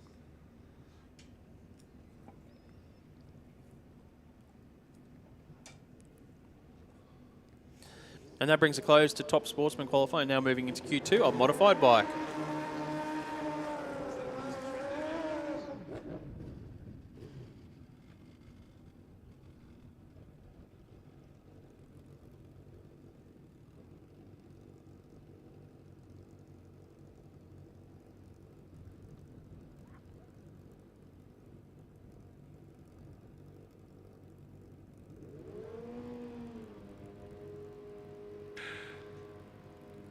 First pairing up, Johnny Lewis. Big wheel stand in the first qualifying session. Looks to be nice and more controlled this time by Jason White, 022 red, 036 green for Johnny. What's he got on the numbers? An 810 at 163 miles per hour.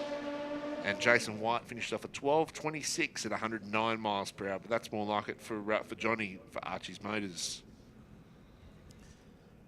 Yeah, good lap there. Next up, Ricky McDougall now in the SVO Transport Suzuki to take on Mitchell Woodford in the Hayabusa for Custom Motorcycle Addiction. Yeah, big field of modified bike this weekend. We had 13 down in Q1.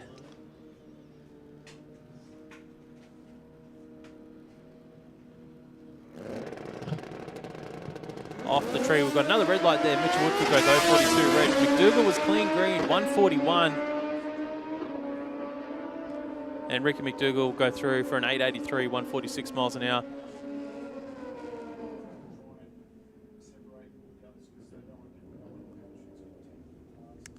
And Woodford, well, must have had something go through the beams because they're saying he went a 6-second pass, which he didn't.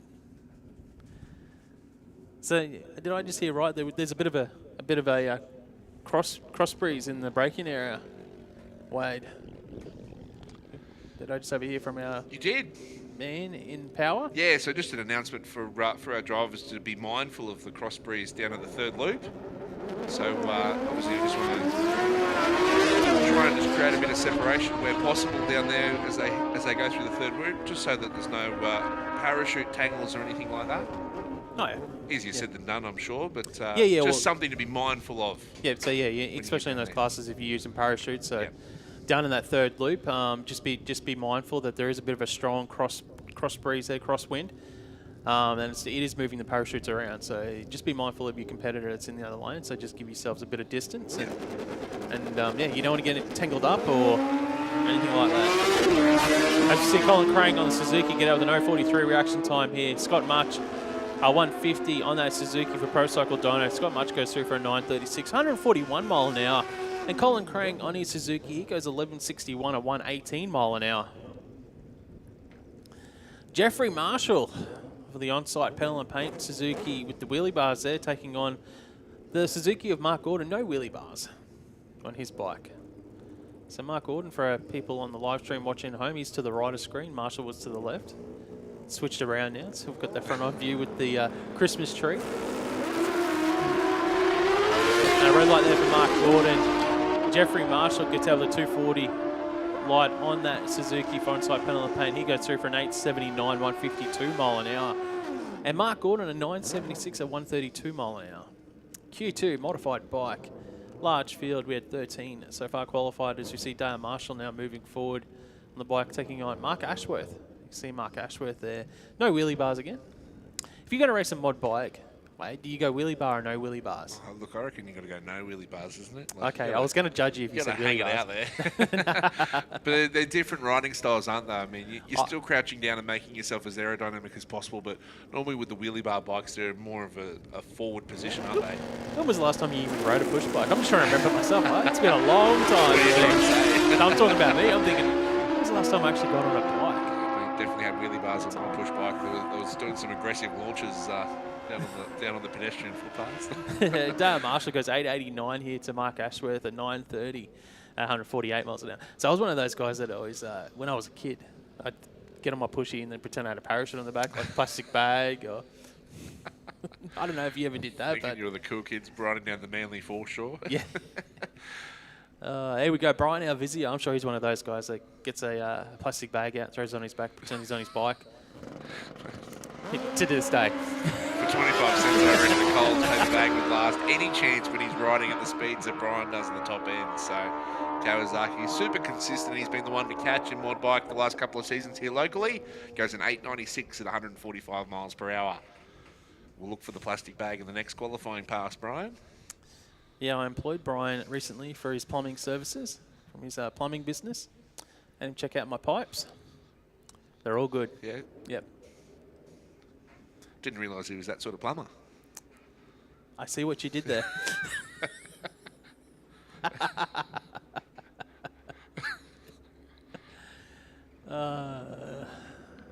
Nice work, Wade. Nice work. Terrible. It's low-hanging fruit, and you went for it. Would you expect anything? Would you expect anything less from anyone sitting in this commentary box? I sort of set it up too. From if you know Brian, he would have loved it. yeah, from mod bike to what do you guys do in your spare time? I'm not getting involved. We just get plastic bags out, mate. QDRC comp bike, Dave Finlayson, Chris Collins. So it's back to Group 2. It's back to The performance bike classes. That's it. Yep. Is it track records?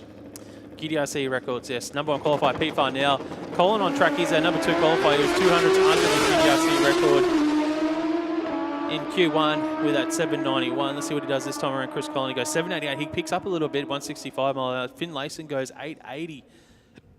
159 mile an hour, so he picks up a bunch as well. He goes under. He might actually go to number 2 spot. He does. Finlayson went to number 2 spot by, what's that, 13 thousandths of a second. Chris Collin drops to number 3, even though he did pick up a few hundredths of a second there. Well, this man, he can definitely move up the ladder as well in qualifying. Arvin Otor taking on Bobby Schluter. Close field, isn't it? When you can, it really is. When you look at those numbers. When you look at from 2nd to 5th, there's only or 0.2 of a second separating the riders in qualifying at the moment. Pete Farnell, though, he's got a big advantage at number 1 spot in that number 1 qualifying spot. Bobby Schluter went an 8.98 on her first pass this morning. I think we believe that was her first 8-second pass on the bike. Yeah, it was. So went ever so close to winning. Started Q1 this morning very nicely indeed. So still coming to terms with the bike and creeping up on its performance. We'll go through an 8.88. So it takes another 10th off that. Thank you very much. It should move her up in the qualifying order as well for Ravine Ortar, a 9.03. Well, they both improved by a bunch, but do they actually move in qualifying? I'll tell you in a second. Ooh. They don't. But it's made it even closer. Now we just said it was 0.2 of a second separating second to fifth. It is now 700ths separating second to fifth with those two big leaps in performance. So if we've got 4 of our 5 riders under their respective records here, or indexes, I should say, in QDRC comp bike. And so what's happened to Pete Farnell? Now I see the team running over to the bike. Hopefully. There's a puddle or something there in the burnout pad for Pete Farnell.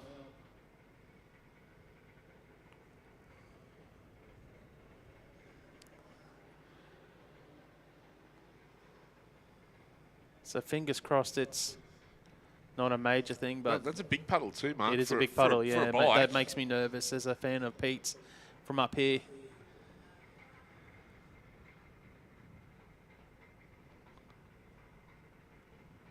Could see just in the back of the live stream there as well, the team were in a pretty quick hurry to get that bike back to the pits, weren't they? Yep. To work out what's going on.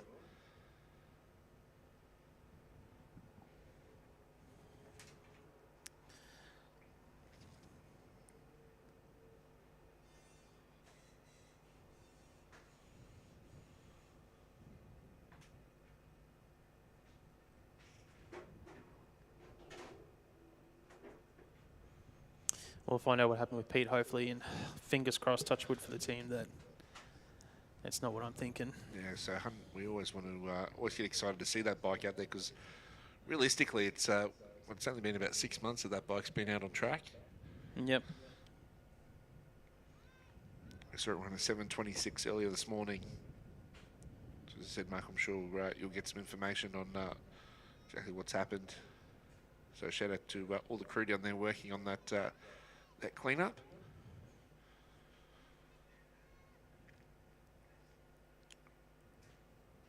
Oil O-ring from Blaze. So the crew got in there helping out the team there, clean it all up. So that's nice of them.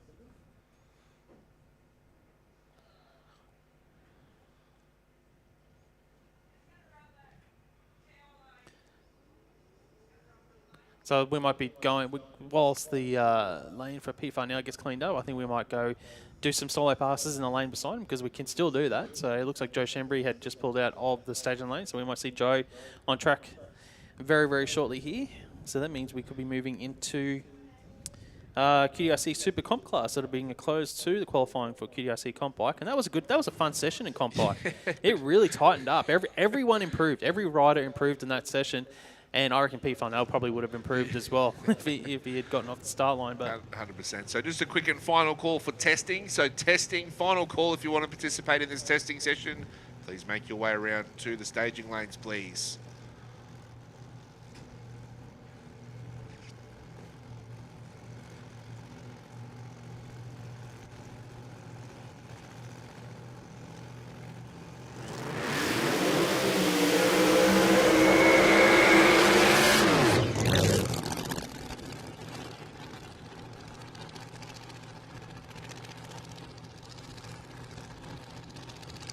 Shembry there for the Joe Blow Speed Shop coming forward with the FC Holden. The big supercharger hanging up the front. I don't think that's how they would have come off the production line back in the day. But we get to see it here, here today in all its glory, all its goodness.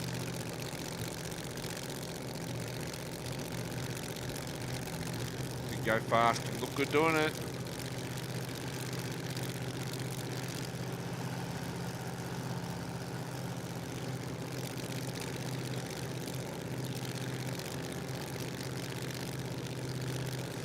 Yeah, I like this car of Joe Chambry's. It just looks wild right here. Like,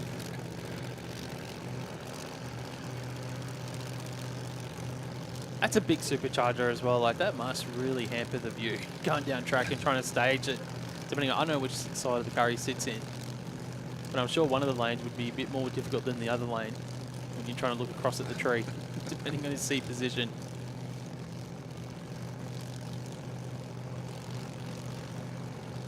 So went an 8:01 earlier this morning, currently number 4 in qualifying. Broke the wheelie bar there. Yeah, bro, yeah, you did see the wheelie bar right there. So had two cracks at the throttle there. Unfortunately, the car was unsettled, wasn't happy, rattled the life out of the wheelie bar. So won't get a representative pass. Won't beat that 8:01 that we saw earlier this morning. No, it had a little bit of shake once it did launch. It's probably the first car we've seen have tyre shake this morning as well.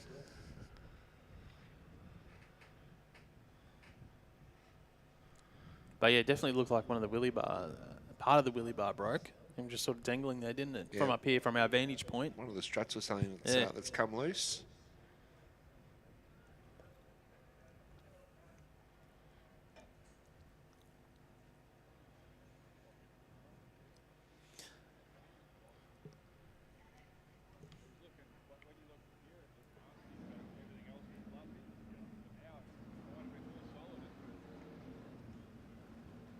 But we are running just the one lane. In the meantime, while there's that cleanup happening over in the rocket lane, so we can continue getting through these qualifying passes without having to put a pause on the program, which is always fantastic. And that'll be Rob Maddox now down there. He's our number 2 qualifier at the moment. Yeah, running on an index of 9.90 seconds. He went 9.96 in Q1, and it was off of it way early, running the EMSA class. So there's a bit of potential here for Maddox. He could definitely improve, consolidate that number 2 spot, because he's got a bit to jump up to get to Jordana Pullen's position. She's currently our number 1 qualifier in Super Comp. Went 0.429 under her index. So when we talk about the index here in Super Comp, so the index is based off their QDRC record plus 0.5 of a second. So that's their index and what they run off for the event.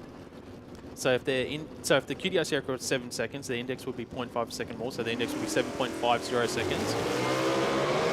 Oh, that sounded like a gearbox issue there for Rob Maddox. It wasn't happy.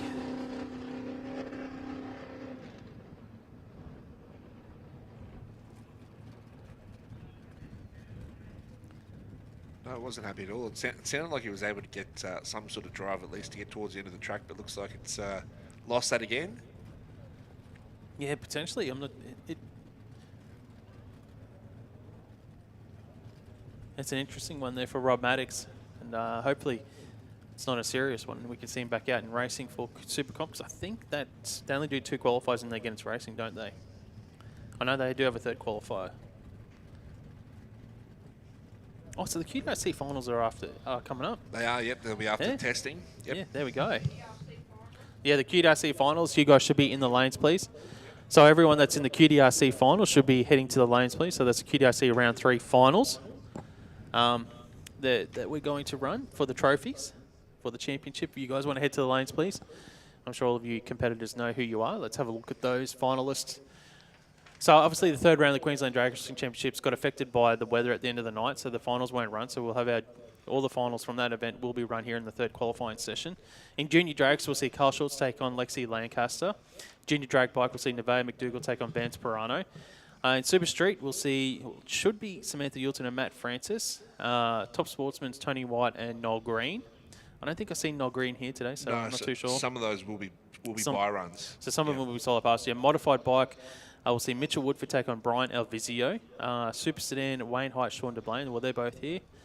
Modified, Lisa Gowes and Maddie McKnight. They're both here. And Real Street, Cooper Lay and Gary Green. I don't think Gary Green's here. So we've got Gary Green, Noel Green, not here, I believe. So I think it was going to be the junior drag bike final will be a solo as well, and I thought I'd seen both those here. yeah, Vans is upgraded to A junior, but the last event he was a B junior, and that bike's not here. Okay. So unfortunately, because they have to compete in the vehicle they were in at the last event. Yeah, understandable. Yeah, and that was the same for Matt Francis as well. We've seen him here in the Hilux, But he didn't race the Hilux. but he didn't race the Hilux at the last Okay. one. Yeah. All right. Well, that's tough. Yeah. So there will be Especially some when solos because it is the final from the last round, but it also backs up as their third qualifying session. Yep. So it's a qualifier / final for him Yep. at the same time for this event, running for the trophies. Okay, we got here in qualifying session number 2. We're still in the middle of Super Comp. Josh Schluter off the huge wheel stand that he had in the first qualifying session. I was a bit nervous for it because it was such a big wheel stand, you know, when they come down, you can break parts and whatnot. So it's good to see that it's all good and he's back here for Q2. He did start the burnout, but he's backing up here at the moment, Josh Schluter. So he can definitely make a mark here in qualifying because currently he's number 6 qualifier in the 7-car field in Super Comp. Oh, just kicking out on him, isn't it? There as he tried to do the burnout.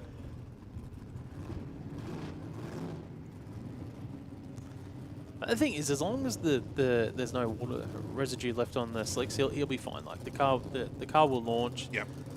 Because all you're doing is just cleaning off the slicks. You're getting a little bit of heat in them. With the track prep these days, it's so good. You know, you don't have to do anything major. It's just all about consistency. If you do whatever you do when you burn it, you want to do the same thing each and every single time. Yep. We do know drag racers like their routine and their procedure. You never see them change it. Well, that's it. And the thing is, because the slicks pick up little loose debris around the pits, on the return road and all that, the big thing, you want to clean them off, make sure they're perfect on the pass and they're nice and clean. And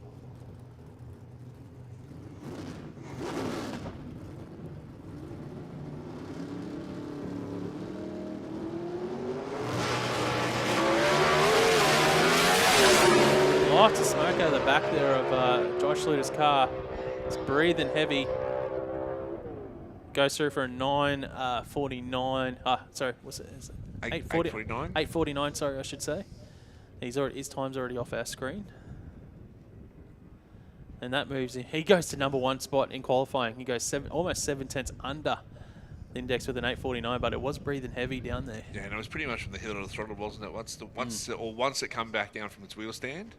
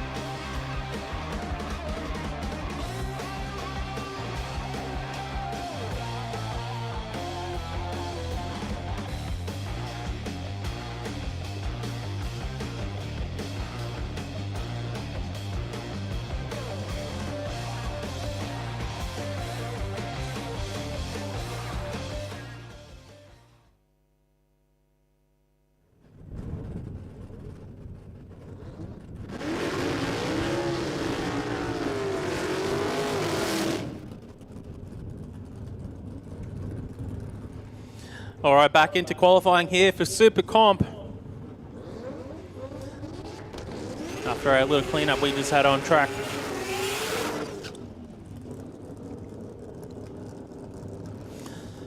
On track, we got Alan Albini in the Ford for Taco Performance. He's currently our number 7 qualifier, taking on Carl Herbert in the Mazda. Currently our number 4 qualifier.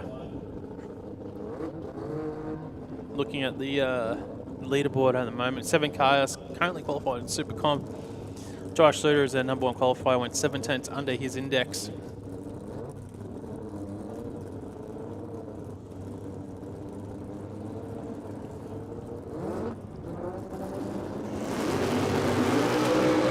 Wheels up at Albini and that big Ford.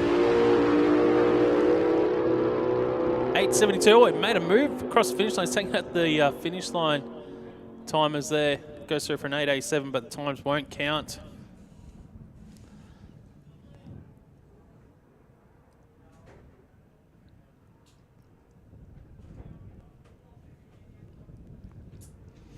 Just been a bit of a stop-start day.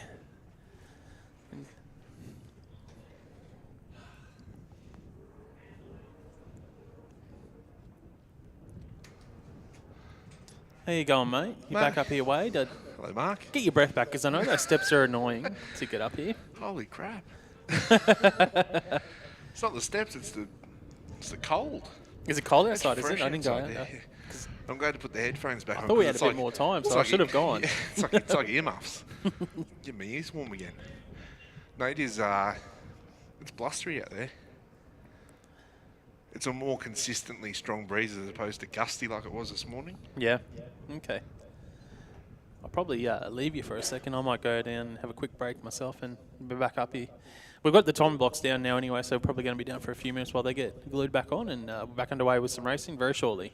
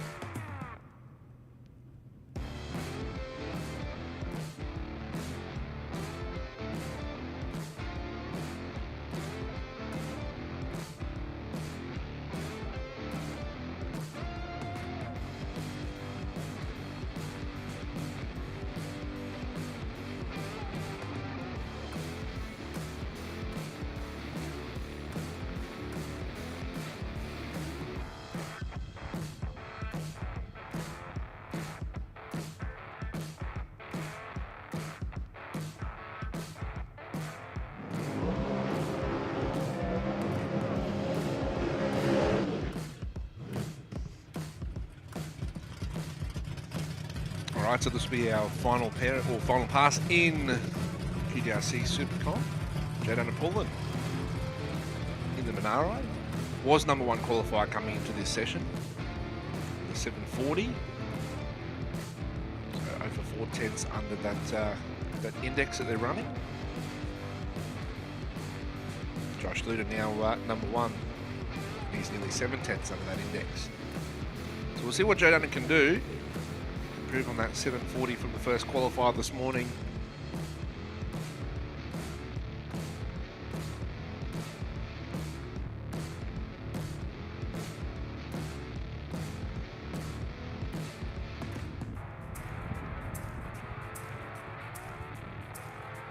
Good to see Jaden behind the wheel here at our QDRC event here.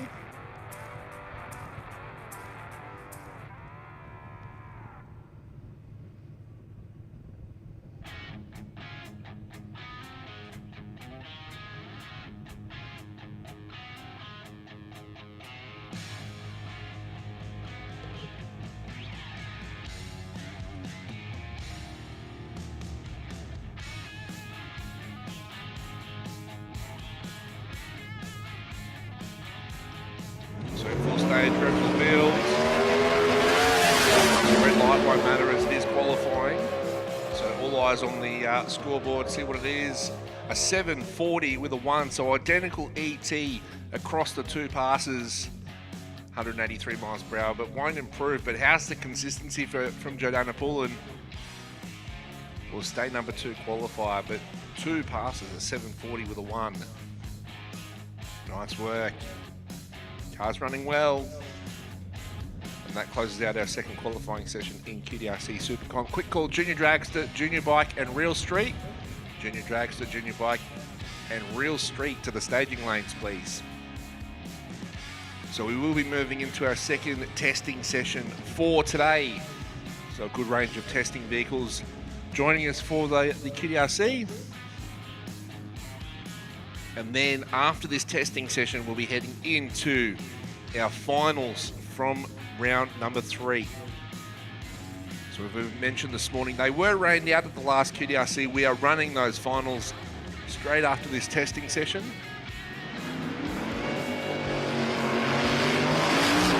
Which will start with Michael Howard up there in the Altered.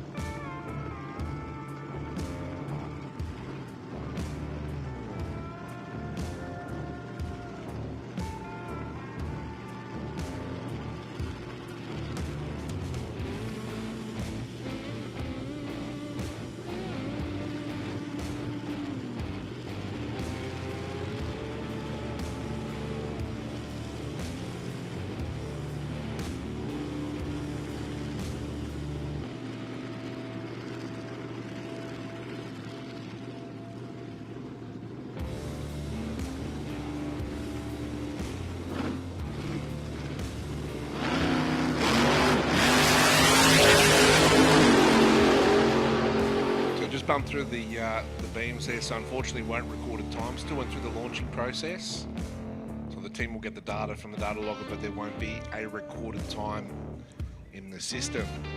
So I did run 12 seconds earlier today, but again, not representative. That's why it is testing.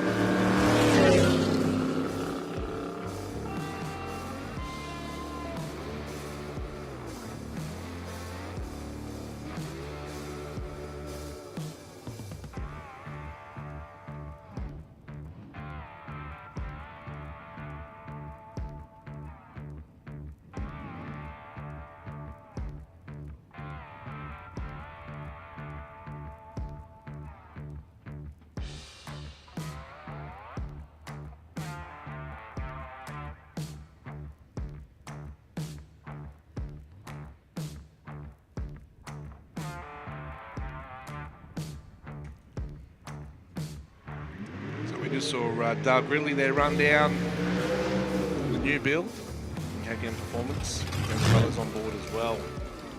So good to see that car progress. It's early infancy at the moment. So next competitor out on track 7633. So Mark Klein coming forwards.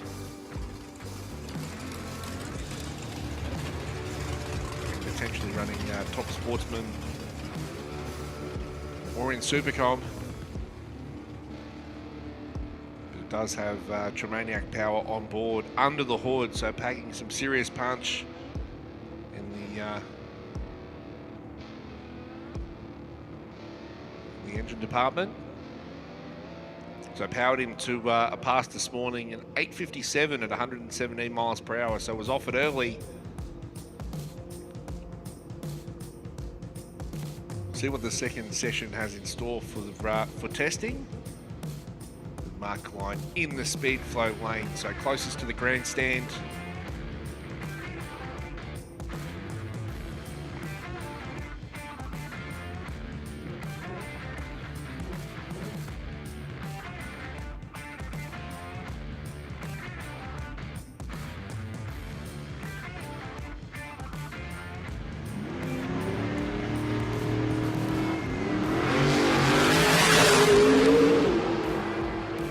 So given it's testing, he's on a solo, can take as long as he likes to launch. So it was over 2 seconds of reaction time. Offered early once again. An 889 at 109 miles per hour. So slower than the pass this morning, but offered early. So just getting familiar with the car, going through their testing procedures and processes. In what they feel comfortable. So that's what testing is all about the data. Building towards the program that you're putting together, however that looks.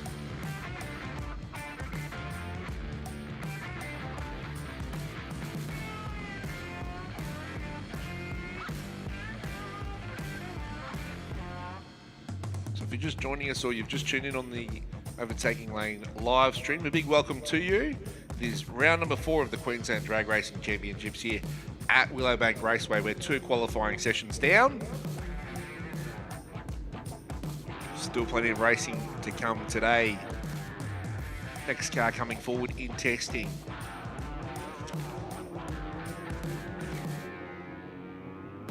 Archie Kozeski coming forward in the Mazfix Mazda 6. The rotary on board. It'll sing. Testing before Jamboree, August 23rd and 24th right here at Willowbank Raceway. Will be a fantastic weekend. Make sure if you can come out, come and join us for all things Sport Compact.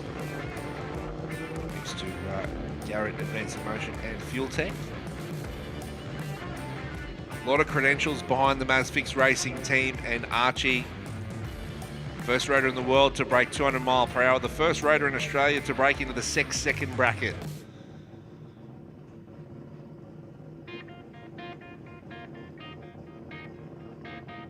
And if you like what you see campaigning in Factory Extreme at Jamboree, there'll be 14 other competitors in this bracket alongside Archie.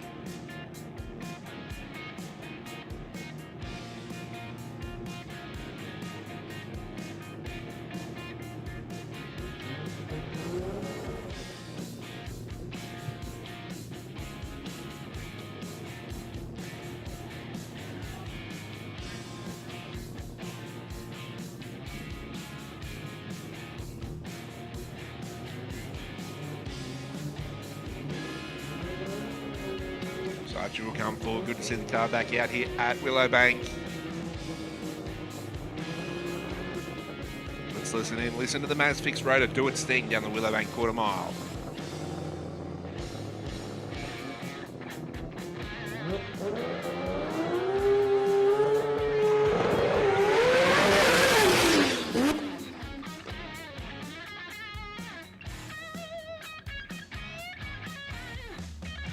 Shake on board was a 107 of the 60 foot, and that was about all she rode to 60 foot. You can see those chatter marks down there in the speed flow lane on the race surface.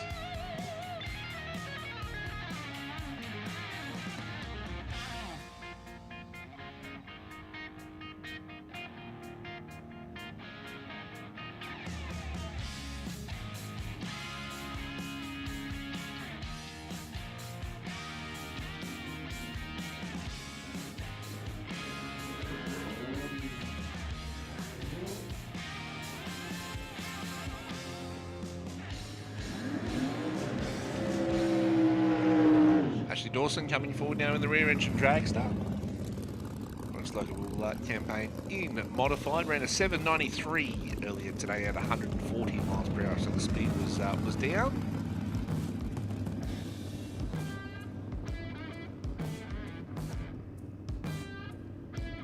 So been doing a lot of testing with the car.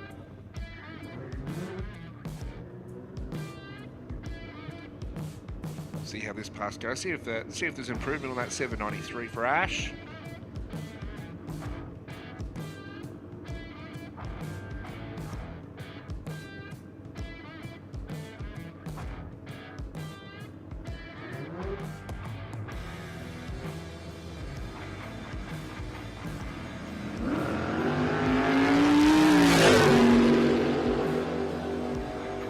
Car's good and straight to half track. What's the finish line ET going to read? A 784, so there is improvement indeed. At 149 miles per hour, so nice work there for Ash. Comes from the 793 to a 784.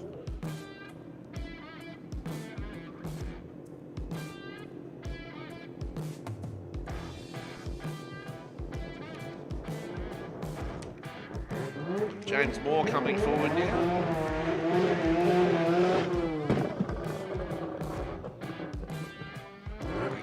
Bracket in the Mazda down there. More of a flavour of everything the Jamboree will have to offer.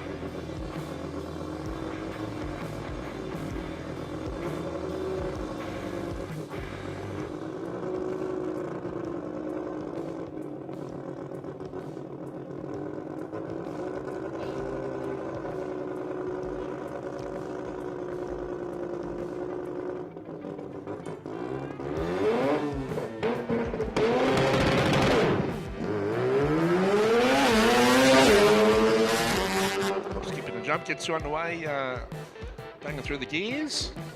Get that representative ET though. Comes in the launch.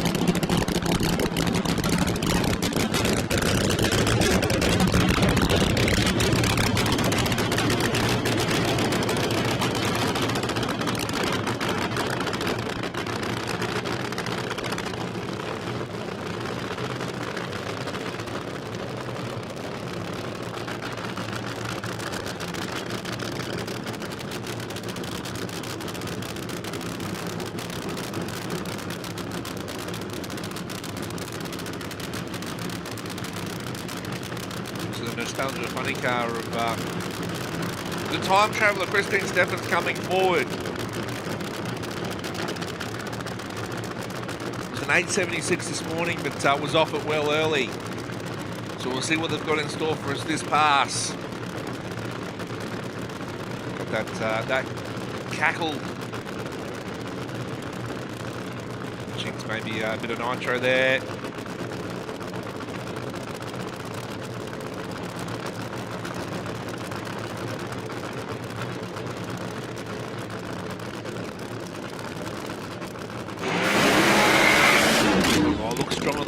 launch, a 186 reaction time, 971 to the 60 foot.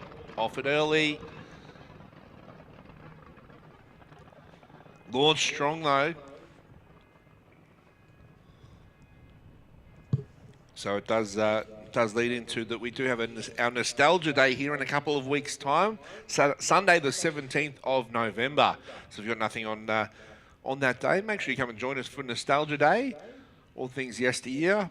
There'll be a show and shine, everything on track as well. Plenty happening off track. Have a look at the Willowbank Raceway website for all of the details and information. That'll be our Nostalgia Day on Sunday the 17th.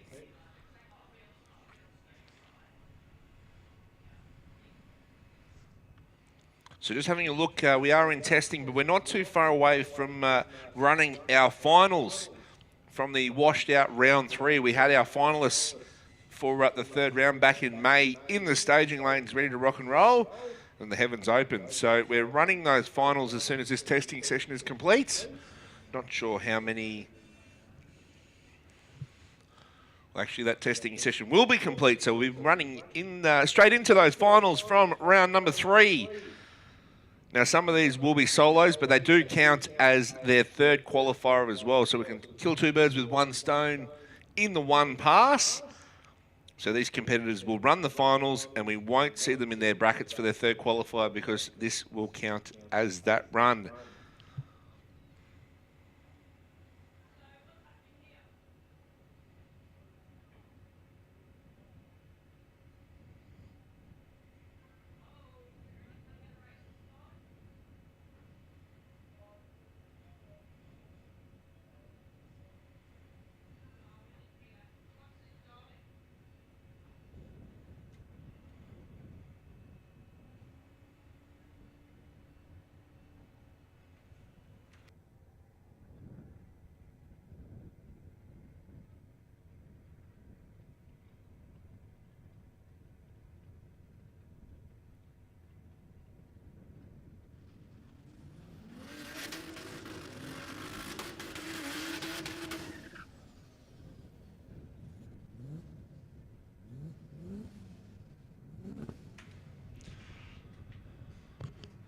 So here we go. Let's run some finals from the previous events. Now it'll be a bye and a solo for our first final. That was to be real streaks.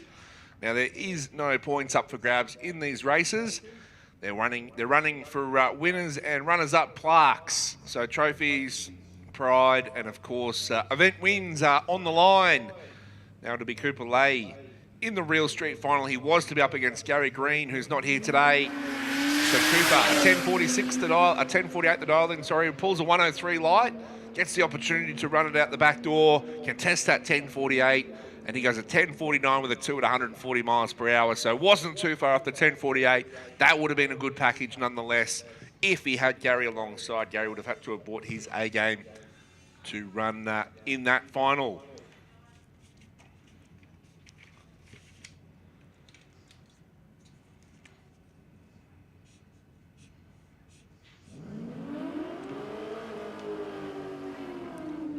Super Street, so we'll move into Prime Science Speed Elect Super Street, the final. Samantha Yulton and Matt Francis. Now this will be another of the buyers and solos. Matt Francis not competing in the car that he made the final in at the last event. So that means Samantha Yulton will get the track all to herself to run a solo pass. Become the event winner of our rained out number 3 back in May. So has dialed in 11.56, pulls a 107 light, gets through the gears, charges on strong on the top end. How close to 11.56? Goes under the dial in 11.52 with a 9. On that 11.56 dial in, but courtesy of the buy, gets the win light, will take home the winner's trophy for our Super Street final. So just a quick call for Super Street. Super Street to the staging lanes for your third qualifier, please. That is Super Streets. But we're currently in our yet to be determined finals from round number 3. So we're 2 down, still plenty to come. So I think we'll have a pairing, we'll have a matchup, we'll have a final on our hands. Mark, welcome back. We'll have a final. Yeah, sorry, mate. Hey, you're all good. You know, the usual. You get stuck talking to people as you walk down. All your fans, mate. Yeah, just sign a few autographs, 2 selfies. A couple of You know how it is. A couple of TikToks on the way back. Yeah, a couple of TikTok dances. You know the TikTok dances, whatever we do. So this will be Shimmy. this will be Margie's modified final from round number 3. It's a matchup. It is a race. It is Matthew McKnight up against Liesl Gowes. Yeah, Matty McKnight in his first attempt in modified finds himself in a final. Multiple time champion over various formats of racing.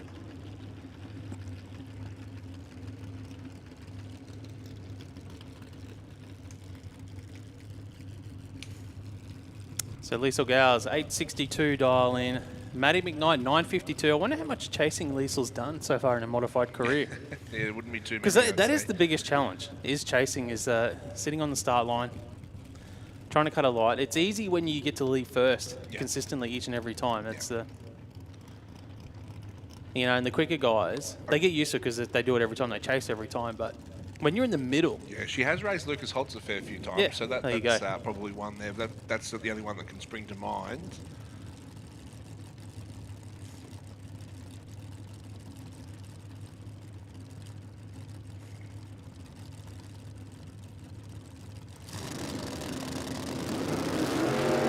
Oh, 24 for Matty McKnight. He's got half a tenth advantage on the tree to an 0.77 from Liesl Gowes.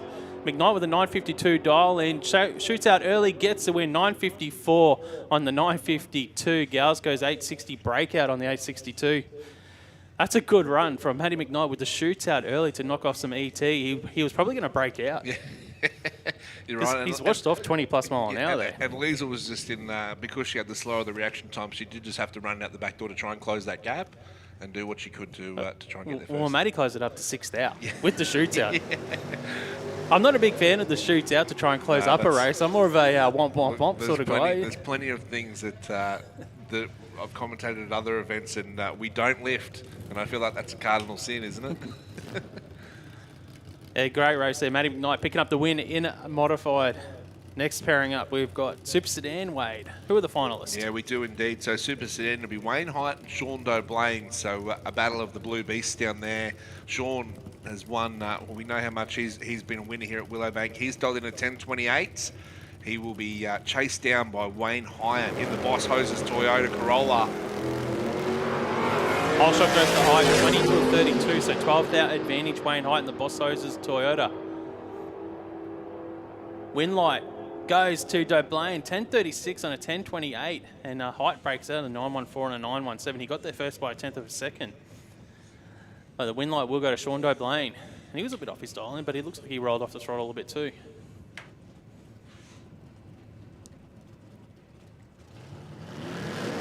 So Sean Doblain gets the win in Super Sedan from the QDRC third round of the championship. So is this another one of the solo passes way? It will be indeed. So it'll be Tony Wyatt moving to our top sportsman final from that round. Was due to come up against Noel Green, unfortunately not here today. So Tony will get the bye run. We'll get to claim the winner's plaque. Gets to flex that he's still got the 001 on the side of the car.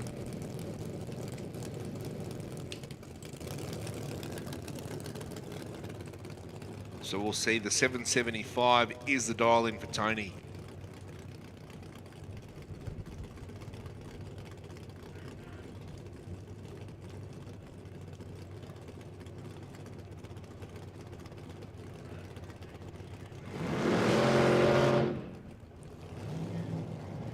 So maybe Well, just that's interesting. accepting the green there. Well, it's still qualifying, so this is the way the... You know, we've had wind today, you had a little bit of cloud cover. You probably still want to get a full lap in here and get the data for first round of racing. So it's an interesting one. I'm not too sure if there was an issue there for Wyatt or not, because I don't think you're going to be wasting a run here when it was still a qualifier. In the back of my mind, anyway. Well, that is a good point, isn't it? You're not getting that third qualifier with the rest of the Especially bracket. going into first round racing, only because it has been very gusty today, and I think every lap is very valuable. You know, on days where the conditions stay the same between each lap, it doesn't. It might not matter as much, but when you get days where it's been, well, we even had spits of precipitation before, you know, like. Yeah, it's ever It's been a bit of a random day. The conditions weather-wise still pretty good, Mark. What's your app saying? Oh, I haven't looked at it since this morning, but I would say it'd be 200 or 300 slower than this morning. Yep. Rule of thumb, but I'll have a look for us.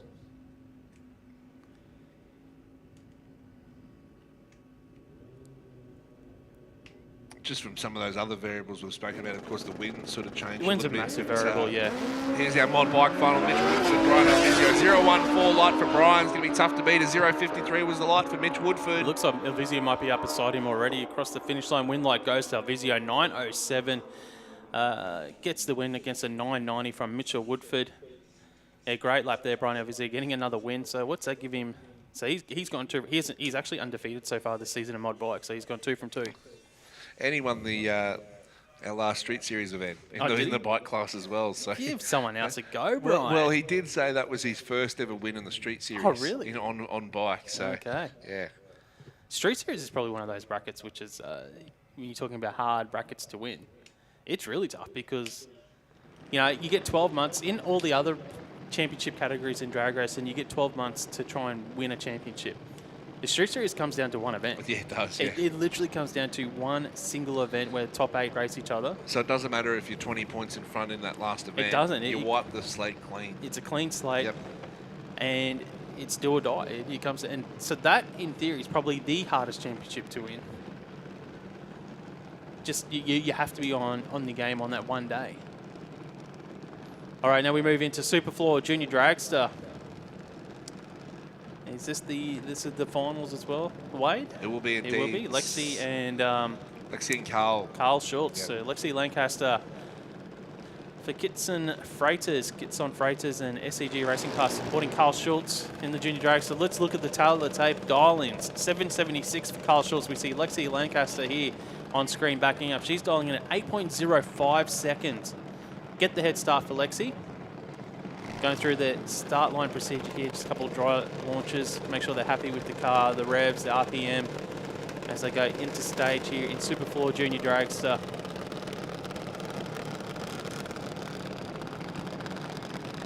Carl Schultz, right, the SCG Racing Car, the Ginger Ninja, former track champion in Junior Dragster, a former Queensland Drag Racing champion. Won the 2023 season, if I'm not mistaken from memory. So both juniors in pre-stage here. Reaction times are so critical, they're vital here in the final for the third round of the Queensland Drag Racing Championships. Who's going to get the win trophy? It's going to be Carl Schultz because it's a red line on the start line from Lexi Lancaster. Schultz goes 0.73. He will be the winner here. Let's have a look at the ETs. There was a breakout from Schultz to 7.72. Lexi goes an 8.08 on her 8.05. Carl Schultz is the winner. Lexi Lancaster, runner-up. That's where the red light can hurt, kind of mark. The race is over before it's really began. Give yourself that opportunity to see what could have been at the end of the racetrack. But these finals, they're not for points, so there's no points awarded for the finals. Just for trophies, just for pride. For some, maybe the ego, to say that you won round 3. And I mean, does it give you an advantage heading into racing today to say, hey, guess 100%. What? I'm on the game. I'm on the money. 100%. It's good for your confidence, big time. So Nevaeh McDougall, It's got 5:30. Yeah, I was going to say 5:30 dial in. I'm not too sure on that, but doesn't matter. Going to get the win. 9:34. I reckon it should have been a 9:30 dial in. What do you think? Would have been pretty bang on too. Yeah, it would have been with an 0.33 light as well. That's tough, especially on a bike when you got to change gears. Cut a good reaction time. See, that's the other thing we haven't even spoken about today on the junior drag bikes. Like the difference between the junior drag bikes and the junior dragster, where the bike riders have to change gears and they've got to be consistent because 100 RPM can affect your ET by hundredths of a second. So if you've got to shift 3 or 4 times, and you get those shifts wrong, and you're not consistent between lap to lap, it makes your dial-ins, predicting your dial-ins later on a little bit harder. Yep. So it does require more consistency. But that does conclude the finals from round number 3. So a big shout out to all of the winners from the finals that we've just run, which were the finals from our 3rd round in May. So Carl Schultz in Junior Dragster, Nevaeh McDougall in Junior Drag Bike, Samantha Yulton in Super Street, Tony White in Top Sportsman, Brian Alvizio in Mod Bike, Sean Doblain in Super Sedan, Matty McKnight in Modified, and Cooper Lake in Real Street. Big congratulations to all of our runners-up as well. So now going by our schedule, we should be going into the final qualifying session for all of our brackets here today at the Queensland Drag Racing Championships, brought to us by Donnelly Blasting Services. And starting off, it should be Junior Drag Bike up first. Q3. You think we probably should have run the Junior Drag Bike final first and not last. Well, they don't have to double back around. No, well, they can just ride back around. Thank So they you. don't. I guess they don't even have to worry about tow vehicles or anything on the Junior Drag Bike. So just back up. And But for someone like Nevaeh that's doing double duty, she will have to double back around to get in the Junior Dragster, yeah, after this, which yeah. will be not too far away. Yeah, so we've got a 3rd and final qualifying session for all of our brackets. You know, the Q3 is it's probably the outside of the first qualifying session. It's probably the most important session of the day for the teams when you're talking about first round of racing, because it is obviously the final pass of the day, and it's the pass that you look at when you're going for that dial in round 1 of racing. So this is a lap where you want everything to be working correctly. You don't want any unexpected gremlins. You as a driver, you want to be good on the tree going into the first round of racing, because this is the lap where you're going to look back on and go, okay, what are we going to dial in the first round? How's the wind? What's the weather doing? What's the track like? You don't want to have any doubts. Exactly.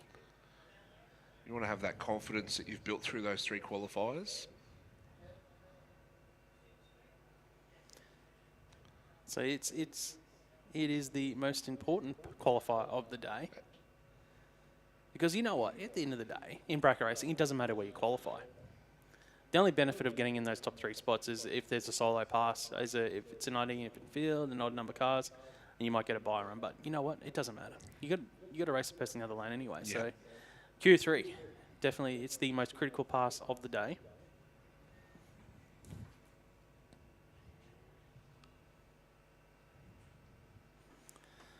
And we're about to get into it. So we're not too far away. And you know what? There's nothing worse as a driver, in my mind, going red on Q3. Because you like to go, this is the one where I go at race mode. Race mode time team. I want a green light, and I want the number to be what I predict it to be. Because that's what I want to go into round 1 with. So in your head, you've got a time that you're saying in your head to say, you know, run a 794. Yeah, that's right. And then It's when you whatever I'm predicting. Yep, That's and what I then- want it to hit, So and I want it to be a good light. So if you get down to the timing cars of a 793, Perfect. That's fine. That's fine. you're okay. You're in that bracket, in that Yep. window, the window Yep. of opportunity. I always call it a window. So Yep. this is, when I look at what the car's going to run, I call it a window. Okay, I think the quickest I can run in this session is this, but the slowest I can run in this session is this. So that's my window. So I'm like, I think the car's going to run between this time and this time. And where am I going to put my dial in? If it was picking a dial in. But there's always a window. So it's always a window. I'm like, okay, if everything goes to plan, we don't spin, everything's right, I think we can run as quick as this. But depending on the track conditions, we might also run as slow as this because of this or this or this. So without giving your secrets away, Mark, what's your window that you're looking at? Is it a 10th? Is it less than a 10th? No, it's usually 5 to 10th hour. Yeah. Yeah. Yeah, so I might be going, okay, I think I'll run as quick as a 793 with a 5 or as slow as a 794.9 or something, you know. You know, like that's what I'm looking at. I'm just thinking about what's the window here. Yep. And, yeah. And if I'm outside the window of my prediction, Yep. then I'll look at, okay, why did I think it'd do this, and it did this? Or you can just run 4 passes within a thousandth of each other and make it look easy. Yeah, that as well. But that's it, and that's what I'm looking at. So that I learned from, okay, so if I was thinking it was going to do this, now why didn't it do this? Why did it go quicker, or why did it go slower? Like, so that's the things that I'm looking at. Because on days like this, you're not going to change much. Well, today has been a bit of a weird day with all the winds and all that. But It has, yeah. in reality, if your spread's more than 3 or 4 hundredths of a second, Well, it shouldn't be. It really shouldn't be unless there was some gremlins or whatever, you know. And that's when we talk about drag races liking that predictability and that routine Yeah. and that we're Yeah. going to do the same thing every time we come out on track. This is how it's going to be. Everything I do with my car is about consistency. How can I make my car more consistent? I don't care about PBs or anything like that. My goal has always been consistency. Yeah, yeah, And how can I be better as a driver?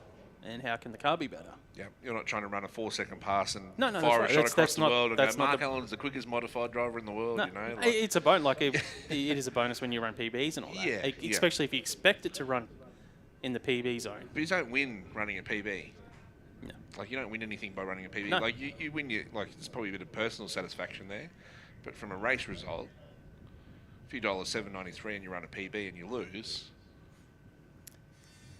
I'd be annoyed that I've lost. Because as I Exactly. said before, I don't. It doesn't bother me. The PBs don't bother yeah, me. yeah. Yeah. It's never been my goal to. But that's because that's the bracket I choose to race in, Correct. because I like the challenge of bracket racing. Yeah, where if you're running Super Comp, PB is going to be... 100%. If I'm in Super Comp, yeah, I'm. If I was running Super Comp, it's a Every race completely you different. run a PB. Yeah, that's it. That's a different game. That's a game where I'm going, okay, how can I go quicker? It's not about consistency. I'm like, well, if I can eke out another 100th here, I'm going to do it. Yeah. All right, now we move into Q3, junior drag bike.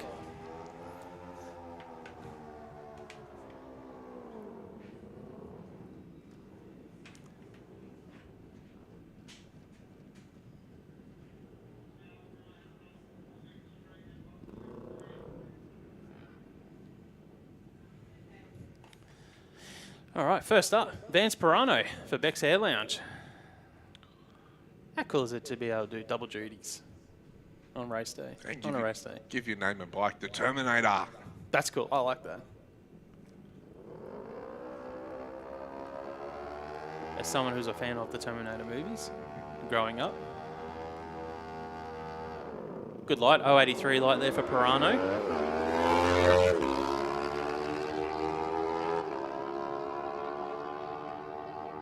Goes through for a 944 at 72 mile an hour.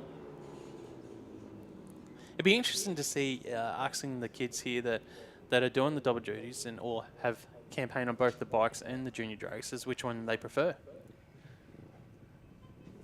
It'd be interesting just to know.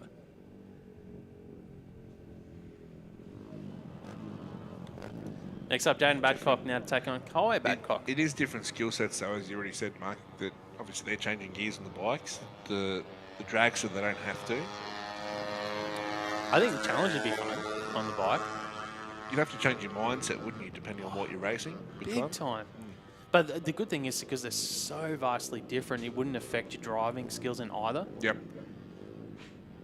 You know, one obviously you've got clutch and it's your hand throttle, where the car, the junior is, it's all foot. It's foot.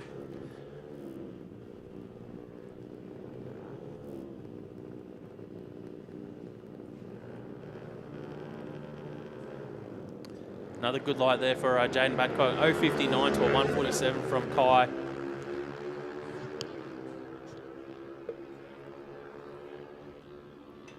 And a 981 for Jaden to a 1072 for Kai. So just a quick call for Super Sedan and Super Street. Super Sedan and Super Street to the staging lanes, please.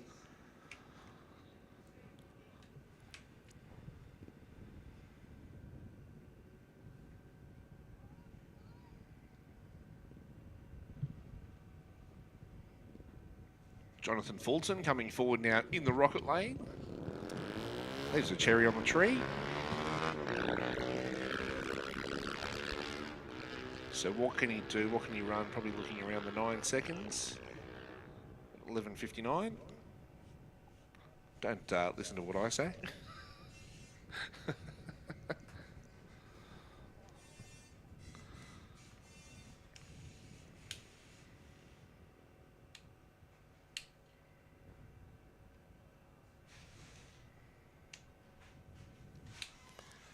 So that brings it close, mate, to junior drag bike Q3. So next time out, it is for all the marbles. Round 1 of racing for those guys and girls. Now we should be moving into the final session of Real Street. Or have we got another junior drag bike? I'm getting ahead of myself, am I?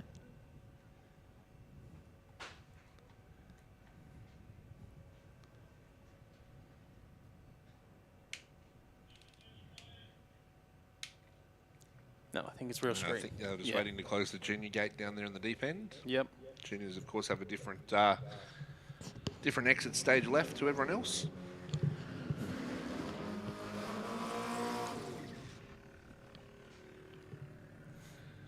So we'll be the first pairing in real streets. Sam Rosa over in the Rocket Lane, the FGX up against the wagon, the VE wagon of who's that, Mark? The wagon. That would be Darren Wagensfeld.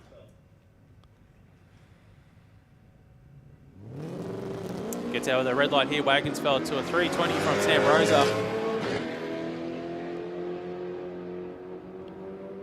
So Sam Rosa will take it through for a 1072, 132 mile an hour. And Wagensfeld a 1357, a 105 mile an hour. For Sam, ran a 10.7 in the last qualifying session as well, so a bit of consistency there. That's what you want, mate. That's That's it. exactly what you want.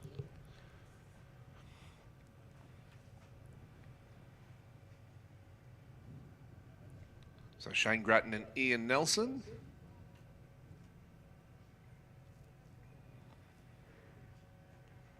So a couple of competitors that have been competing in Real Street since its early infancy. Good supporters of the bracket. 124 light for Grattan, 069 for Ian Nelson.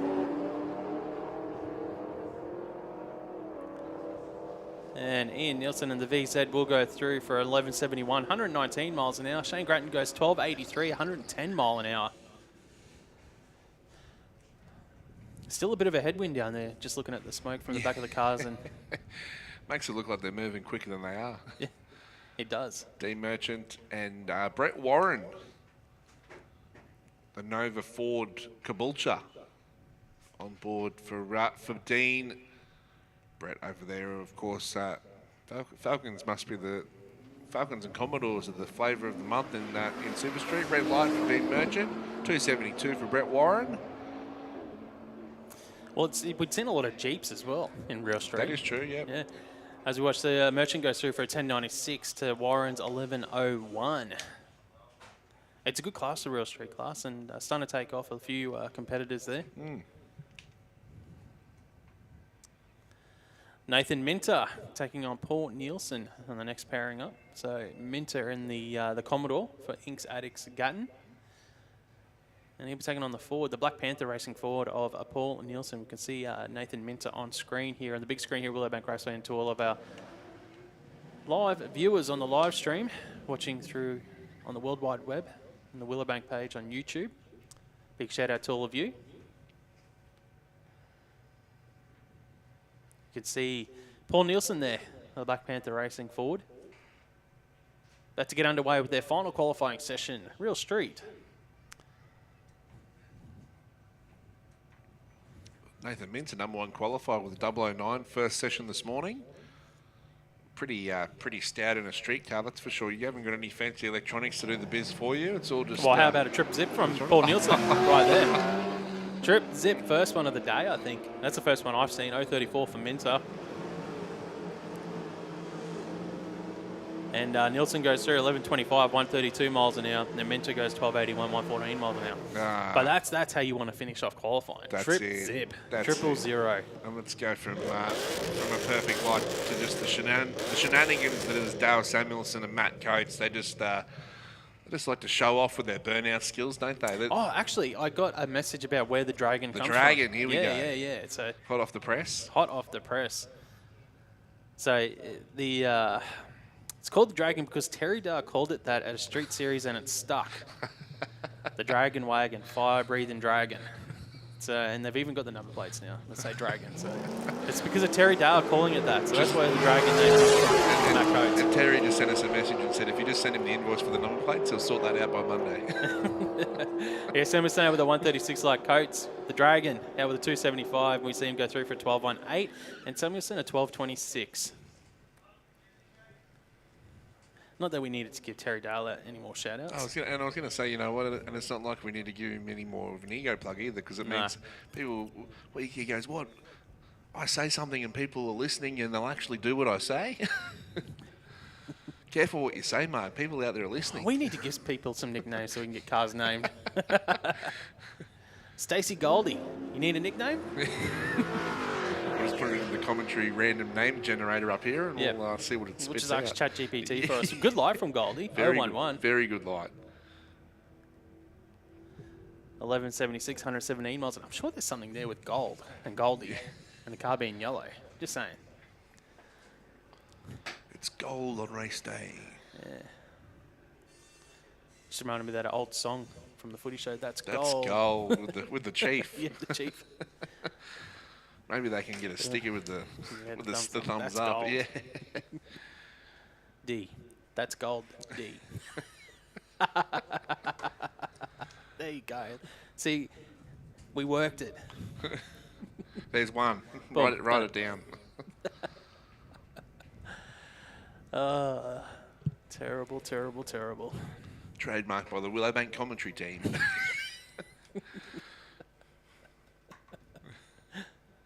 No, please make it easy for us and give yourself your own nickname. I was Just let us enjoying it. know. I was having fun You're thinking of having fun, nicknames. Yeah. You can give one to my car. What are you going to call yourself, Mark? Well, don't know. your car's got a nickname. Yeah, it does. It does. But that's what it came with as well. There's a bit of history there. Yeah, it is cool. I use that name for my fantasy football team as well.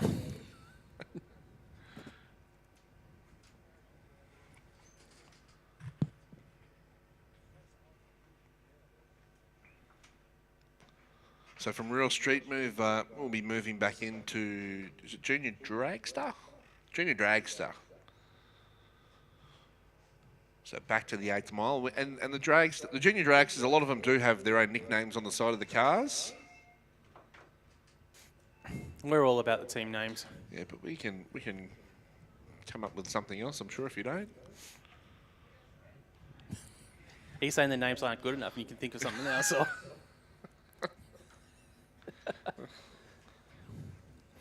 You go tell the kids then that their names aren't good enough on their junior dragsters. Well, the ones that have names are fine. Okay. Just getting clarification here from you. 'Cause You know, this was- I'm pretty sure it's in the IHRA rulebook. Your car has to have a name. Is it? No. Good.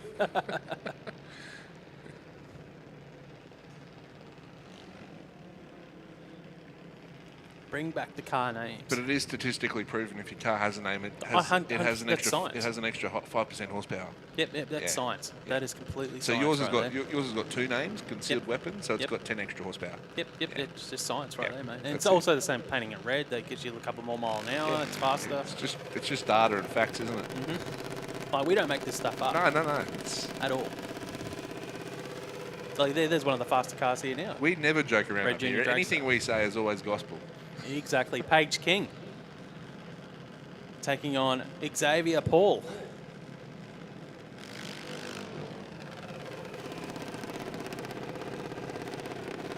Q3 for Superfloor Junior Dragster.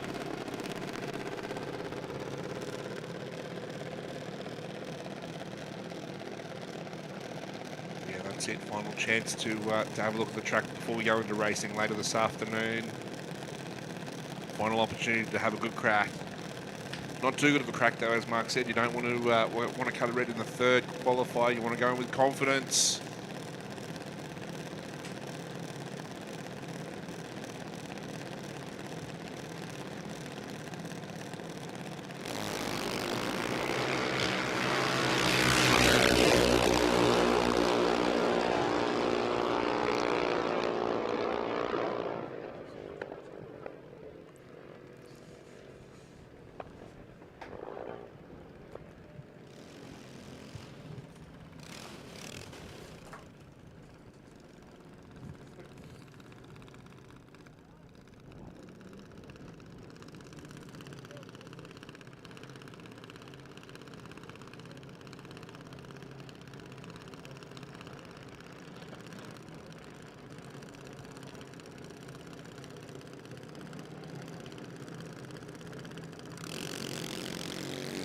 All right, we see the juniors get out here. Xavier Lai with a 116 light to an 050 from Cody Robertson. Cody Robertson, the quicker of the 2 juniors here. Cody will go across the finish line first. with a 12.19, 53 miles an hour. And Xavier Lye goes 13.79 at 45 miles an hour. Might be Xavier's slowest pass of the day, that 13. I think he was running quicker than that earlier today. Yeah, he was running in the 13.5s earlier today, so we'll see how Xavier goes in his first competitive outing a little bit later on. His first event post licensing for the junior.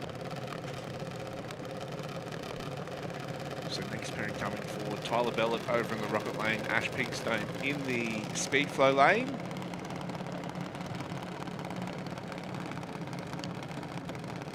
Making the trek down from Townsville this weekend. Used to be based local, now based up in North Queensland.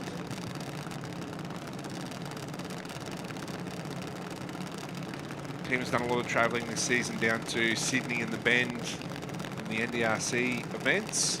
He's here for the Winter Nationals and competing in the rest of the QDRC rounds for this year as well in Ash's final year of junior dragster competition.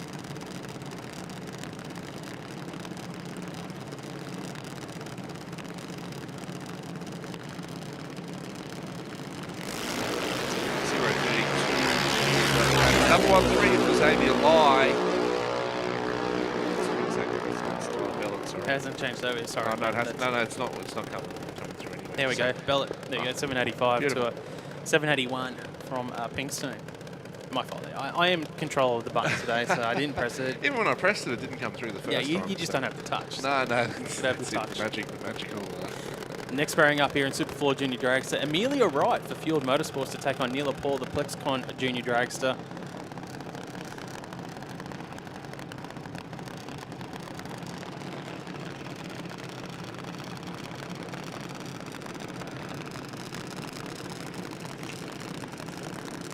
Both juniors now edging towards their staging area, giving their final signal to head on down here at Willowbank Raceway on a Saturday afternoon.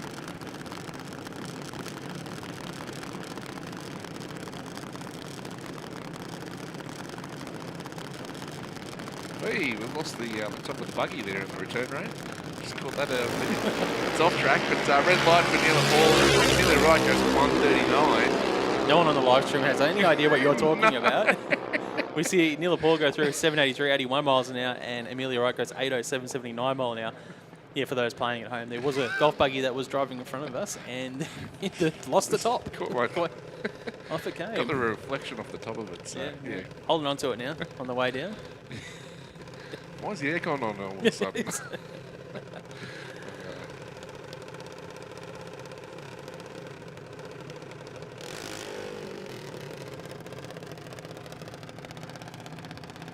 Another CJD in front of us. That'll be Bronte Janusz. And well, it's stated that he's taking on Jasmine Kidd, but I don't see Jasmine down there.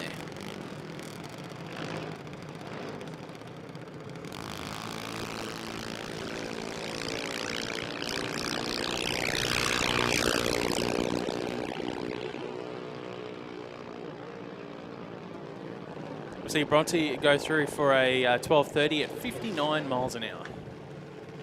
Hopefully no issues for Jasmine Kidd, because she was scheduled to be up beside Bronte then. So quick call for modified and super sedan. Modified and super sedan to the staging lanes, please.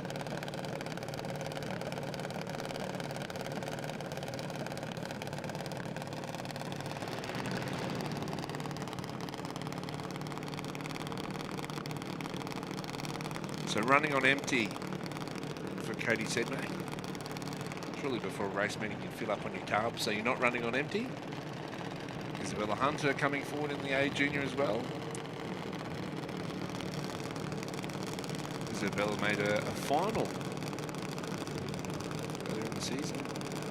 Yeah, I think she did as well. I was looking at the points before for the junior dragster class. Having a great season, Isabella Hunter. And Cody Sedmak in the lane beside, so Isabella in the white junior dragster, Cody in the silver junior dragster.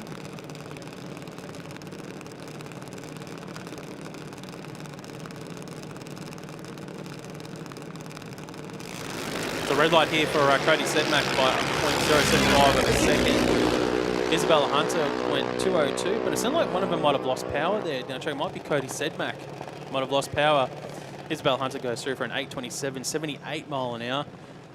And just having a look at Cody's Sedmaker, it looks like it's rolling at the moment, but it definitely did sound like it lost power. Yeah, yeah. Yeah, so we're just giving a shutdown signal now to our other competitors on the start line. So we'll just have to get Cody off the track here at Willowbank Raceway. We're back under qualifying here for Superfloor Junior Dragster.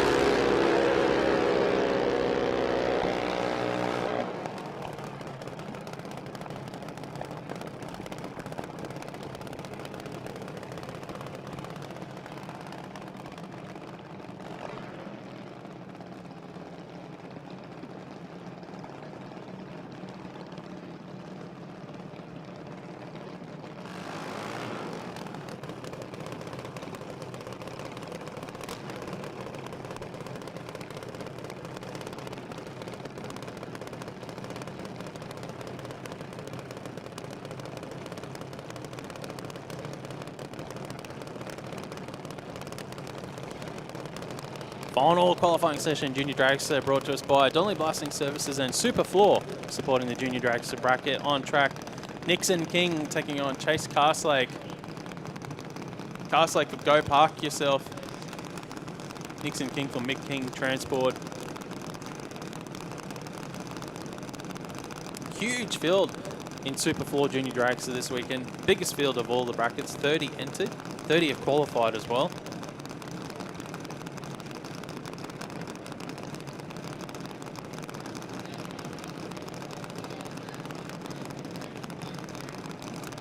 Both juniors are in full stage. Reaction times, 0.60 for Castlake, 0.90 for King. Neck and neck across the finish line here as we see an 8.12 from Nixon King and an 8.24 from Chase Castlake. Has been a bit of a stop-start day, hasn't it, today? Yeah. Felt like it. Yeah, we haven't. We had that through the first qualifying session. I think we got through the first qualifier without any major stoppages. So we had some good consistency. Yeah, just having a look at the schedule. So juniors were scheduled to finish at 1:30 this session, but we're at 2:40 now. So we're about an hour and a bit behind in qualifying at the moment, going by the schedule. So Dakota Bray taking on Amir Grace Hopkins.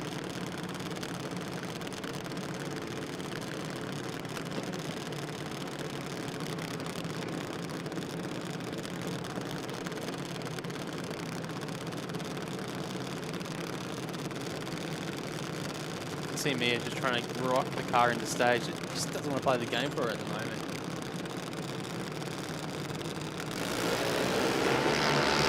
Yeah, good reaction from Mia Grace Hopkins out with an 0.88. 5 red for Dakota Bray.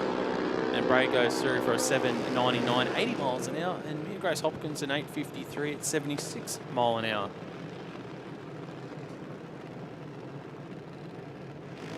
Nice work as we head through to the next pairing. So Vance Parano coming forward in the speed flow lane against one of the Yuasa battery entries from across the ditch in New Zealand. It will be Siobhan Harvey this time around.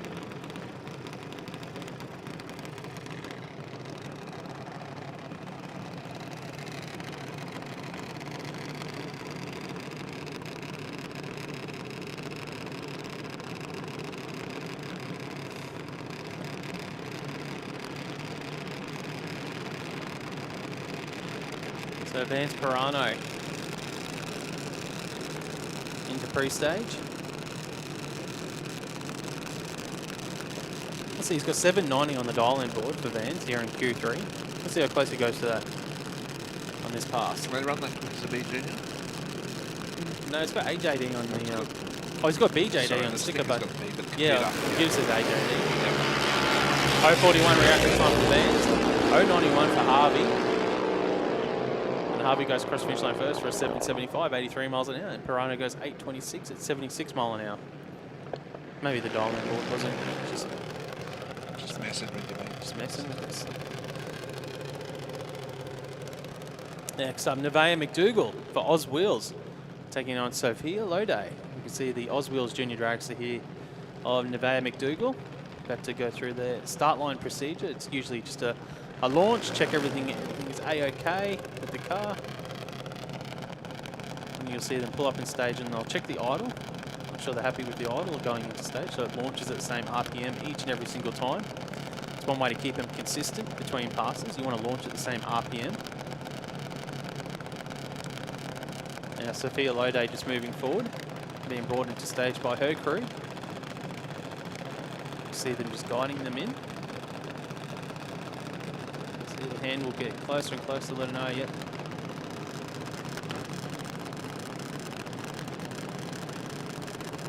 Q3 Superfloor Junior Dragster. Well, Nevaeh bumped into deep stage there.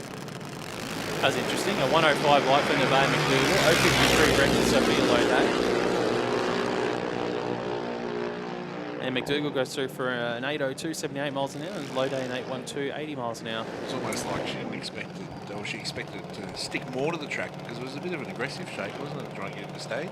Yeah, because she was in full stage and then she actually bumped again to go deep stage. I don't know if it was a planned move or if it was just an accident. Interesting. Next up, we have got the yellow JD of Jacob Schultz for SCG Race Cars, and taking on the A Civil junior dragster of Nixon Canuli. We can see Nick Canuli here. He's gone through their procedure. All the juniors are fairly consistent the same. They like to do a launch, and then they'll go into stage. Nixon being brought into stage by his dad, John Canuli. It was brother Carl bringing Jacob in over on the other side. Is there anything Carl can't do? Carl was bringing, isn't Carl running this round of I qualifying? don't know. But Oh, did he run the final? he ran the final. He ran the final, so yeah, he's done his third round. so he's done his third round. Yeah. So we can support younger brother. They're nice and competitive, the brothers. Be competitive with your siblings, Mark? No, not really, actually. No. I had a sister. She didn't care about sports or anything, so. But if we did, I would have won. Yeah, you had a sister.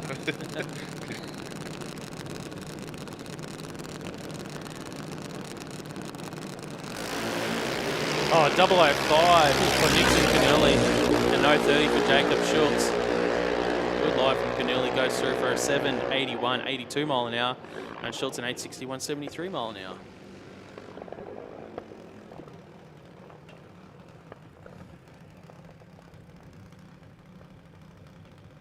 So you had a sister, Mark. What happened to her? Did you?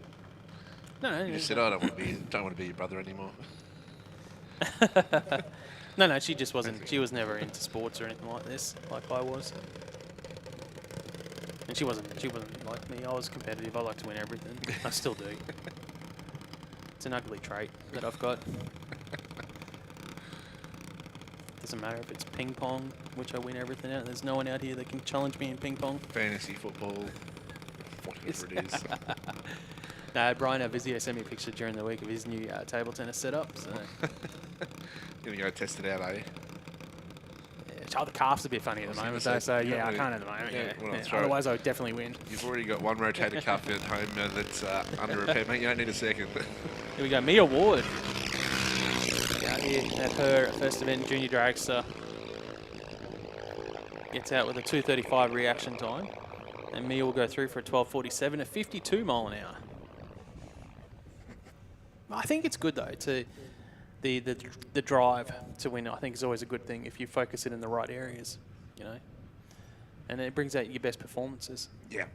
I think one of the biggest things for me was that, especially when I raced Junior Dragster, I'm not so bad now, but if I lost early at an event, I would be stewing on it for weeks. And the next event was always good. Like, I was just like, I'll be so focused on that next event. Just a 1 week tantrum. You couldn't talk to me for a week. Yeah, 1 week tantrum at home in school. Yeah. I was never that sort of person. I just it would be annoyed, so I'd just consume me and like, why did I lose this one? What's the thing, isn't it? I mean, it's good to be competitive, but if you're too competitive, you have to channel that energy in the right way, as you said. Yeah. I wish I still had that. I wish I still had that sort of.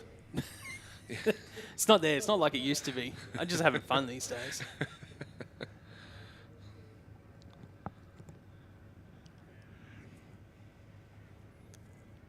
Saying that, I still do play footy, and I do hate losing at footy. Yeah.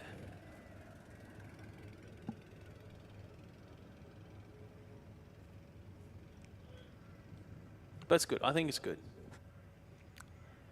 But I had that same sort of drive for everything. It didn't matter if it was racing or school or whatever. I always like just to get the best. Yeah. Yeah. So I think it's a good thing. Winners win. I haven't done much winning lately. Okay, now we're moving into the third and final qualifying session of Prime Science Speed Elect Super Street. Christine Thompson in the bright yellow, the canary yellow Falcon up against Barry Loday in the Kermit Green Cortina. Christine had issues in the last qualifying run, so it didn't get up and boogie like we thought it would in the top end. So we'll see what it can do this time by the third qualifier. That looks better. That looks stronger.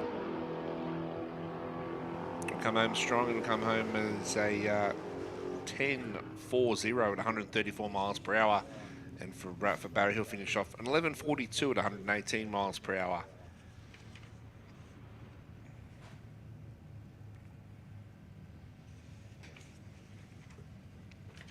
Troy Hutton.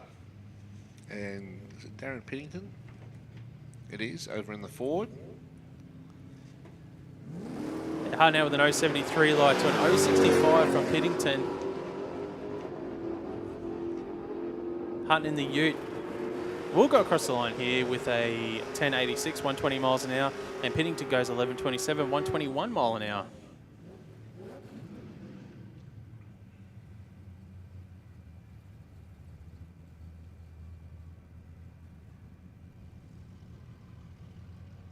Couple of Fords rolling forward now. For their final qualifier, it is Sean Taskis. Has previously been a national champion in Super Street in the Capri. William Keogh.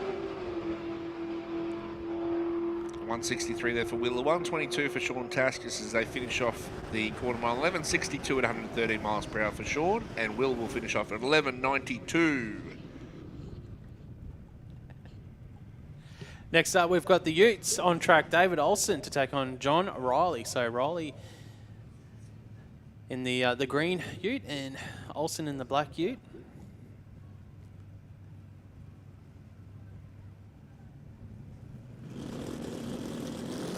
A great light for David Olsen. 008, that wasn't late. 065 for John Riley. 008 shut the gate. There's a few things you can do there. That's good. That is good. 11.26, 117 miles an hour for David Olsen. Riley goes 11.95, 109 mile an hour. And that's how you want to finish off qualifying, right there, 008. Very nice. Next up, Angela Holtz taking on Tom Ryan. Could this be the event where Tom Ryan breaks through? Gets the win? Yeah, has been creeping up on it, hasn't he? And success not too far away, I don't think, for Tom Ryan. Runs in the family. 056 like for Tom there, 127 for Angela Holtz.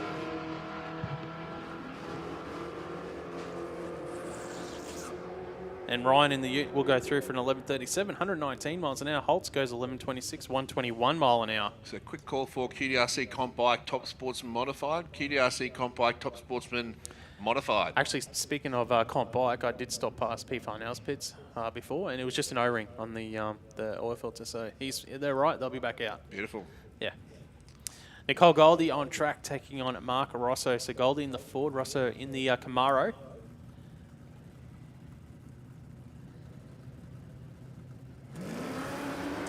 .033 light for Goldie, .049 for Mark Rosso.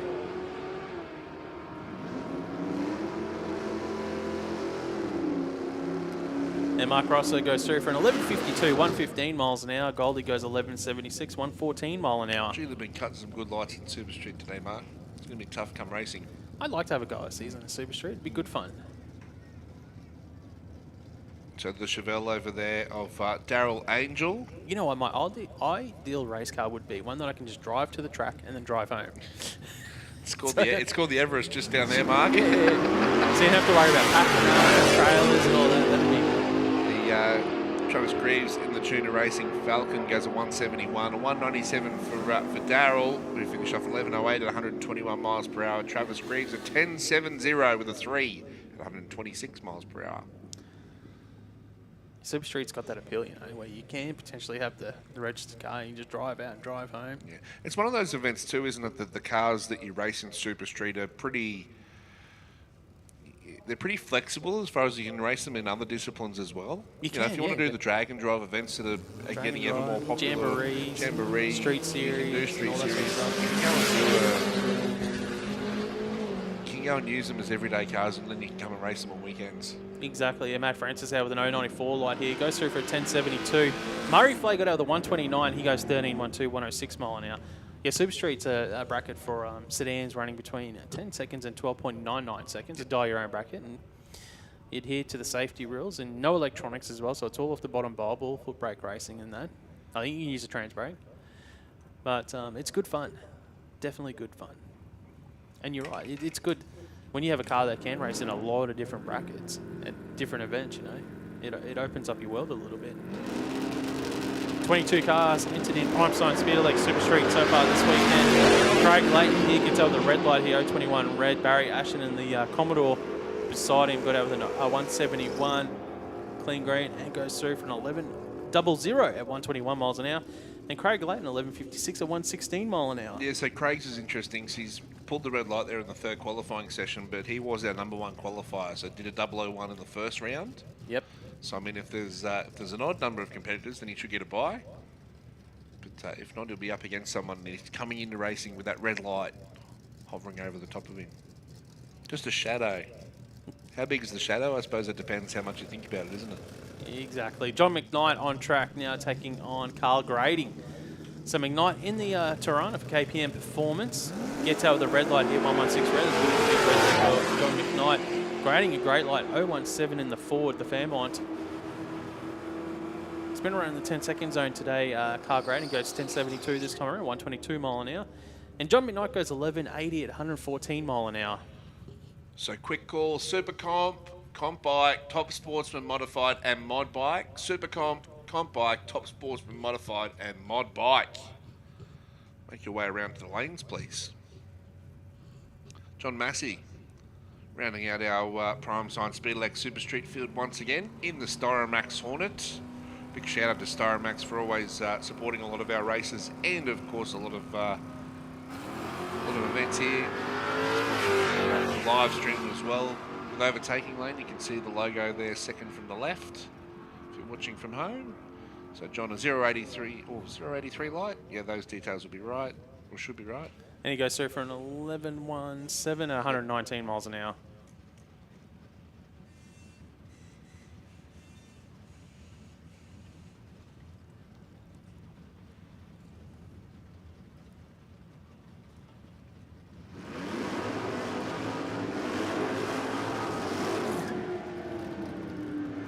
Bringing our competitors from Super Sedan, Damien Morris in the Rocket Lane in the Monaro.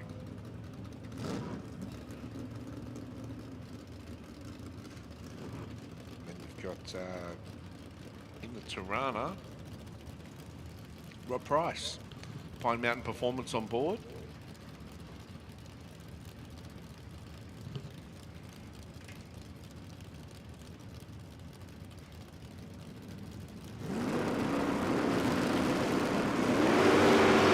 Double 03 red there for the Morris, 016 for Rob Price. And we watch him across the finish line, 9.51 for Rob Price, 143 mile an hour. Damien Morris gets 10.14, 130 mile an hour. Next up here in Super Sedan, we've got Darren McDonald in the Corolla to take on Jaden Plant. So third time to the charm for the Corolla, has had issues in the first two qualifying sessions. Jaden Plant, no such problems. I think Plants might have been like one of those ex-Pro Stock trucks. Yeah, it from is. back in the day in the HRA, yeah. Yep.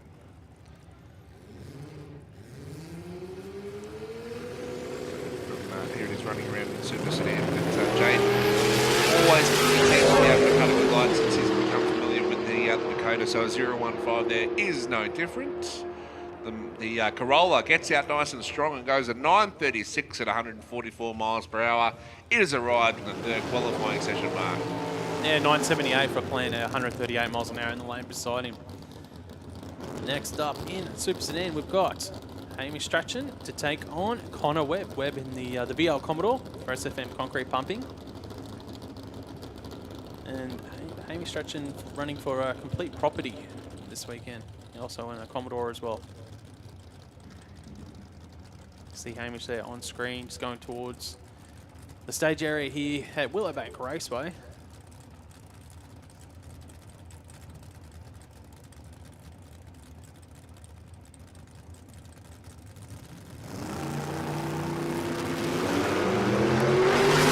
Close that he liked for Connor Webb, 139 for Hamish Strachan. And Connor Webb goes through for a 919, 149 mile an hour, and Hamish goes a 972, 138 mile an hour.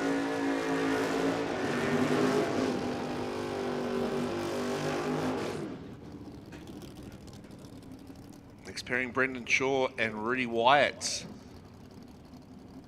Brendan's been going, it's gone all right lately in Super Sedan. Very, very good on the tree.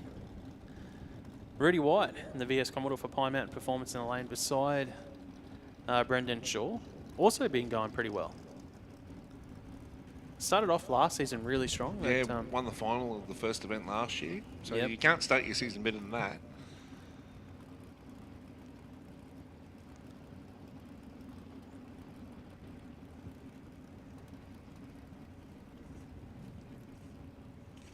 Brendan with his number 2 qualifier, 012 session. We've got money for the reaction time on the tree. Really wide at 066. The Tirana looks to get there first in this qualifying pass at 948 and 140 miles per hour. And for really wide at 959 and 144.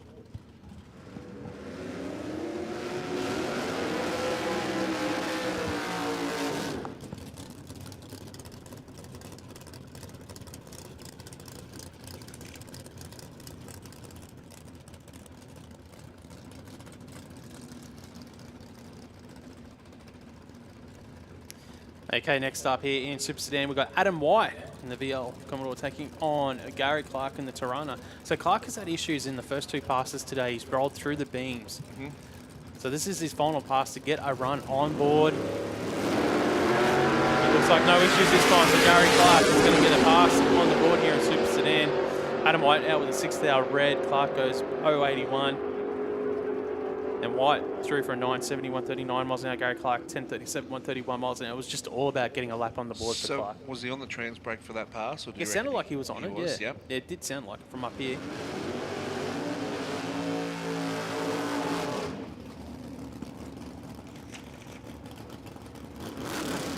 And it looks like it might be the final pass here in Super Sedan. Mitchell Bauer for Fernwood Landscape Supplies.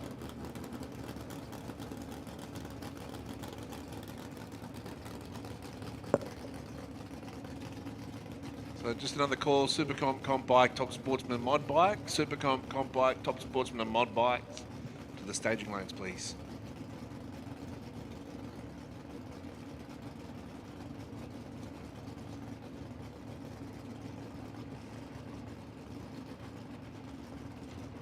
So Mitchell Bauer in pre-stage now.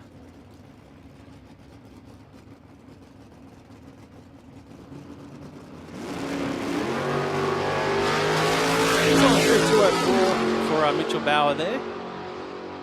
Usually a little bit sharper than that on the tree, but it is 3rd final qualifying pass here and goes 946, 146 mile an hour. And that should bring it close to Super Sedan qualifying.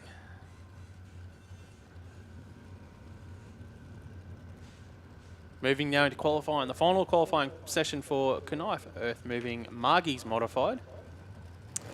And Phil Bellett on track in the TVRE Performance Dragster, taking on Andrew Pinkstone.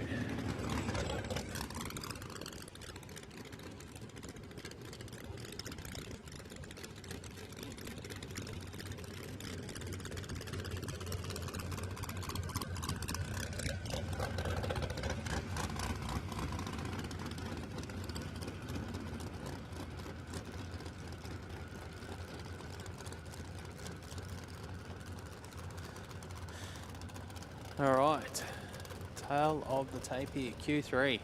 So Pinkstone's gone 759, 759 from memory so far in qualifying. And Bellett's gone 2 high 770 passes. You'd probably expect it to just be here in around those numbers again, here in Q3.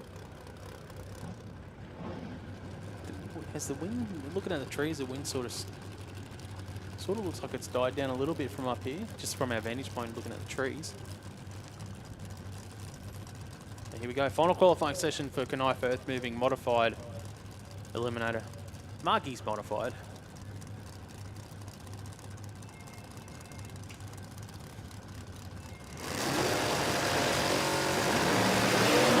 Go 33 like a Phil Bellett, 017 for Andrew Pinkstone. And Pinkstone goes through 764 at 173 miles an hour. And Bellett a little bit off, 808, 166 miles an hour. So both drivers a little bit slower here in Q3.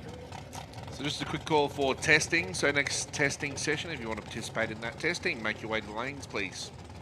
See, that would concern me. So if I was someone like Phil Bellett and I've just run 770s in qualifying, then I go an 808, I'd be like, okay, why is the car slowed down by that much? I'd be looking at that. Did it spin? Did something happen? Even Pinkstone, like a 64, like that's half a tenth slower than what we saw last pass. All right. Next pairing up here in Knife Earth Moving Modified, it'll be Lucas Holtz taking on Ash Castlake.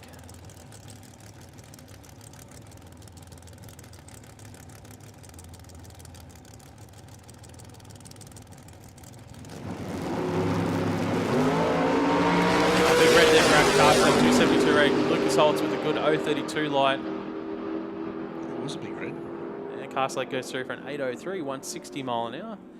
And Lucas Holtz a 923, 143 mile an hour. And that brings a close to Modified. Big thank you, big shout out to Dirk at Knife Earth Moving, supporting the Modified bracket. Now should be moving into the final qualifying session for QDRC Comp Bike. That was a good session for Comp Bike and the second session. Yeah, it was, Mark. We spoke about, I think everyone improved on their previous time. Yeah, Yep. all 4 riders that hit the start line improved on what they ran previously. And it just really tightened up the field.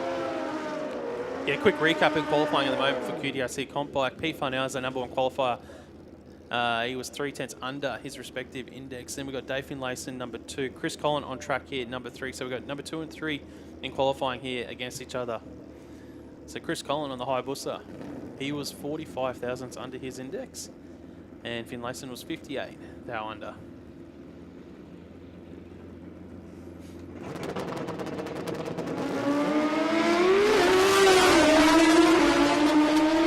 Finish up on the tree for Dave Finlayson, 019 and 098 for Chris Collin across the stripe now, 786 with a 9. So it does improve from that 788 earlier And today. I think it might be enough to actually go back past Finlayson here in qualifying. And it is. So he goes to second spot. Finlayson will drop to #3. By 3 thousandths of a second, Chris Collin gets that #2 spot here in qualifying. So next parent coming forward. So they're running off the QDRC record, aren't they? Yes. In Comp Bike and not an index. Correct. Yep. Yep. Just to make it confusing between Super Comp and... So they're running off the QDRC records. I've got to remember that.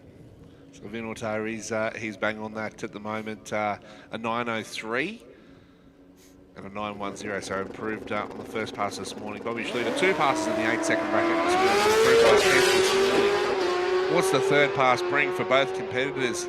Final qualifier before racing. How does an 889 with a 552 miles per hour? And for Avin Tar, an 894. He might have just gone to #2 spot with that pass there, Avin. Let's have a look. He has. He's gone up to #2 in qualifying. So he was a 10th under the QDRC record with that 894. Bobby Schluter will stay #5 with a previous best of an 888. So just final call for Supercomp, final call for Supercomp, and final call for testing. So final call for both brackets, please. Yeah, PFAR now on the AA Comp Bike. A #1 qualifier. He can't be bumped out of that #1 spot, so he will have, I believe, a solid pass in round 1 if they've got 5 bikes in the field as it stands. So he can't be knocked off that #1 spot. Went a 726 on his QDRC record of a 757.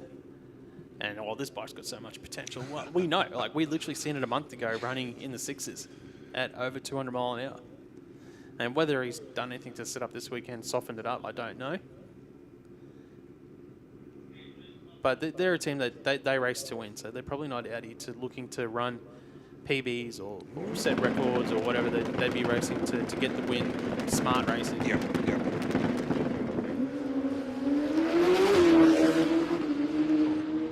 Just moving around a bit there in the top end of the first half. Just nice and easy. A 701 at 206 miles an hour, and that looked easy. It looked easy for Pete Farnell. Did look pretty And just effortless, consolidates that #1 spot because he just knocked off another 2 tenths off what he'd run previously. So he's half a second under the QDRC record there in his class. So he will be that #1 qualifier in Comp Bike. And we'll see them back out in round 1 racing very, well, not too far away actually, in about an hour. 3 more brackets to go in qualifying, then it'll be into the racing side of things. The pressure of racing. So next up in qualifying, we've got Top Sportsman in their final qualifying session.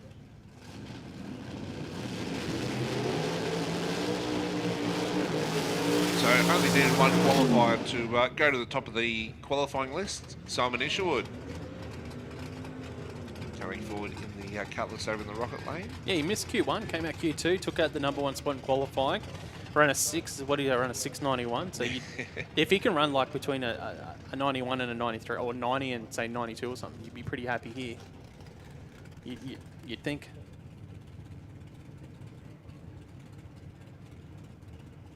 Taking on Carl Davies in the lane beside him in the Monza.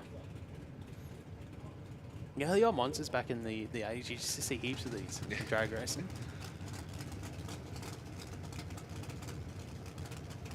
But Simon Isherwood there in the Cutlass, just coming forward. The quickest car here in Top Sportsman this weekend, ran 6:90.91 in Q2. The NPC Performance Racing Cutlass. Simon Isherwood also doing all right in the championship too, if I'm not mistaken from memory, in the Top Sportsman Championship. Yeah, currently second, so only 1 point behind Yeah. Tony White. Oh, equal. And he hasn't moved here in stage, Simon Isherwood. I wonder if it's stalled there, I'm not too sure, but we see Davies go through for an 822 at 171 miles an hour. So Simon Isherwood.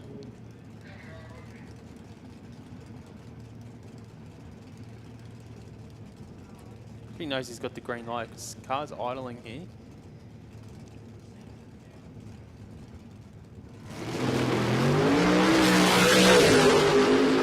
Still going to get a time here for Simon Isherwood. He goes through for a 6.93 at 199 miles an hour. So backs up that 6.91 that we saw earlier. Yeah, nice work for Simon. Throw the reaction time out, 31 seconds. Yeah, I just wonder if it stalled or something and he just restarted and then wasn't sure, maybe. Dennis Ryan having some fun here. And Top Sportsman taking on Mark Fasardi in the Mazda beside him. Dennis Ryan in the Tirana. Great shots here from overtaking lane on the Willowbank live feed. There's Dennis Ryan.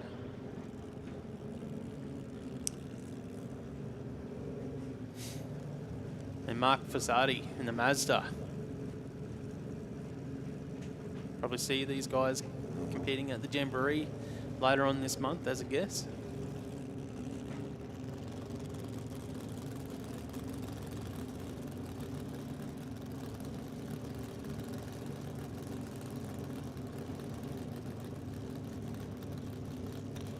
So first two qualifiers have been wheels up for Dennis Ryan. Let's see if it's number 3.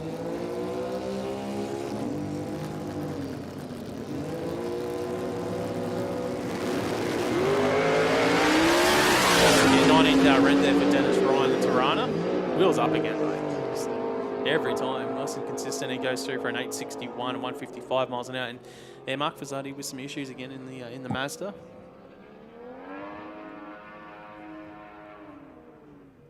And rolls through for a 17-second pass at 112 miles an hour.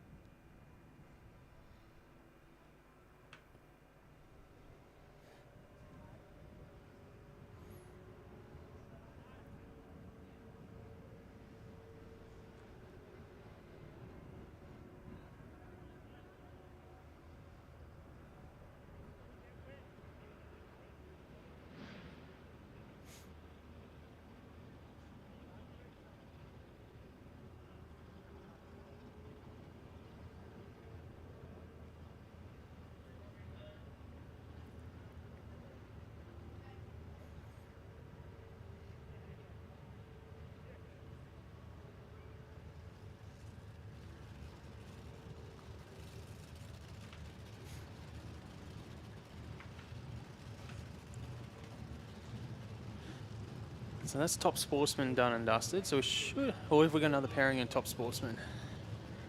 No, still got a few more to come, so I think it's. I just crossed it off my that was list only too. the first. That was only the first spare mark. Oh, we had Ishwood. And Oh, we had, did too. Sorry, yeah. Yeah. So still got Steve Steve Sini coming forward now, and Max Carpenter. Yeah, Super Comp to the lanes, please. Testing and Super Comp to the lanes, please. I don't think we saw Kaylin Gooley in the last qualifier, did we? Actually, no, you're right. Yeah. So no Tony White. He ran the earlier in the finals that we ran, so won't be out of this session. We completed the final and that third qualifier together.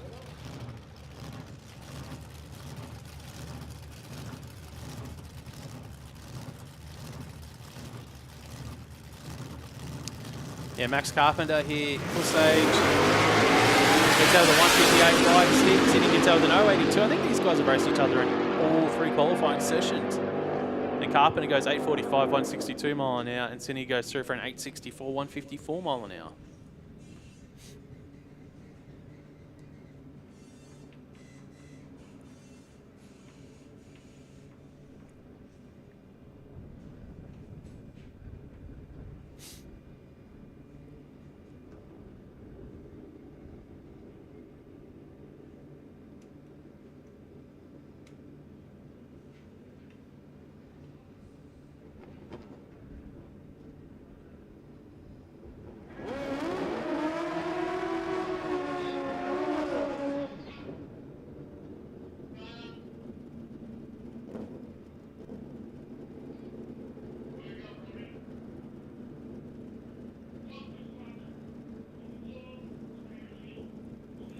So now we're moving into a modified bike.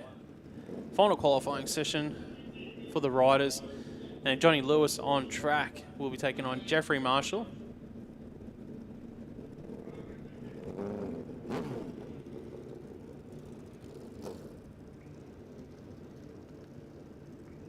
So Johnny Lewis has been running the low 8-second zone this weekend. He went 8-1-0 from memory on that second qualifier. Jeffrey Marshall running for onside panel and paint on his Suzuki with the wheelie bars there. Has been consistent so far this weekend too. Oh, look at that, 085. Great light from Jeffrey Marshall. Johnny Lewis not too far behind with an 024 in his Kawasaki. The Kawasaki Lewis goes 813, 163 miles an hour. Marshall goes 878 at 152 mile an hour on his Suzuki. Next up, Mark Ashworth for Pedro Secure Parking, taking on Rebecca Marsden on the Honda. Quick call, Junior Bike, Real Street. Junior Bike, Real Street. If you guys can make your way around to the staging lanes, please, for your first round of racing. Still a couple of qualifying sessions to come, though, for a couple of the brackets. Mark Ashworth, Rebecca Marsden.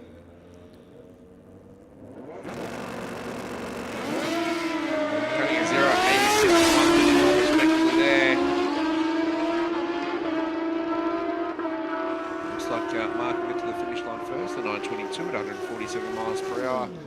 His qualifying pass, and Rebecca Marsden at 10:23 at 137 miles per hour.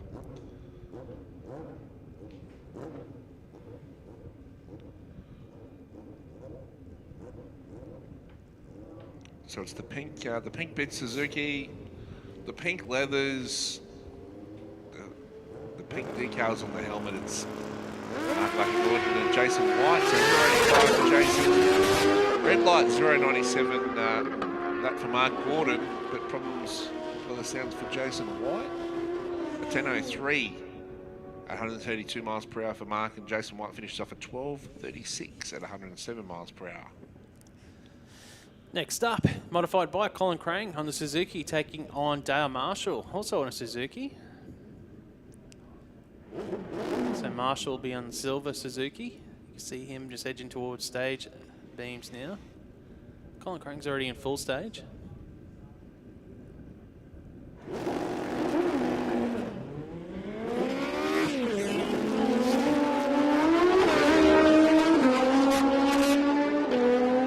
So even though it was a 3-second reaction time, it won't hurt the ET, and as he hadn't broken the beams, and that shows there at 8:77 at 147 miles per hour. Colin Crane finishes off at 11:42 at 118 miles per hour in their final qualifying pass.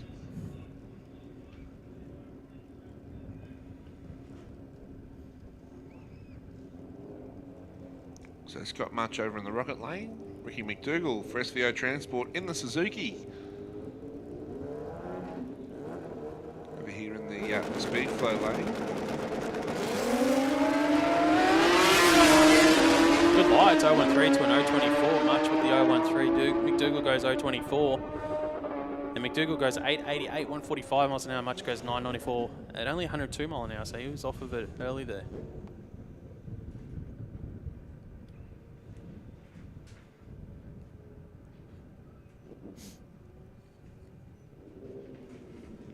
Jason Clark will get the bye to finish off qualifying for Mod Bike.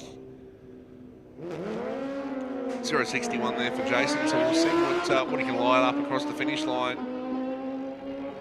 It'll get up, cut through the air, comes up on the timing boards at 9:38 at 153 miles per hour for Jason there. But nice work, a 0.61 light. Be pretty happy with that heading into the first round of racing. I think so as well. Yeah, definitely.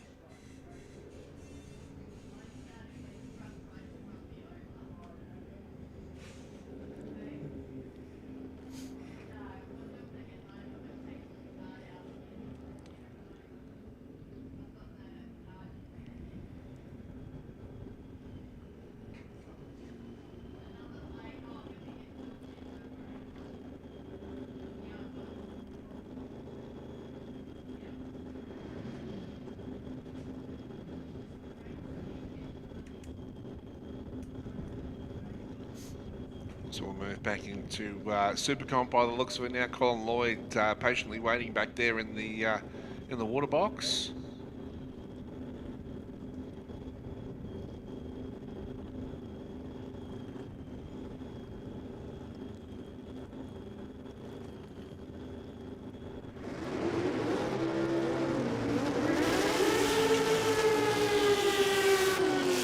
Is it Alan Abini over there in the Rocket Lane as well in the Falcon? Just, I feel like it hasn't been that long since we had Super Comp out on track.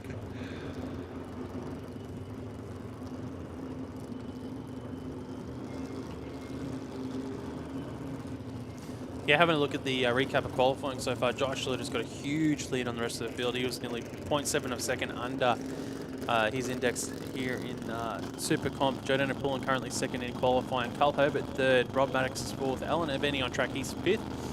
Joe Stenberg 6 and Colin Lloyd running out the 7 here. Cars qualified in Supercomp at the moment. But I think Colin Lloyd can definitely make a move here if he can get this thing from the start line to the finish line. Watch out. This double D gas car of Pontiac of Colin Lloyd, the head sense. And now Benny, he's run a best of an 887 on that 872 index. Yeah, just needs to get it hooked up on the start line, doesn't he, Colin? And if it's pointing relatively straight, it should be able to get a strong ET. Only 174 cubes on board for Colin Lloyd.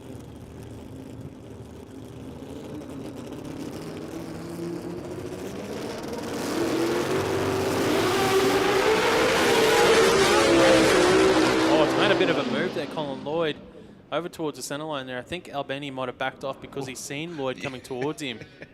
Better to be safe than sorry, isn't it? And, it really is, yeah. It was wild for Colin. They had a few good looks at the centre line, but good steer job, was able to keep it in any lane. Essentially, it's like a pro stock car, so he hasn't got much downforce at all. Yep. So once you start moving around, in those sort of vehicles which are designed just to cut through the air, there's no downforce. Be slippery. It's just, they're slippery. You just have to back off. At that point, you know what, the run is done. Yep. I don't want to chance it. You might be able to bring it back in, but then if the car's unsteady at high speeds, and it's qualifying, you know, it's qualifying you're not going to win anything by being a hero in qualifying and trying to keep the thing lit up if it doesn't want to be.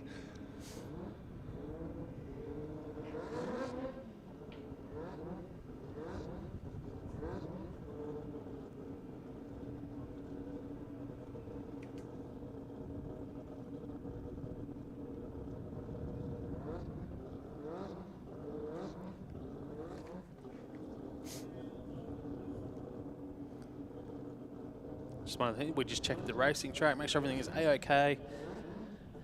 You know, in these situations, you just want to make sure that the reason that Lloyd made all those moves was not because he was getting sort of liquid under the tyres. Make sure everything's, you know, safe.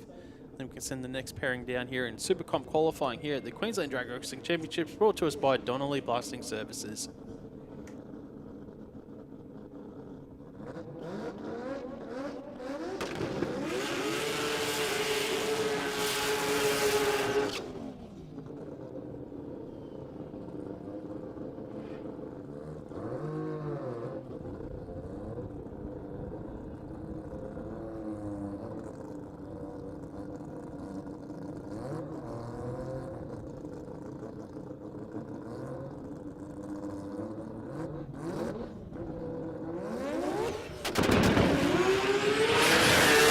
Al Herbert on track. Gets out with a 107 reaction time here. Has run a best of an 8:35 today. Goes 8:48, 167 miles an hour. Doesn't improve. Consolidates his spot in qualifying, that number 3 spot at the moment. We'll see him back out in racing later on here in Super Comp. Had a bit of attitude, didn't it, off the start line? They always do, those Masters. Especially with a bit of power, short wheelbase.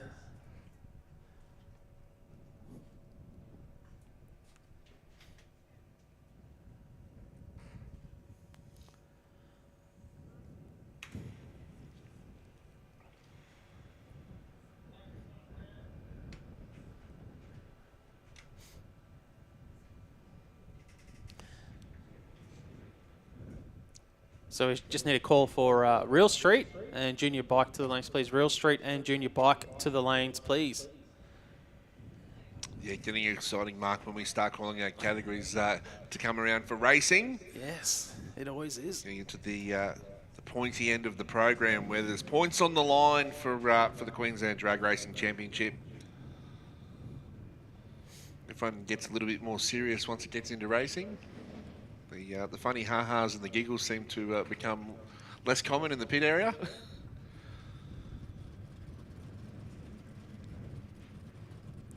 Yeah, it's been all smiles today. Now it's for the real stuff. Yeah. I mean, the only thing being that we run the Chicago shootout, everyone comes back for the next round. But Yeah. it's whether you won or lost the round before. Well, that's it. If you, I know I has can speak from experience here because I have done a bit of losing in my time. Especially in round robin, when you lose that first round of racing, it really makes it hard, that motivation to come back around for rounds 2 and 3. When you feel like that your chance to win the event has been taken away, and then you still got to come back. But crazy things have happened, and you can still get to the final with 2 wins. Correct, you can still get to the final in 2 wins, and you need to win that third and final round if there is a countback. Yep, so that's right. If there's a round to lose, if any, it's probably the first or the second. Not that you want to lose any. You don't want to lose any. You don't want to be losing. So the if third you got a plan of attack, I definitely recommend the winning attack. yeah. And then after that, 2 from 3. Thank you for the pep talk, Coach Mark Allen. That's all right. I'm here anytime, and I'll get send my invoice later on. I'm a motivational speaker. I think you've got another On the side. TikTok for that, Yeah. haven't you, for motivational speaking? Yep. Unfortunately, issues there for Rob Maddox over in the Rocket Lane, so we won't get to see the. Yeah, remember those old dentist commercials? Like 9 out of 10 dentists recommend. Well, 9 out of 10 races recommend winning as the best tactic. You also can't show your face on video, can you? If you're a dentist. Jodana Poole, no, she. Jodana Poole, yeah. So she's our number 2 qualifier. She won't mind what's happening down the lane. She just goes, hey, guess what? She has run 2:7:40 with a 1 pass. She's looking to join an exclusive. She's looking to join an exclusive club that's got Mark Allen in it. 3 passes of the same ET. Oh, 7:40 with a 9. That's some consistency. That's consistent. Hey, have a look at the low though. 002. 183 miles an hour. Great reaction time. It's those pep talks we we're just talking about. So. Yeah, Rob Maddox with some issues, so we didn't get to see Rob and the potential of that Commodore here, because I think he could have definitely picked up a few tenths on what he ran early today. Anyway, next up, here in Super Comp, it's our number 1 qualifier, Jai Schluter. So in this situation for Jai, he can't be bumped out of number 1 spot. And he's had a bit of fun today with this car, with that massive wheel center Q1. Like, what do you do in Q3 here? What does he get out of this pass if it was a full lap? Because he had a great lap in Q2. So he's not going to change where he qualifies. Do you have anything to gain by running a full And pass? that's what I'm thinking. Yep. That's what I'm just thinking out loud, just from our vantage point here in the commentary box. Like, we don't know what happened with Jai in that pass in Q2, so you never know. They might not have been happy with something. So, but if everything was as expected, as planned, do you do a full pass in Q3 here now that you know you've got that number 1 spot and you can't be moved? Yep. Do you need to put the little engine through all those RPMs?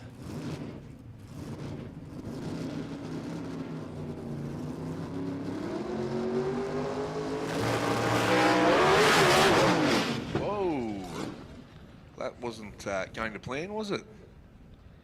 She was up, up and away.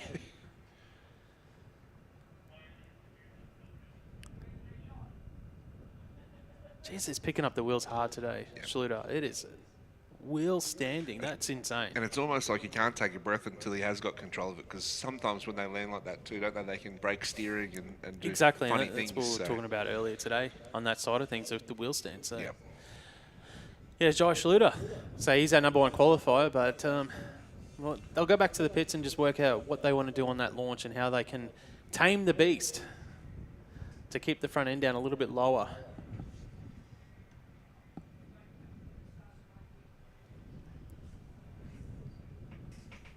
You can see he's pulled up just after the finish line there. They've got a gate there that they'll be able to push that car off track.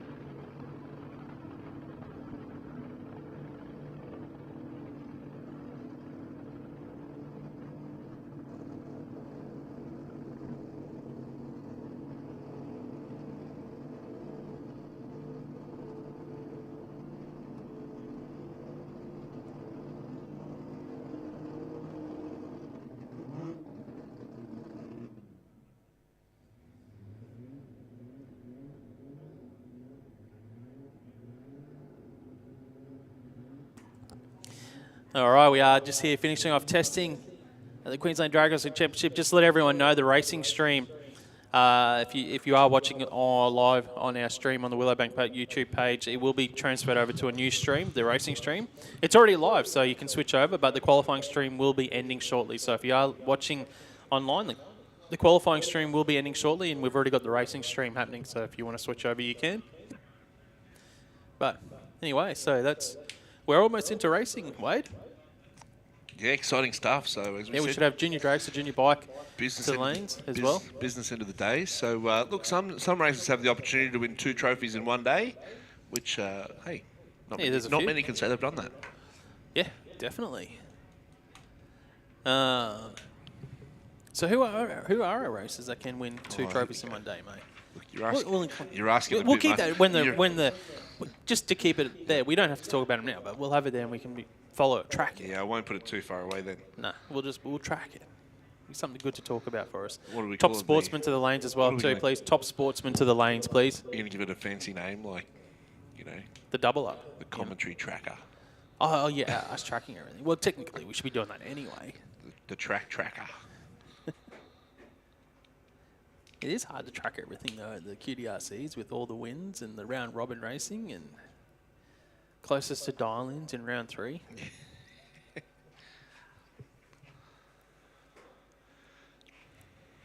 That's why we have a meeting director.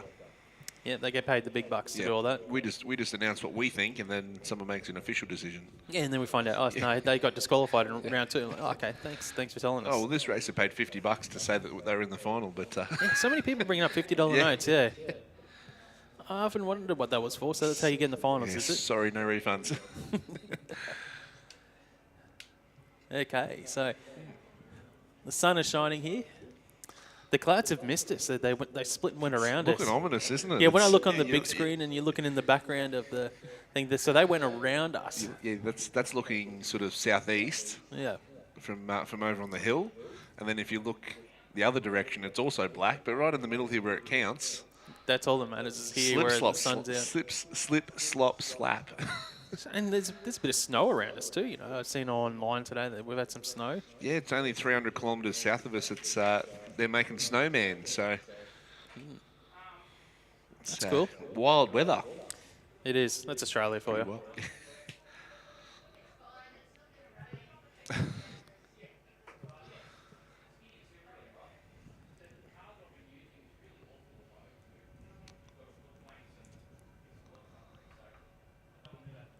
So we are still got a few testing vehicles out there. You can see Ash Dawson's dragster, Ben Slaughter's back there. What is it? What's the new KPM performance car? Which one was that? They've got a few out here this weekend. Or the Dale Gridley. You can see that's back there. That was cool. Yeah. Yep. Yeah, Gridley's. Yeah.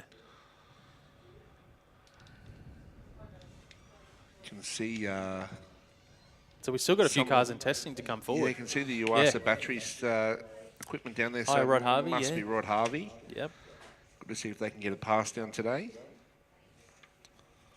Go some hot chips. I could go some hot chips right now.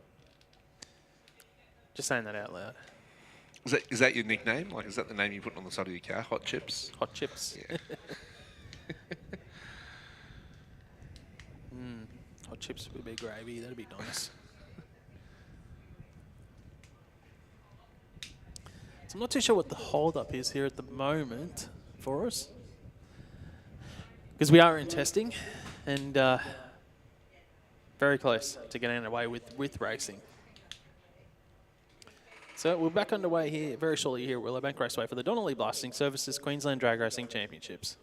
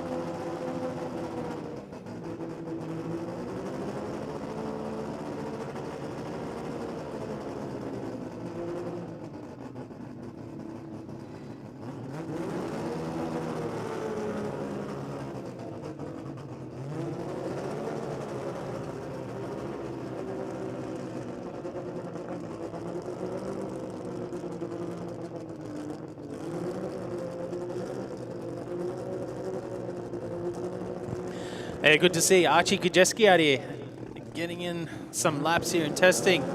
Jamboree coming up later on this month, August 23rd, 24th here at Willowbank Raceway. Yeah, not really happy for Archie there off the start line. Won't be a representative pass here for the team, but it's all about collecting data and testing here in the lead up to the big one for those guys.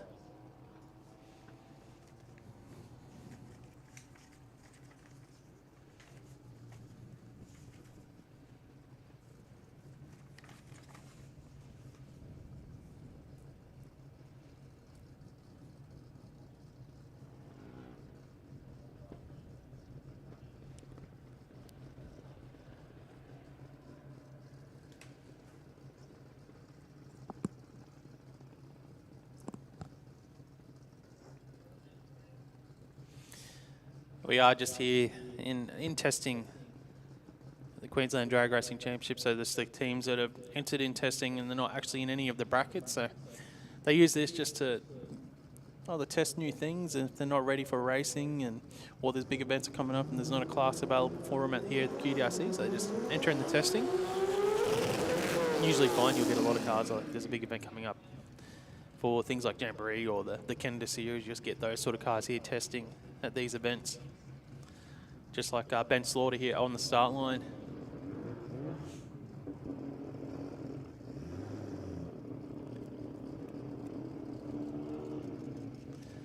The Mining Solutions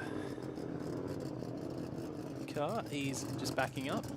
He was out here earlier, didn't really get a representative pass in. We are at the Donnelly Blasting Services Queensland Drag Racing Championships, the 4th round of the championship. We do have a lot of our classes about to come around for their first round of racing very, very shortly. So we need top sportsman, junior dragster and junior bike to the lanes, please. Top sportsman, junior dragster, junior bike should be in the lanes.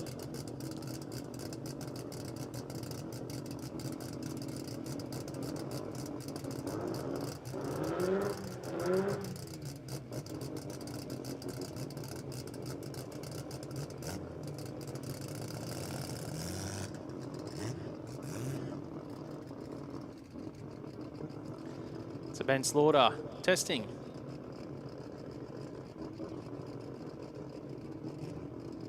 About to move forward.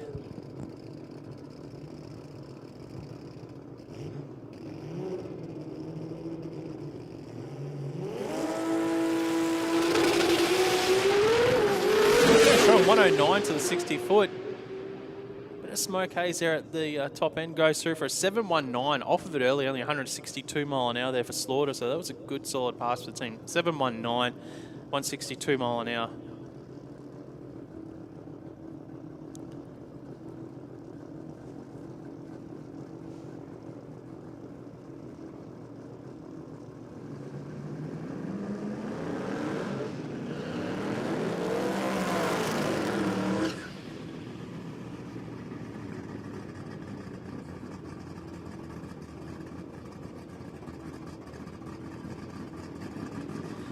Now this is one of my favourite cars that I've seen here today.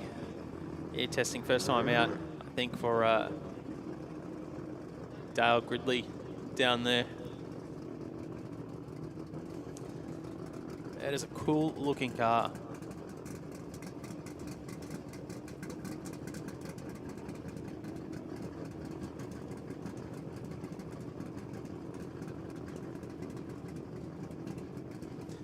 It says KPM Performance.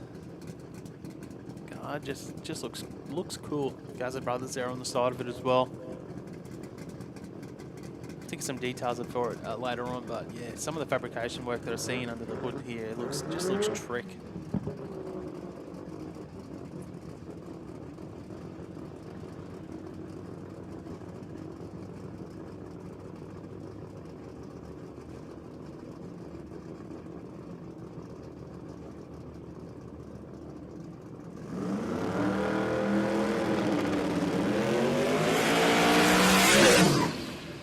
Bit of a move there. There's a power came in for him, 129 to the 60 foot. I think it'll be in radial duties once they get a hang of everything. It'll be one of those ones that'll be racing the Kenda series. He caught it quickly though, so that's good. And rolls through for a 13-second pass.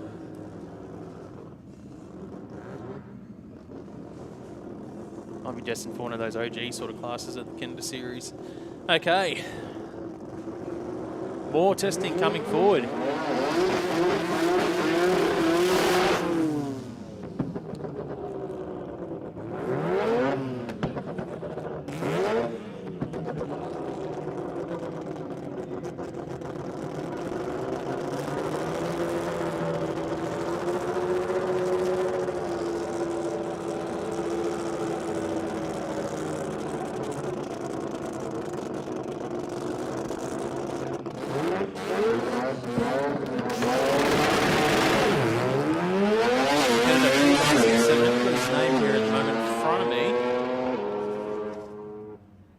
James Moore gets out and rolls through for a 996, 101 miles an hour.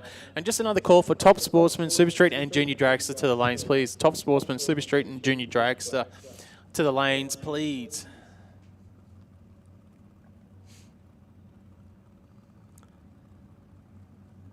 It'll be Ashley Dawson now in his modified dragster coming out for some testing. We're in a great 790 last round. Came out off of it early as well. So that was a good lap from the team as they get a bit more experience campaigning this dragster. Might have lost power at the end of the burnout. There we go. He's got it started. Just one of those things as you do the burnout, they load up with fuel, and as you get off the throttle, there's a lot of fuel going in there, and it sometimes just snuffs the engine out.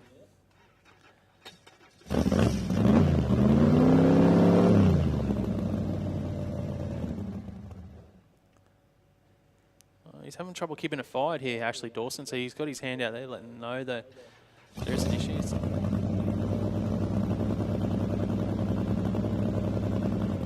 Oh yeah, there we go, got it started. All right.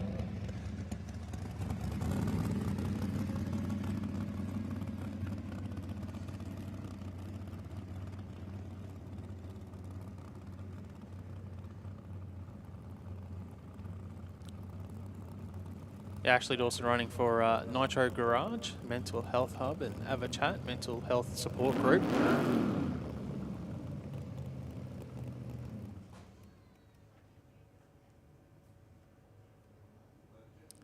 Yeah, the gloves are coming off, so he's obviously not staying lit this time, so just going to push back here for Ash Dawson. And we'll hopefully see him back out here later on again, here for some more testing at the Queensland Drag Racing Championships.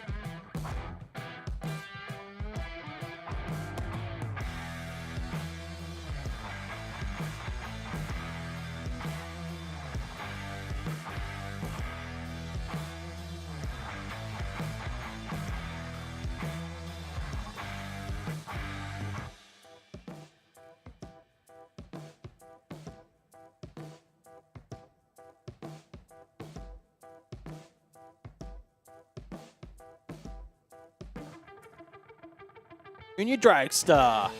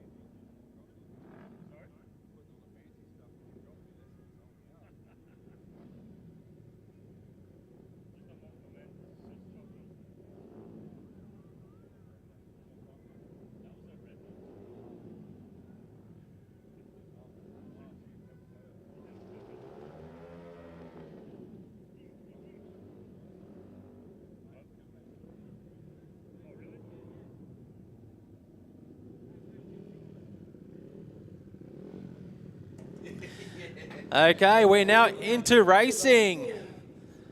First round of junior drag bike on track. It's going to be a solo pass for Jaden Badcock. He was our #1 qualifier, so he's going to get the automatic win here.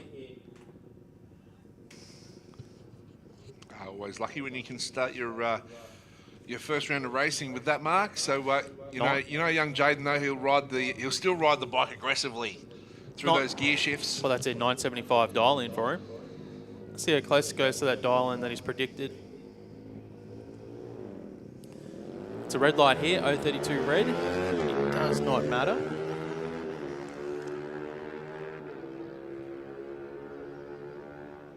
There he goes, a 989 on that 972. Here's a question for you.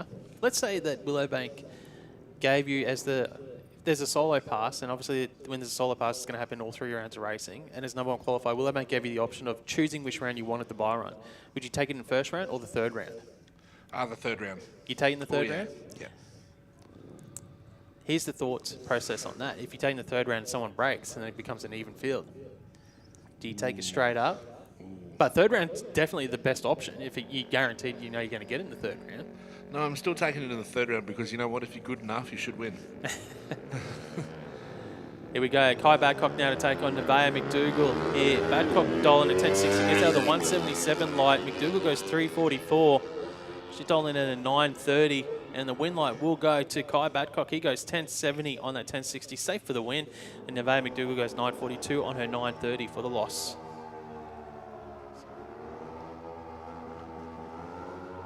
So next pairing coming forward, and our final pairing in the first round of Junior Drag Bike will be Vance Pirano and Jonathan Fulton. Yeah, Pirano's doled in at 9.23, so it's a big chase for Pirano. He's got a 2 seconds wait on the start line because Jonathan Fulton's doled in 11.52. He was our number 3 qualifier. Slowest bike in the field, but it doesn't matter how quick you are. It's all about consistency. So Fulton will leave first, and then 2.3 seconds later, we'll see Vance Pirano chase him down. Interesting too for Vans, first meeting on as an A junior drag bike. So probably hasn't had to chase before. Fulton's left the dreaded cherry on the start line, handing the automatic win to Vance Pirano.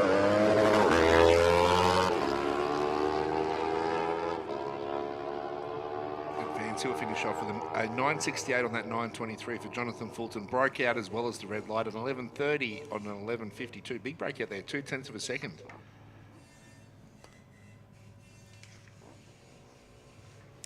Is there a chance that some of our racers that race today in junior drag bike that are doubling up could have gone for 3 trophies? Oh, potentially there is. There is. Nevaeh McDougall could have done that. Yeah. I just thought of that then. She's hoping you got enough room in the trailer or the car. Yeah, just thinking out loud. Just thinking, I'm like, wait, we had a few, didn't we? Sorry, Mum, we're going to have to leave you here because we've got to make room for the trophies. Sounds like the trailer's overweight now. It's gone past capacity. Queensland Transport will be on that. Yep. Next up here in junior drag bike, which is finished. Sorry, that's the first round of junior drag bike is all done and dusted. So now we're moving into round 1 of Real Street. The number 1 qualifier was Nathan Minter, but it's an even field. No solo passes here in Real Street. First pairing up will be Darren Wagensfeld in the wagon, the Commodore wagon, taking on Shane Grattan in the BF, the Ford. Dial-ins, 13.50. Well, it says 13.58 on the side of his car, but we've got 12.58 up here. So hopefully Darryl's going to look at that because it's up to the driver to check that on the board, but we've got 12.58 in our box here, and he's gone and accepted it. Gets out of the 1:44 reaction time. Grattan goes 0.17. Grattan Dolan 12.70. Much change here, so it is a 13.58 Dolan. Oh, that's good. And the win light, let's have a look here. 12.86 win light for Shane Grattan. Gets the win. Wagensfeld goes 13.67 on his 13.58. So they did see it. It got changed just there as he was going into stage. Yeah. Well, that's the thing. As a driver, it's your responsibility to check the dial in. So you look up there and you go, okay, that's right. You accept. You go on stage. You accept it. But if it's not right, that's when you stop and say, hey, the dial-in's been put in wrong, and it gets updated. Matt Coates and Ian Nelson coming forward now. So the Commodores to do battle. And 11.70 the dial-in for the blue sedan of Ian Nelson. Matt Coates in the wagon. 0.76 to a 0.85, so nothing on the line. Yeah, 9th out. If they're listening on 88 FM, they'll have to work out who was who, but it's going to be close across the stripe. So what will the times look like? A breakout for Ian Nelson, 11.69 with a 6 is too quick. Matt Coates will take the win, a 12.18 on a 12.15, so that was pretty tidy there for Matt.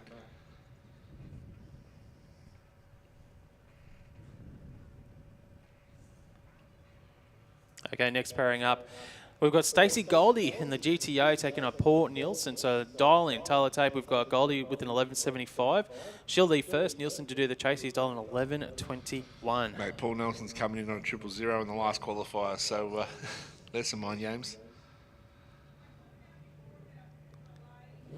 Oh, that's good. 002, but Nielsen goes 016 as well. So 14th hour difference between the two drivers here in round 1 of Real Street. This is a good drag race here.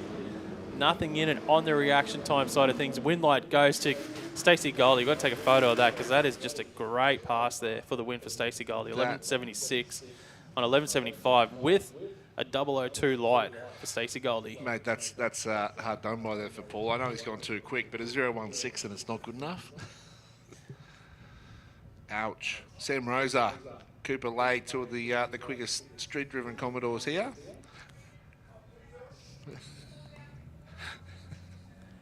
So yeah, nothing here in the dial. There's only 0.3 of a second difference really between the two. The Ute dial at 10.46. Rosa 10.72 gets out. 180 for Rosa, 114 for Cooper Lay.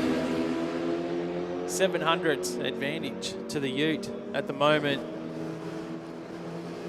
And the win light will go to Lay. Goes 10.61 on his 10.46. Rosa goes 10.82 on the 10.72.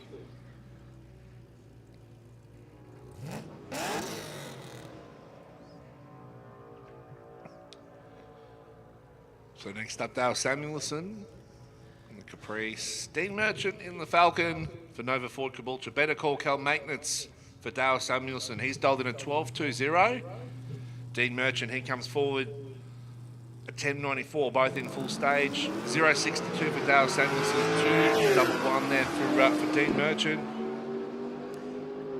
Yeah, so a 10th and a half advantage to Dale Samuelson at the moment, out in front. He's got to watch those breakouts, and he doesn't. He gets the win, goes 12.23 on a 12.20. Safe for the win, and Merchant goes 11.07 on his 10.94. So this should be number 1 qualifier, Nathan Minter and Brett Warren. Yeah, number 1 qualifier, Minter, and Warren was our number 7 qualifier. So Minter with a 127 light gets the automatic win here because Brett Warren unfortunately has left the dreaded cherry on the start line.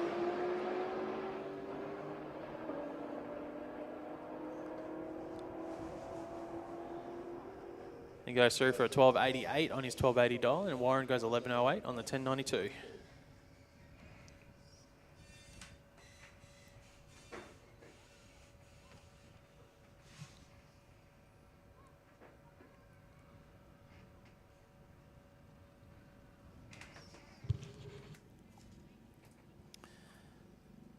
So that should be it for Real Street. Round 1, done and dusted. Yeah, that's it, Mark. So most people will be familiar with the format, but 3 rounds of racing. All races come back each round regardless of result. Chicago shootout. So we will see the second round of Real Street later on early evening. So we're moving into the 8th mile junior dragsters. Yeah, Super Floor Junior Drags. The largest field here this weekend in racing.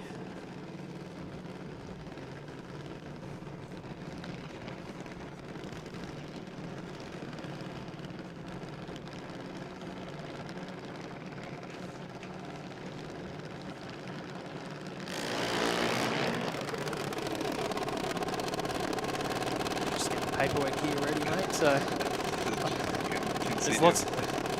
And, well, I've just seen Xavier Lai had gone through the stage beams down there. So what's interesting, as well as it is Xavier's first competitive race, and can you believe out of anyone he could have picked in the field, he's picked ex-track champion Carl Schultz. So he's dialing at 13.58. Xavier Lai. Schultz has gone at 7.72.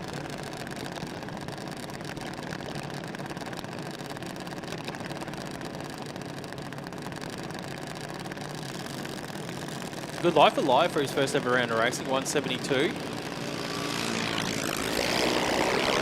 Schultz goes 0.96, so Schultz has got 800s advantage, chasing down the CJD. And Schultz goes 7.78 on his 7.72 to get the win. Yeah, nice work though. He was able to get those first round nerves out of the way. Oh, that's it. So just a quick call for QDRC Comp Bike, Super Sedan, Super Street. QDRC Comp Bike, Super Sedan, Super Street to the staging lanes. Next pairing coming forward for... These guys are like sort of like teammates, aren't they? Cody Sedmack and Ashley Pinkstone. Didn't Cody's, I think, spent some time up with Ashley up in Townsville over the school holidays. So it's like, oh, hang on, now we're going to match up in the first round of racing. No friends here. So let's have a look. Yeah, Ashley was our number 10 qualifier. Cody was our 25th qualifier. So Cody's dialing at 8.05. Pinkstone's dialing at 7.80. Can't see those Cody's down there behind the corner of the control tower. I haven't seen him coming forward yet.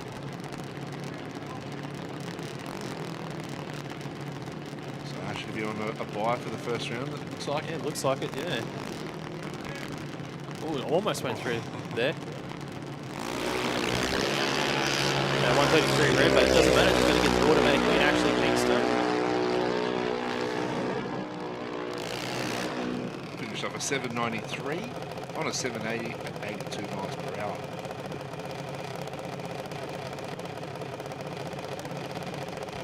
So hopefully we'll see Cody back out for round 2. Didn't see him in that pairing. Maybe we'll see him later on in this round.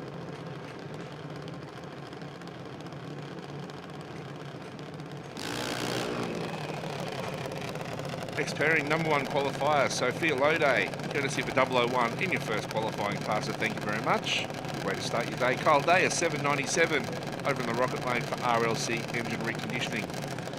Sophia coming forward now, has dialed in an 811, so a slight chase for Kyle.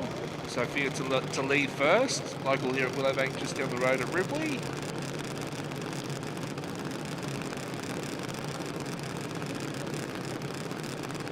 See brother James Lode down there as well, running Sophia in. The previous national champion of junior dragster.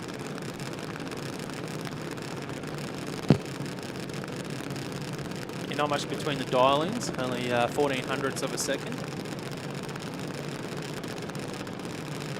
Sophia will lead first. You can see Sophia's trying to look up at the Christmas tree here. The sun must be just in that awkward spot. She's got the hand up trying to block the sun. She's in full stage. Oh, how about a 000 from Kyle Day? The first one of the day here in racing. He's got 2/10 advantage and gets the win. Kyle Day, trip zip, 8.07 on 7.97 gets the win. Sophia Lode was closer to the dial, but the whole shot by Kyle Day gets it. In the sun, jumped into stage as well for Kyle Day.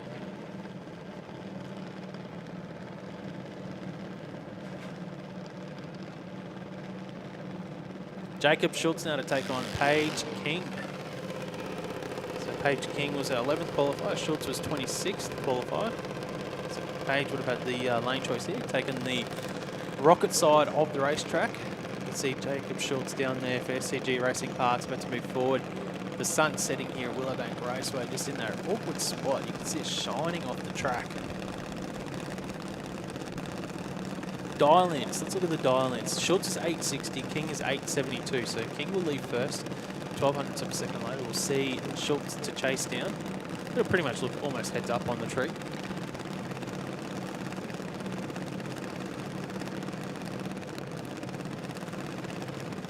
Money on Page now, just bring the junior and Pages in. Oh, nothing in on the lights. 037 for King, 068 for Schultz, 300s advantage to Paige King. Come down to the dial in here. Win light will go to Paige King, 874 on an 872. Schultz goes 863 on his 860. That's just a good old race there.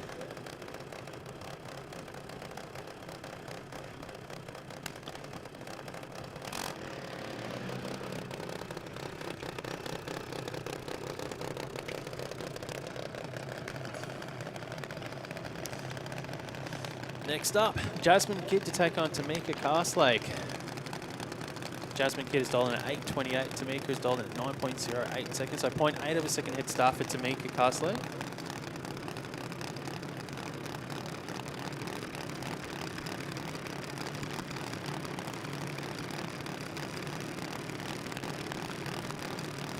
Mick is in pre-stage. Spinning on now. Jasmine just edging forward.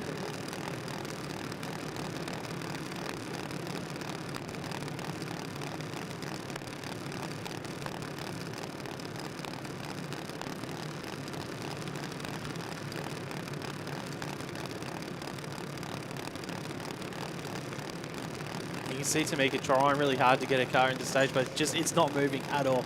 This is where she might have to hit the throttle to get it to go in. But you got to hold your foot hard on the brake when you do that, just so it doesn't jump through. She's so close. She's got to get in. She's been timed out here. That's unfortunate by the looks of it. Hands the automatic wing to Jasmine Kidd here.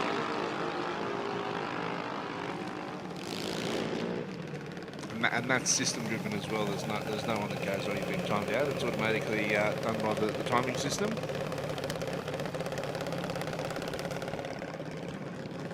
She was trying. She wasn't trying to hold out. She was trying to get that car into stage, but It wasn't through lack of effort. yeah. I think it's one of those things where you need, if the car's not going to move, that's where you just got to get yourself prepared to have to use the throttle. Quick call for Super Sedan and Comp Bike. Super Sedan Comp Bike to the staging lanes, please.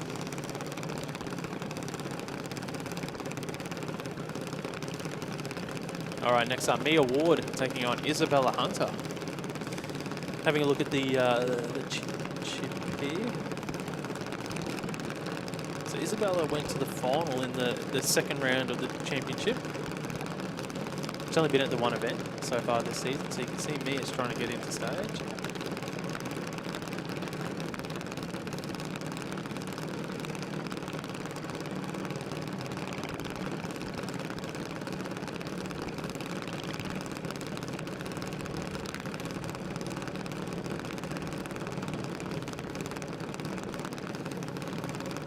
Dial into here. Mia Ward's 12:42. Isabella Hunter 8.30 seconds. Oh, good light. 0:42 for Mia Ward. Isabella Hunter. Oh, great light as well. 0:29 for Hunter. This is anyone's race here. And the win light will go to Mia Ward. Goes 12:45 on the 12:42 for the win. Isabella Hunter breaks out by 0.07 of a second. Too quick with an 8:29 on the 8:30, so Mia Ward in the CJD getting the win here. In round one of Super Floor Junior Dragster.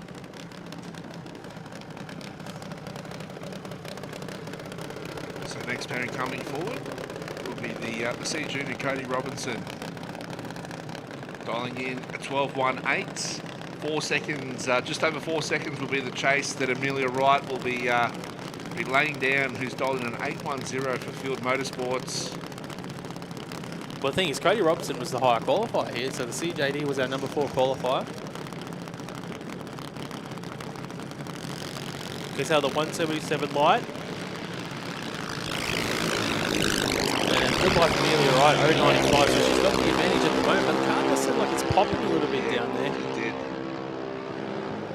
And it did. It's run off the dial there for Amelia Wright. 8:26 on the 8:10. Cody Robertson does a great 12:20 on a 12:18 for the win. Yeah, just sort of missing a little bit, Amelia Wright Jr.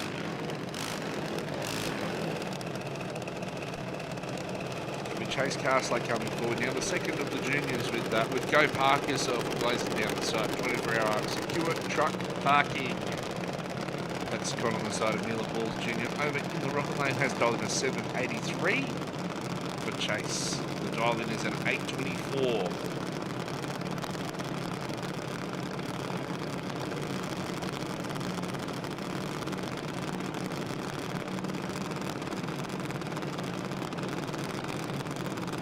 So Neela Paul is our number 3 qualifier. Arslake was number 18. So half a second difference between the two drivers here in the dial in. And Paul gets the advantage with an 0.25 to an 0.82. And Paul will get the win, go 785 on the 783 for the win. Karslake was a little bit off the dial in as well, an 834 on the 824.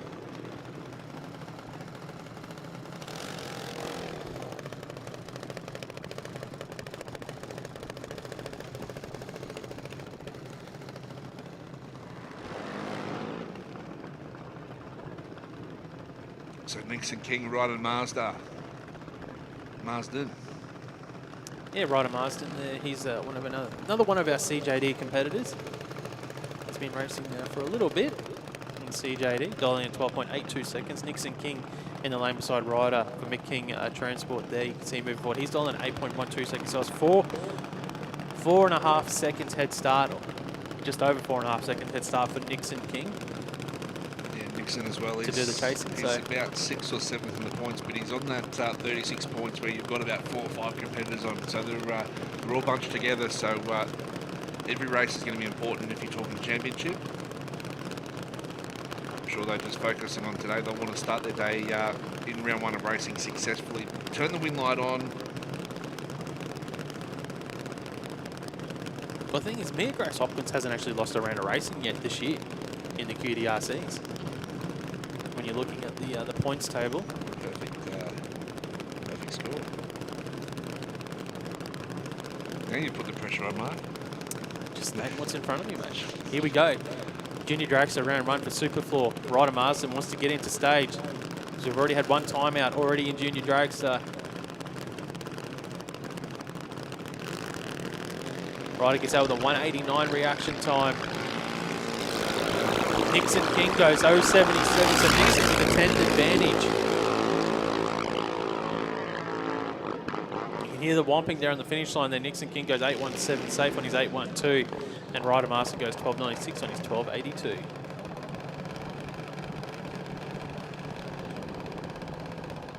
So modified bike, Supercom and modified bike. You guys head to the staging lanes, please.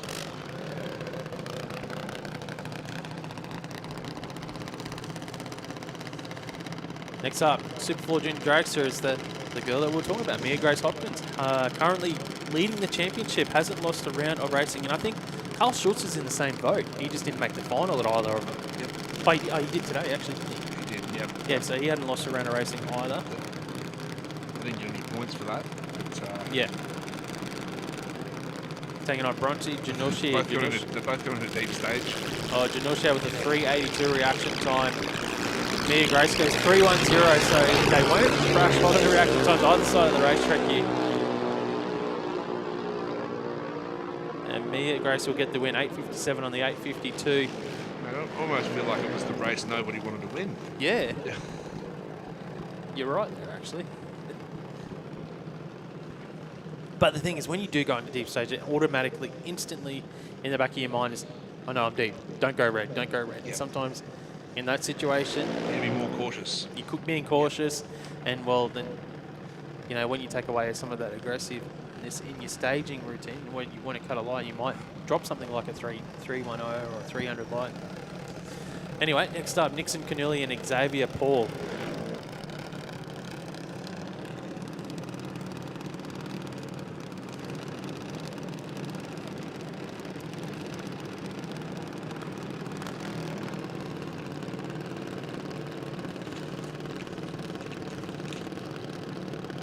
Dial-ins for Canulli, 779. Paul is dialing 878.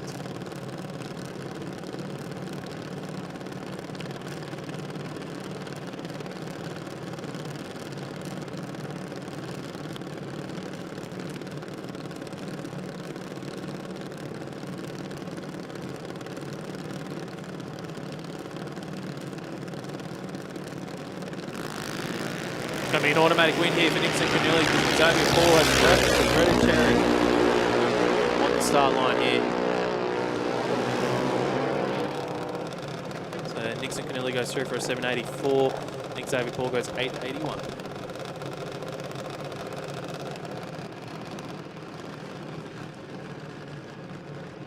So we've got the next pairing coming forward, almost sort of unofficial teammates, I guess. Yeah, with, true. Carlos Harvey and Dakota Bray. There won't be much between the trio. You won't see much in when they leave an 803 the dial in for Carlos Harvey, 797 for Dakota Bray. Yeah, only 600 separating the two drivers. So you can see Dakota Bray there on stuff. The idle adjusted. She's now about to move forward into stage. So Carlos Harvey, the UASA battery.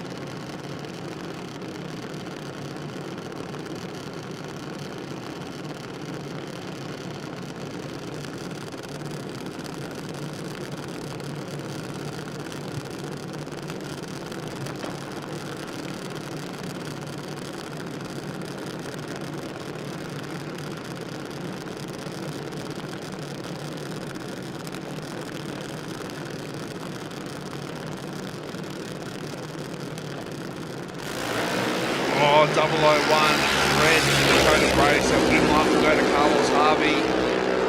We've got a 079 on the tree, and we'll finish off with an 805 with a 5 and an 803. Dakota Bray was a touch off the dial in an 802 on that 797. So it wasn't much, but the 001 red mark, that's Those ones where hurt. it ends. Those ones hurt, yes.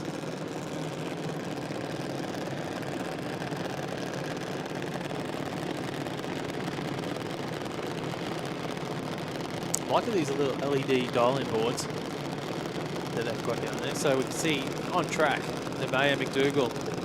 Double duties today, 801 dial-in, Max Ralling on the lane beside, 777 dial-in.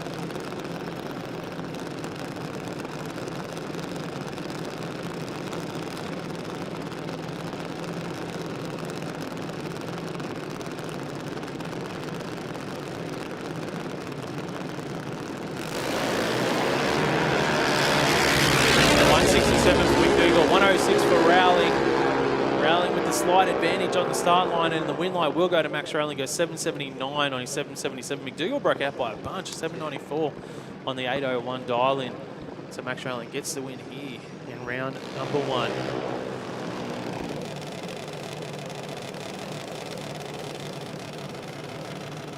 So second of the UASA battery cars coming forward. It'll be Siobhan Harvey up against Lexi Lancaster. So Lexi is dogged in an 805. Siobhan a 773. Lexi currently sitting 5th in the championship points.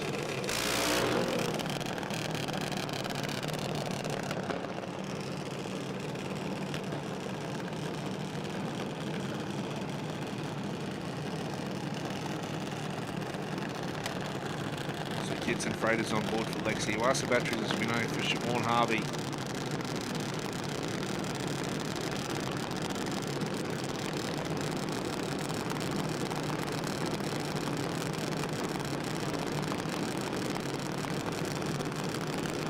Point 3 of a second head start, 0.32 of a second head start for Lexi Lancaster.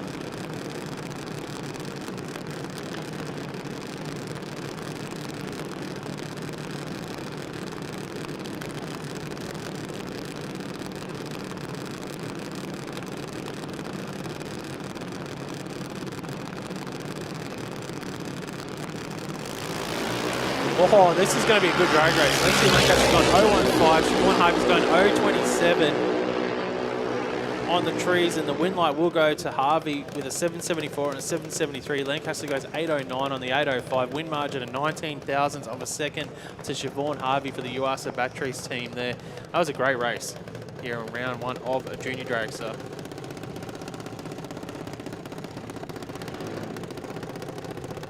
So this should be the last pairing here in Junior Dragster round 1.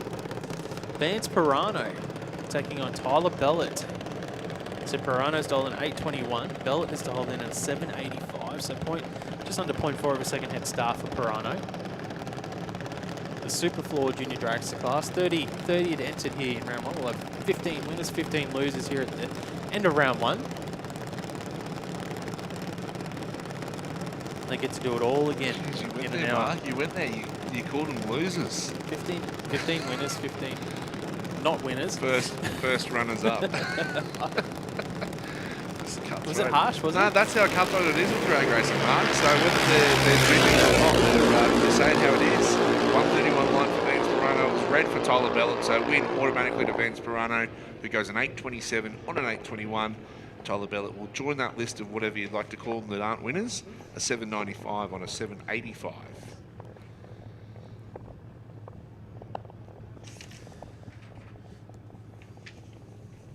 And that brings a close to round 1 of Superfloor Junior Dragster.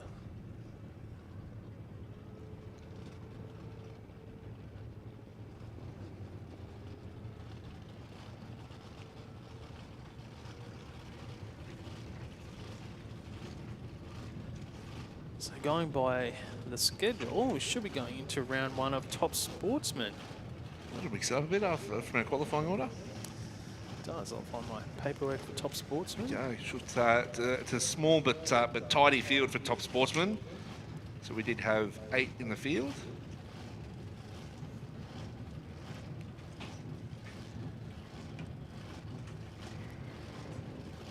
Yeah, we did have 8 entered, and we had 8 qualified, but we're down to 7. So it looks like it's a Kayleen Gooley might have pulled out.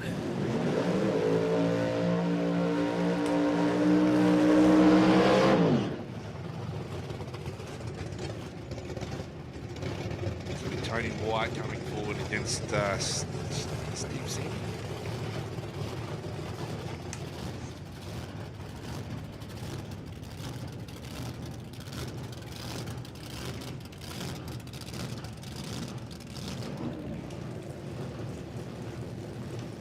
Yeah, looking at the, let's have a look at the Top Sportsman Championship. Tony White is currently leading the championship in Top Sportsman. Just been consistent. It's got, hasn't actually made a final by the looks. So yeah, hasn't made a final yet by the looks of it, Top Sportsman, but just been consistent so far. Stolen at 773 for White. Steve Sini's on 860.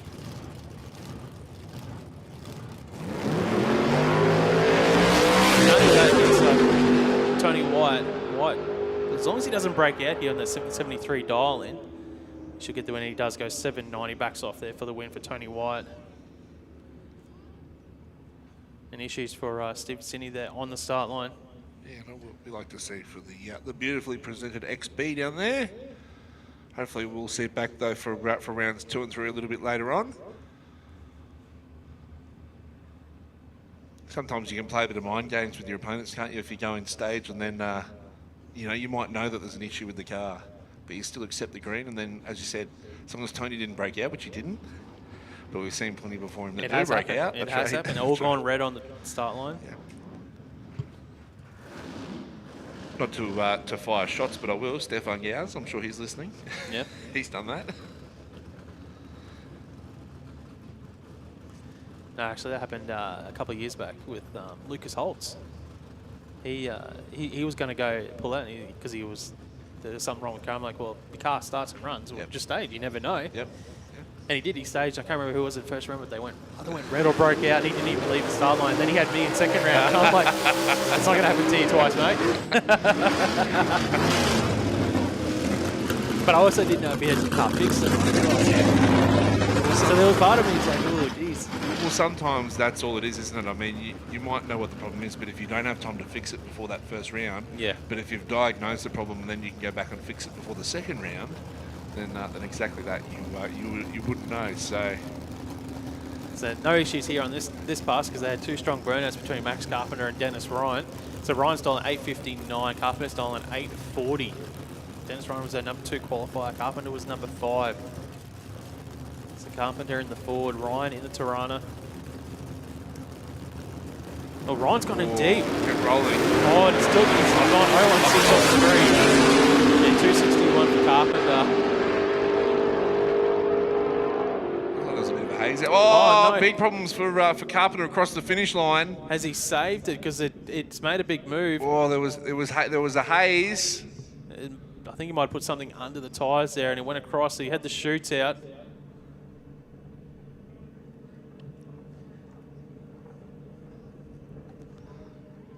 It's unfortunate with the finish line downhill. We lose sight of them just after the finish line. But yeah, it did look like Max's car took a bit of a step.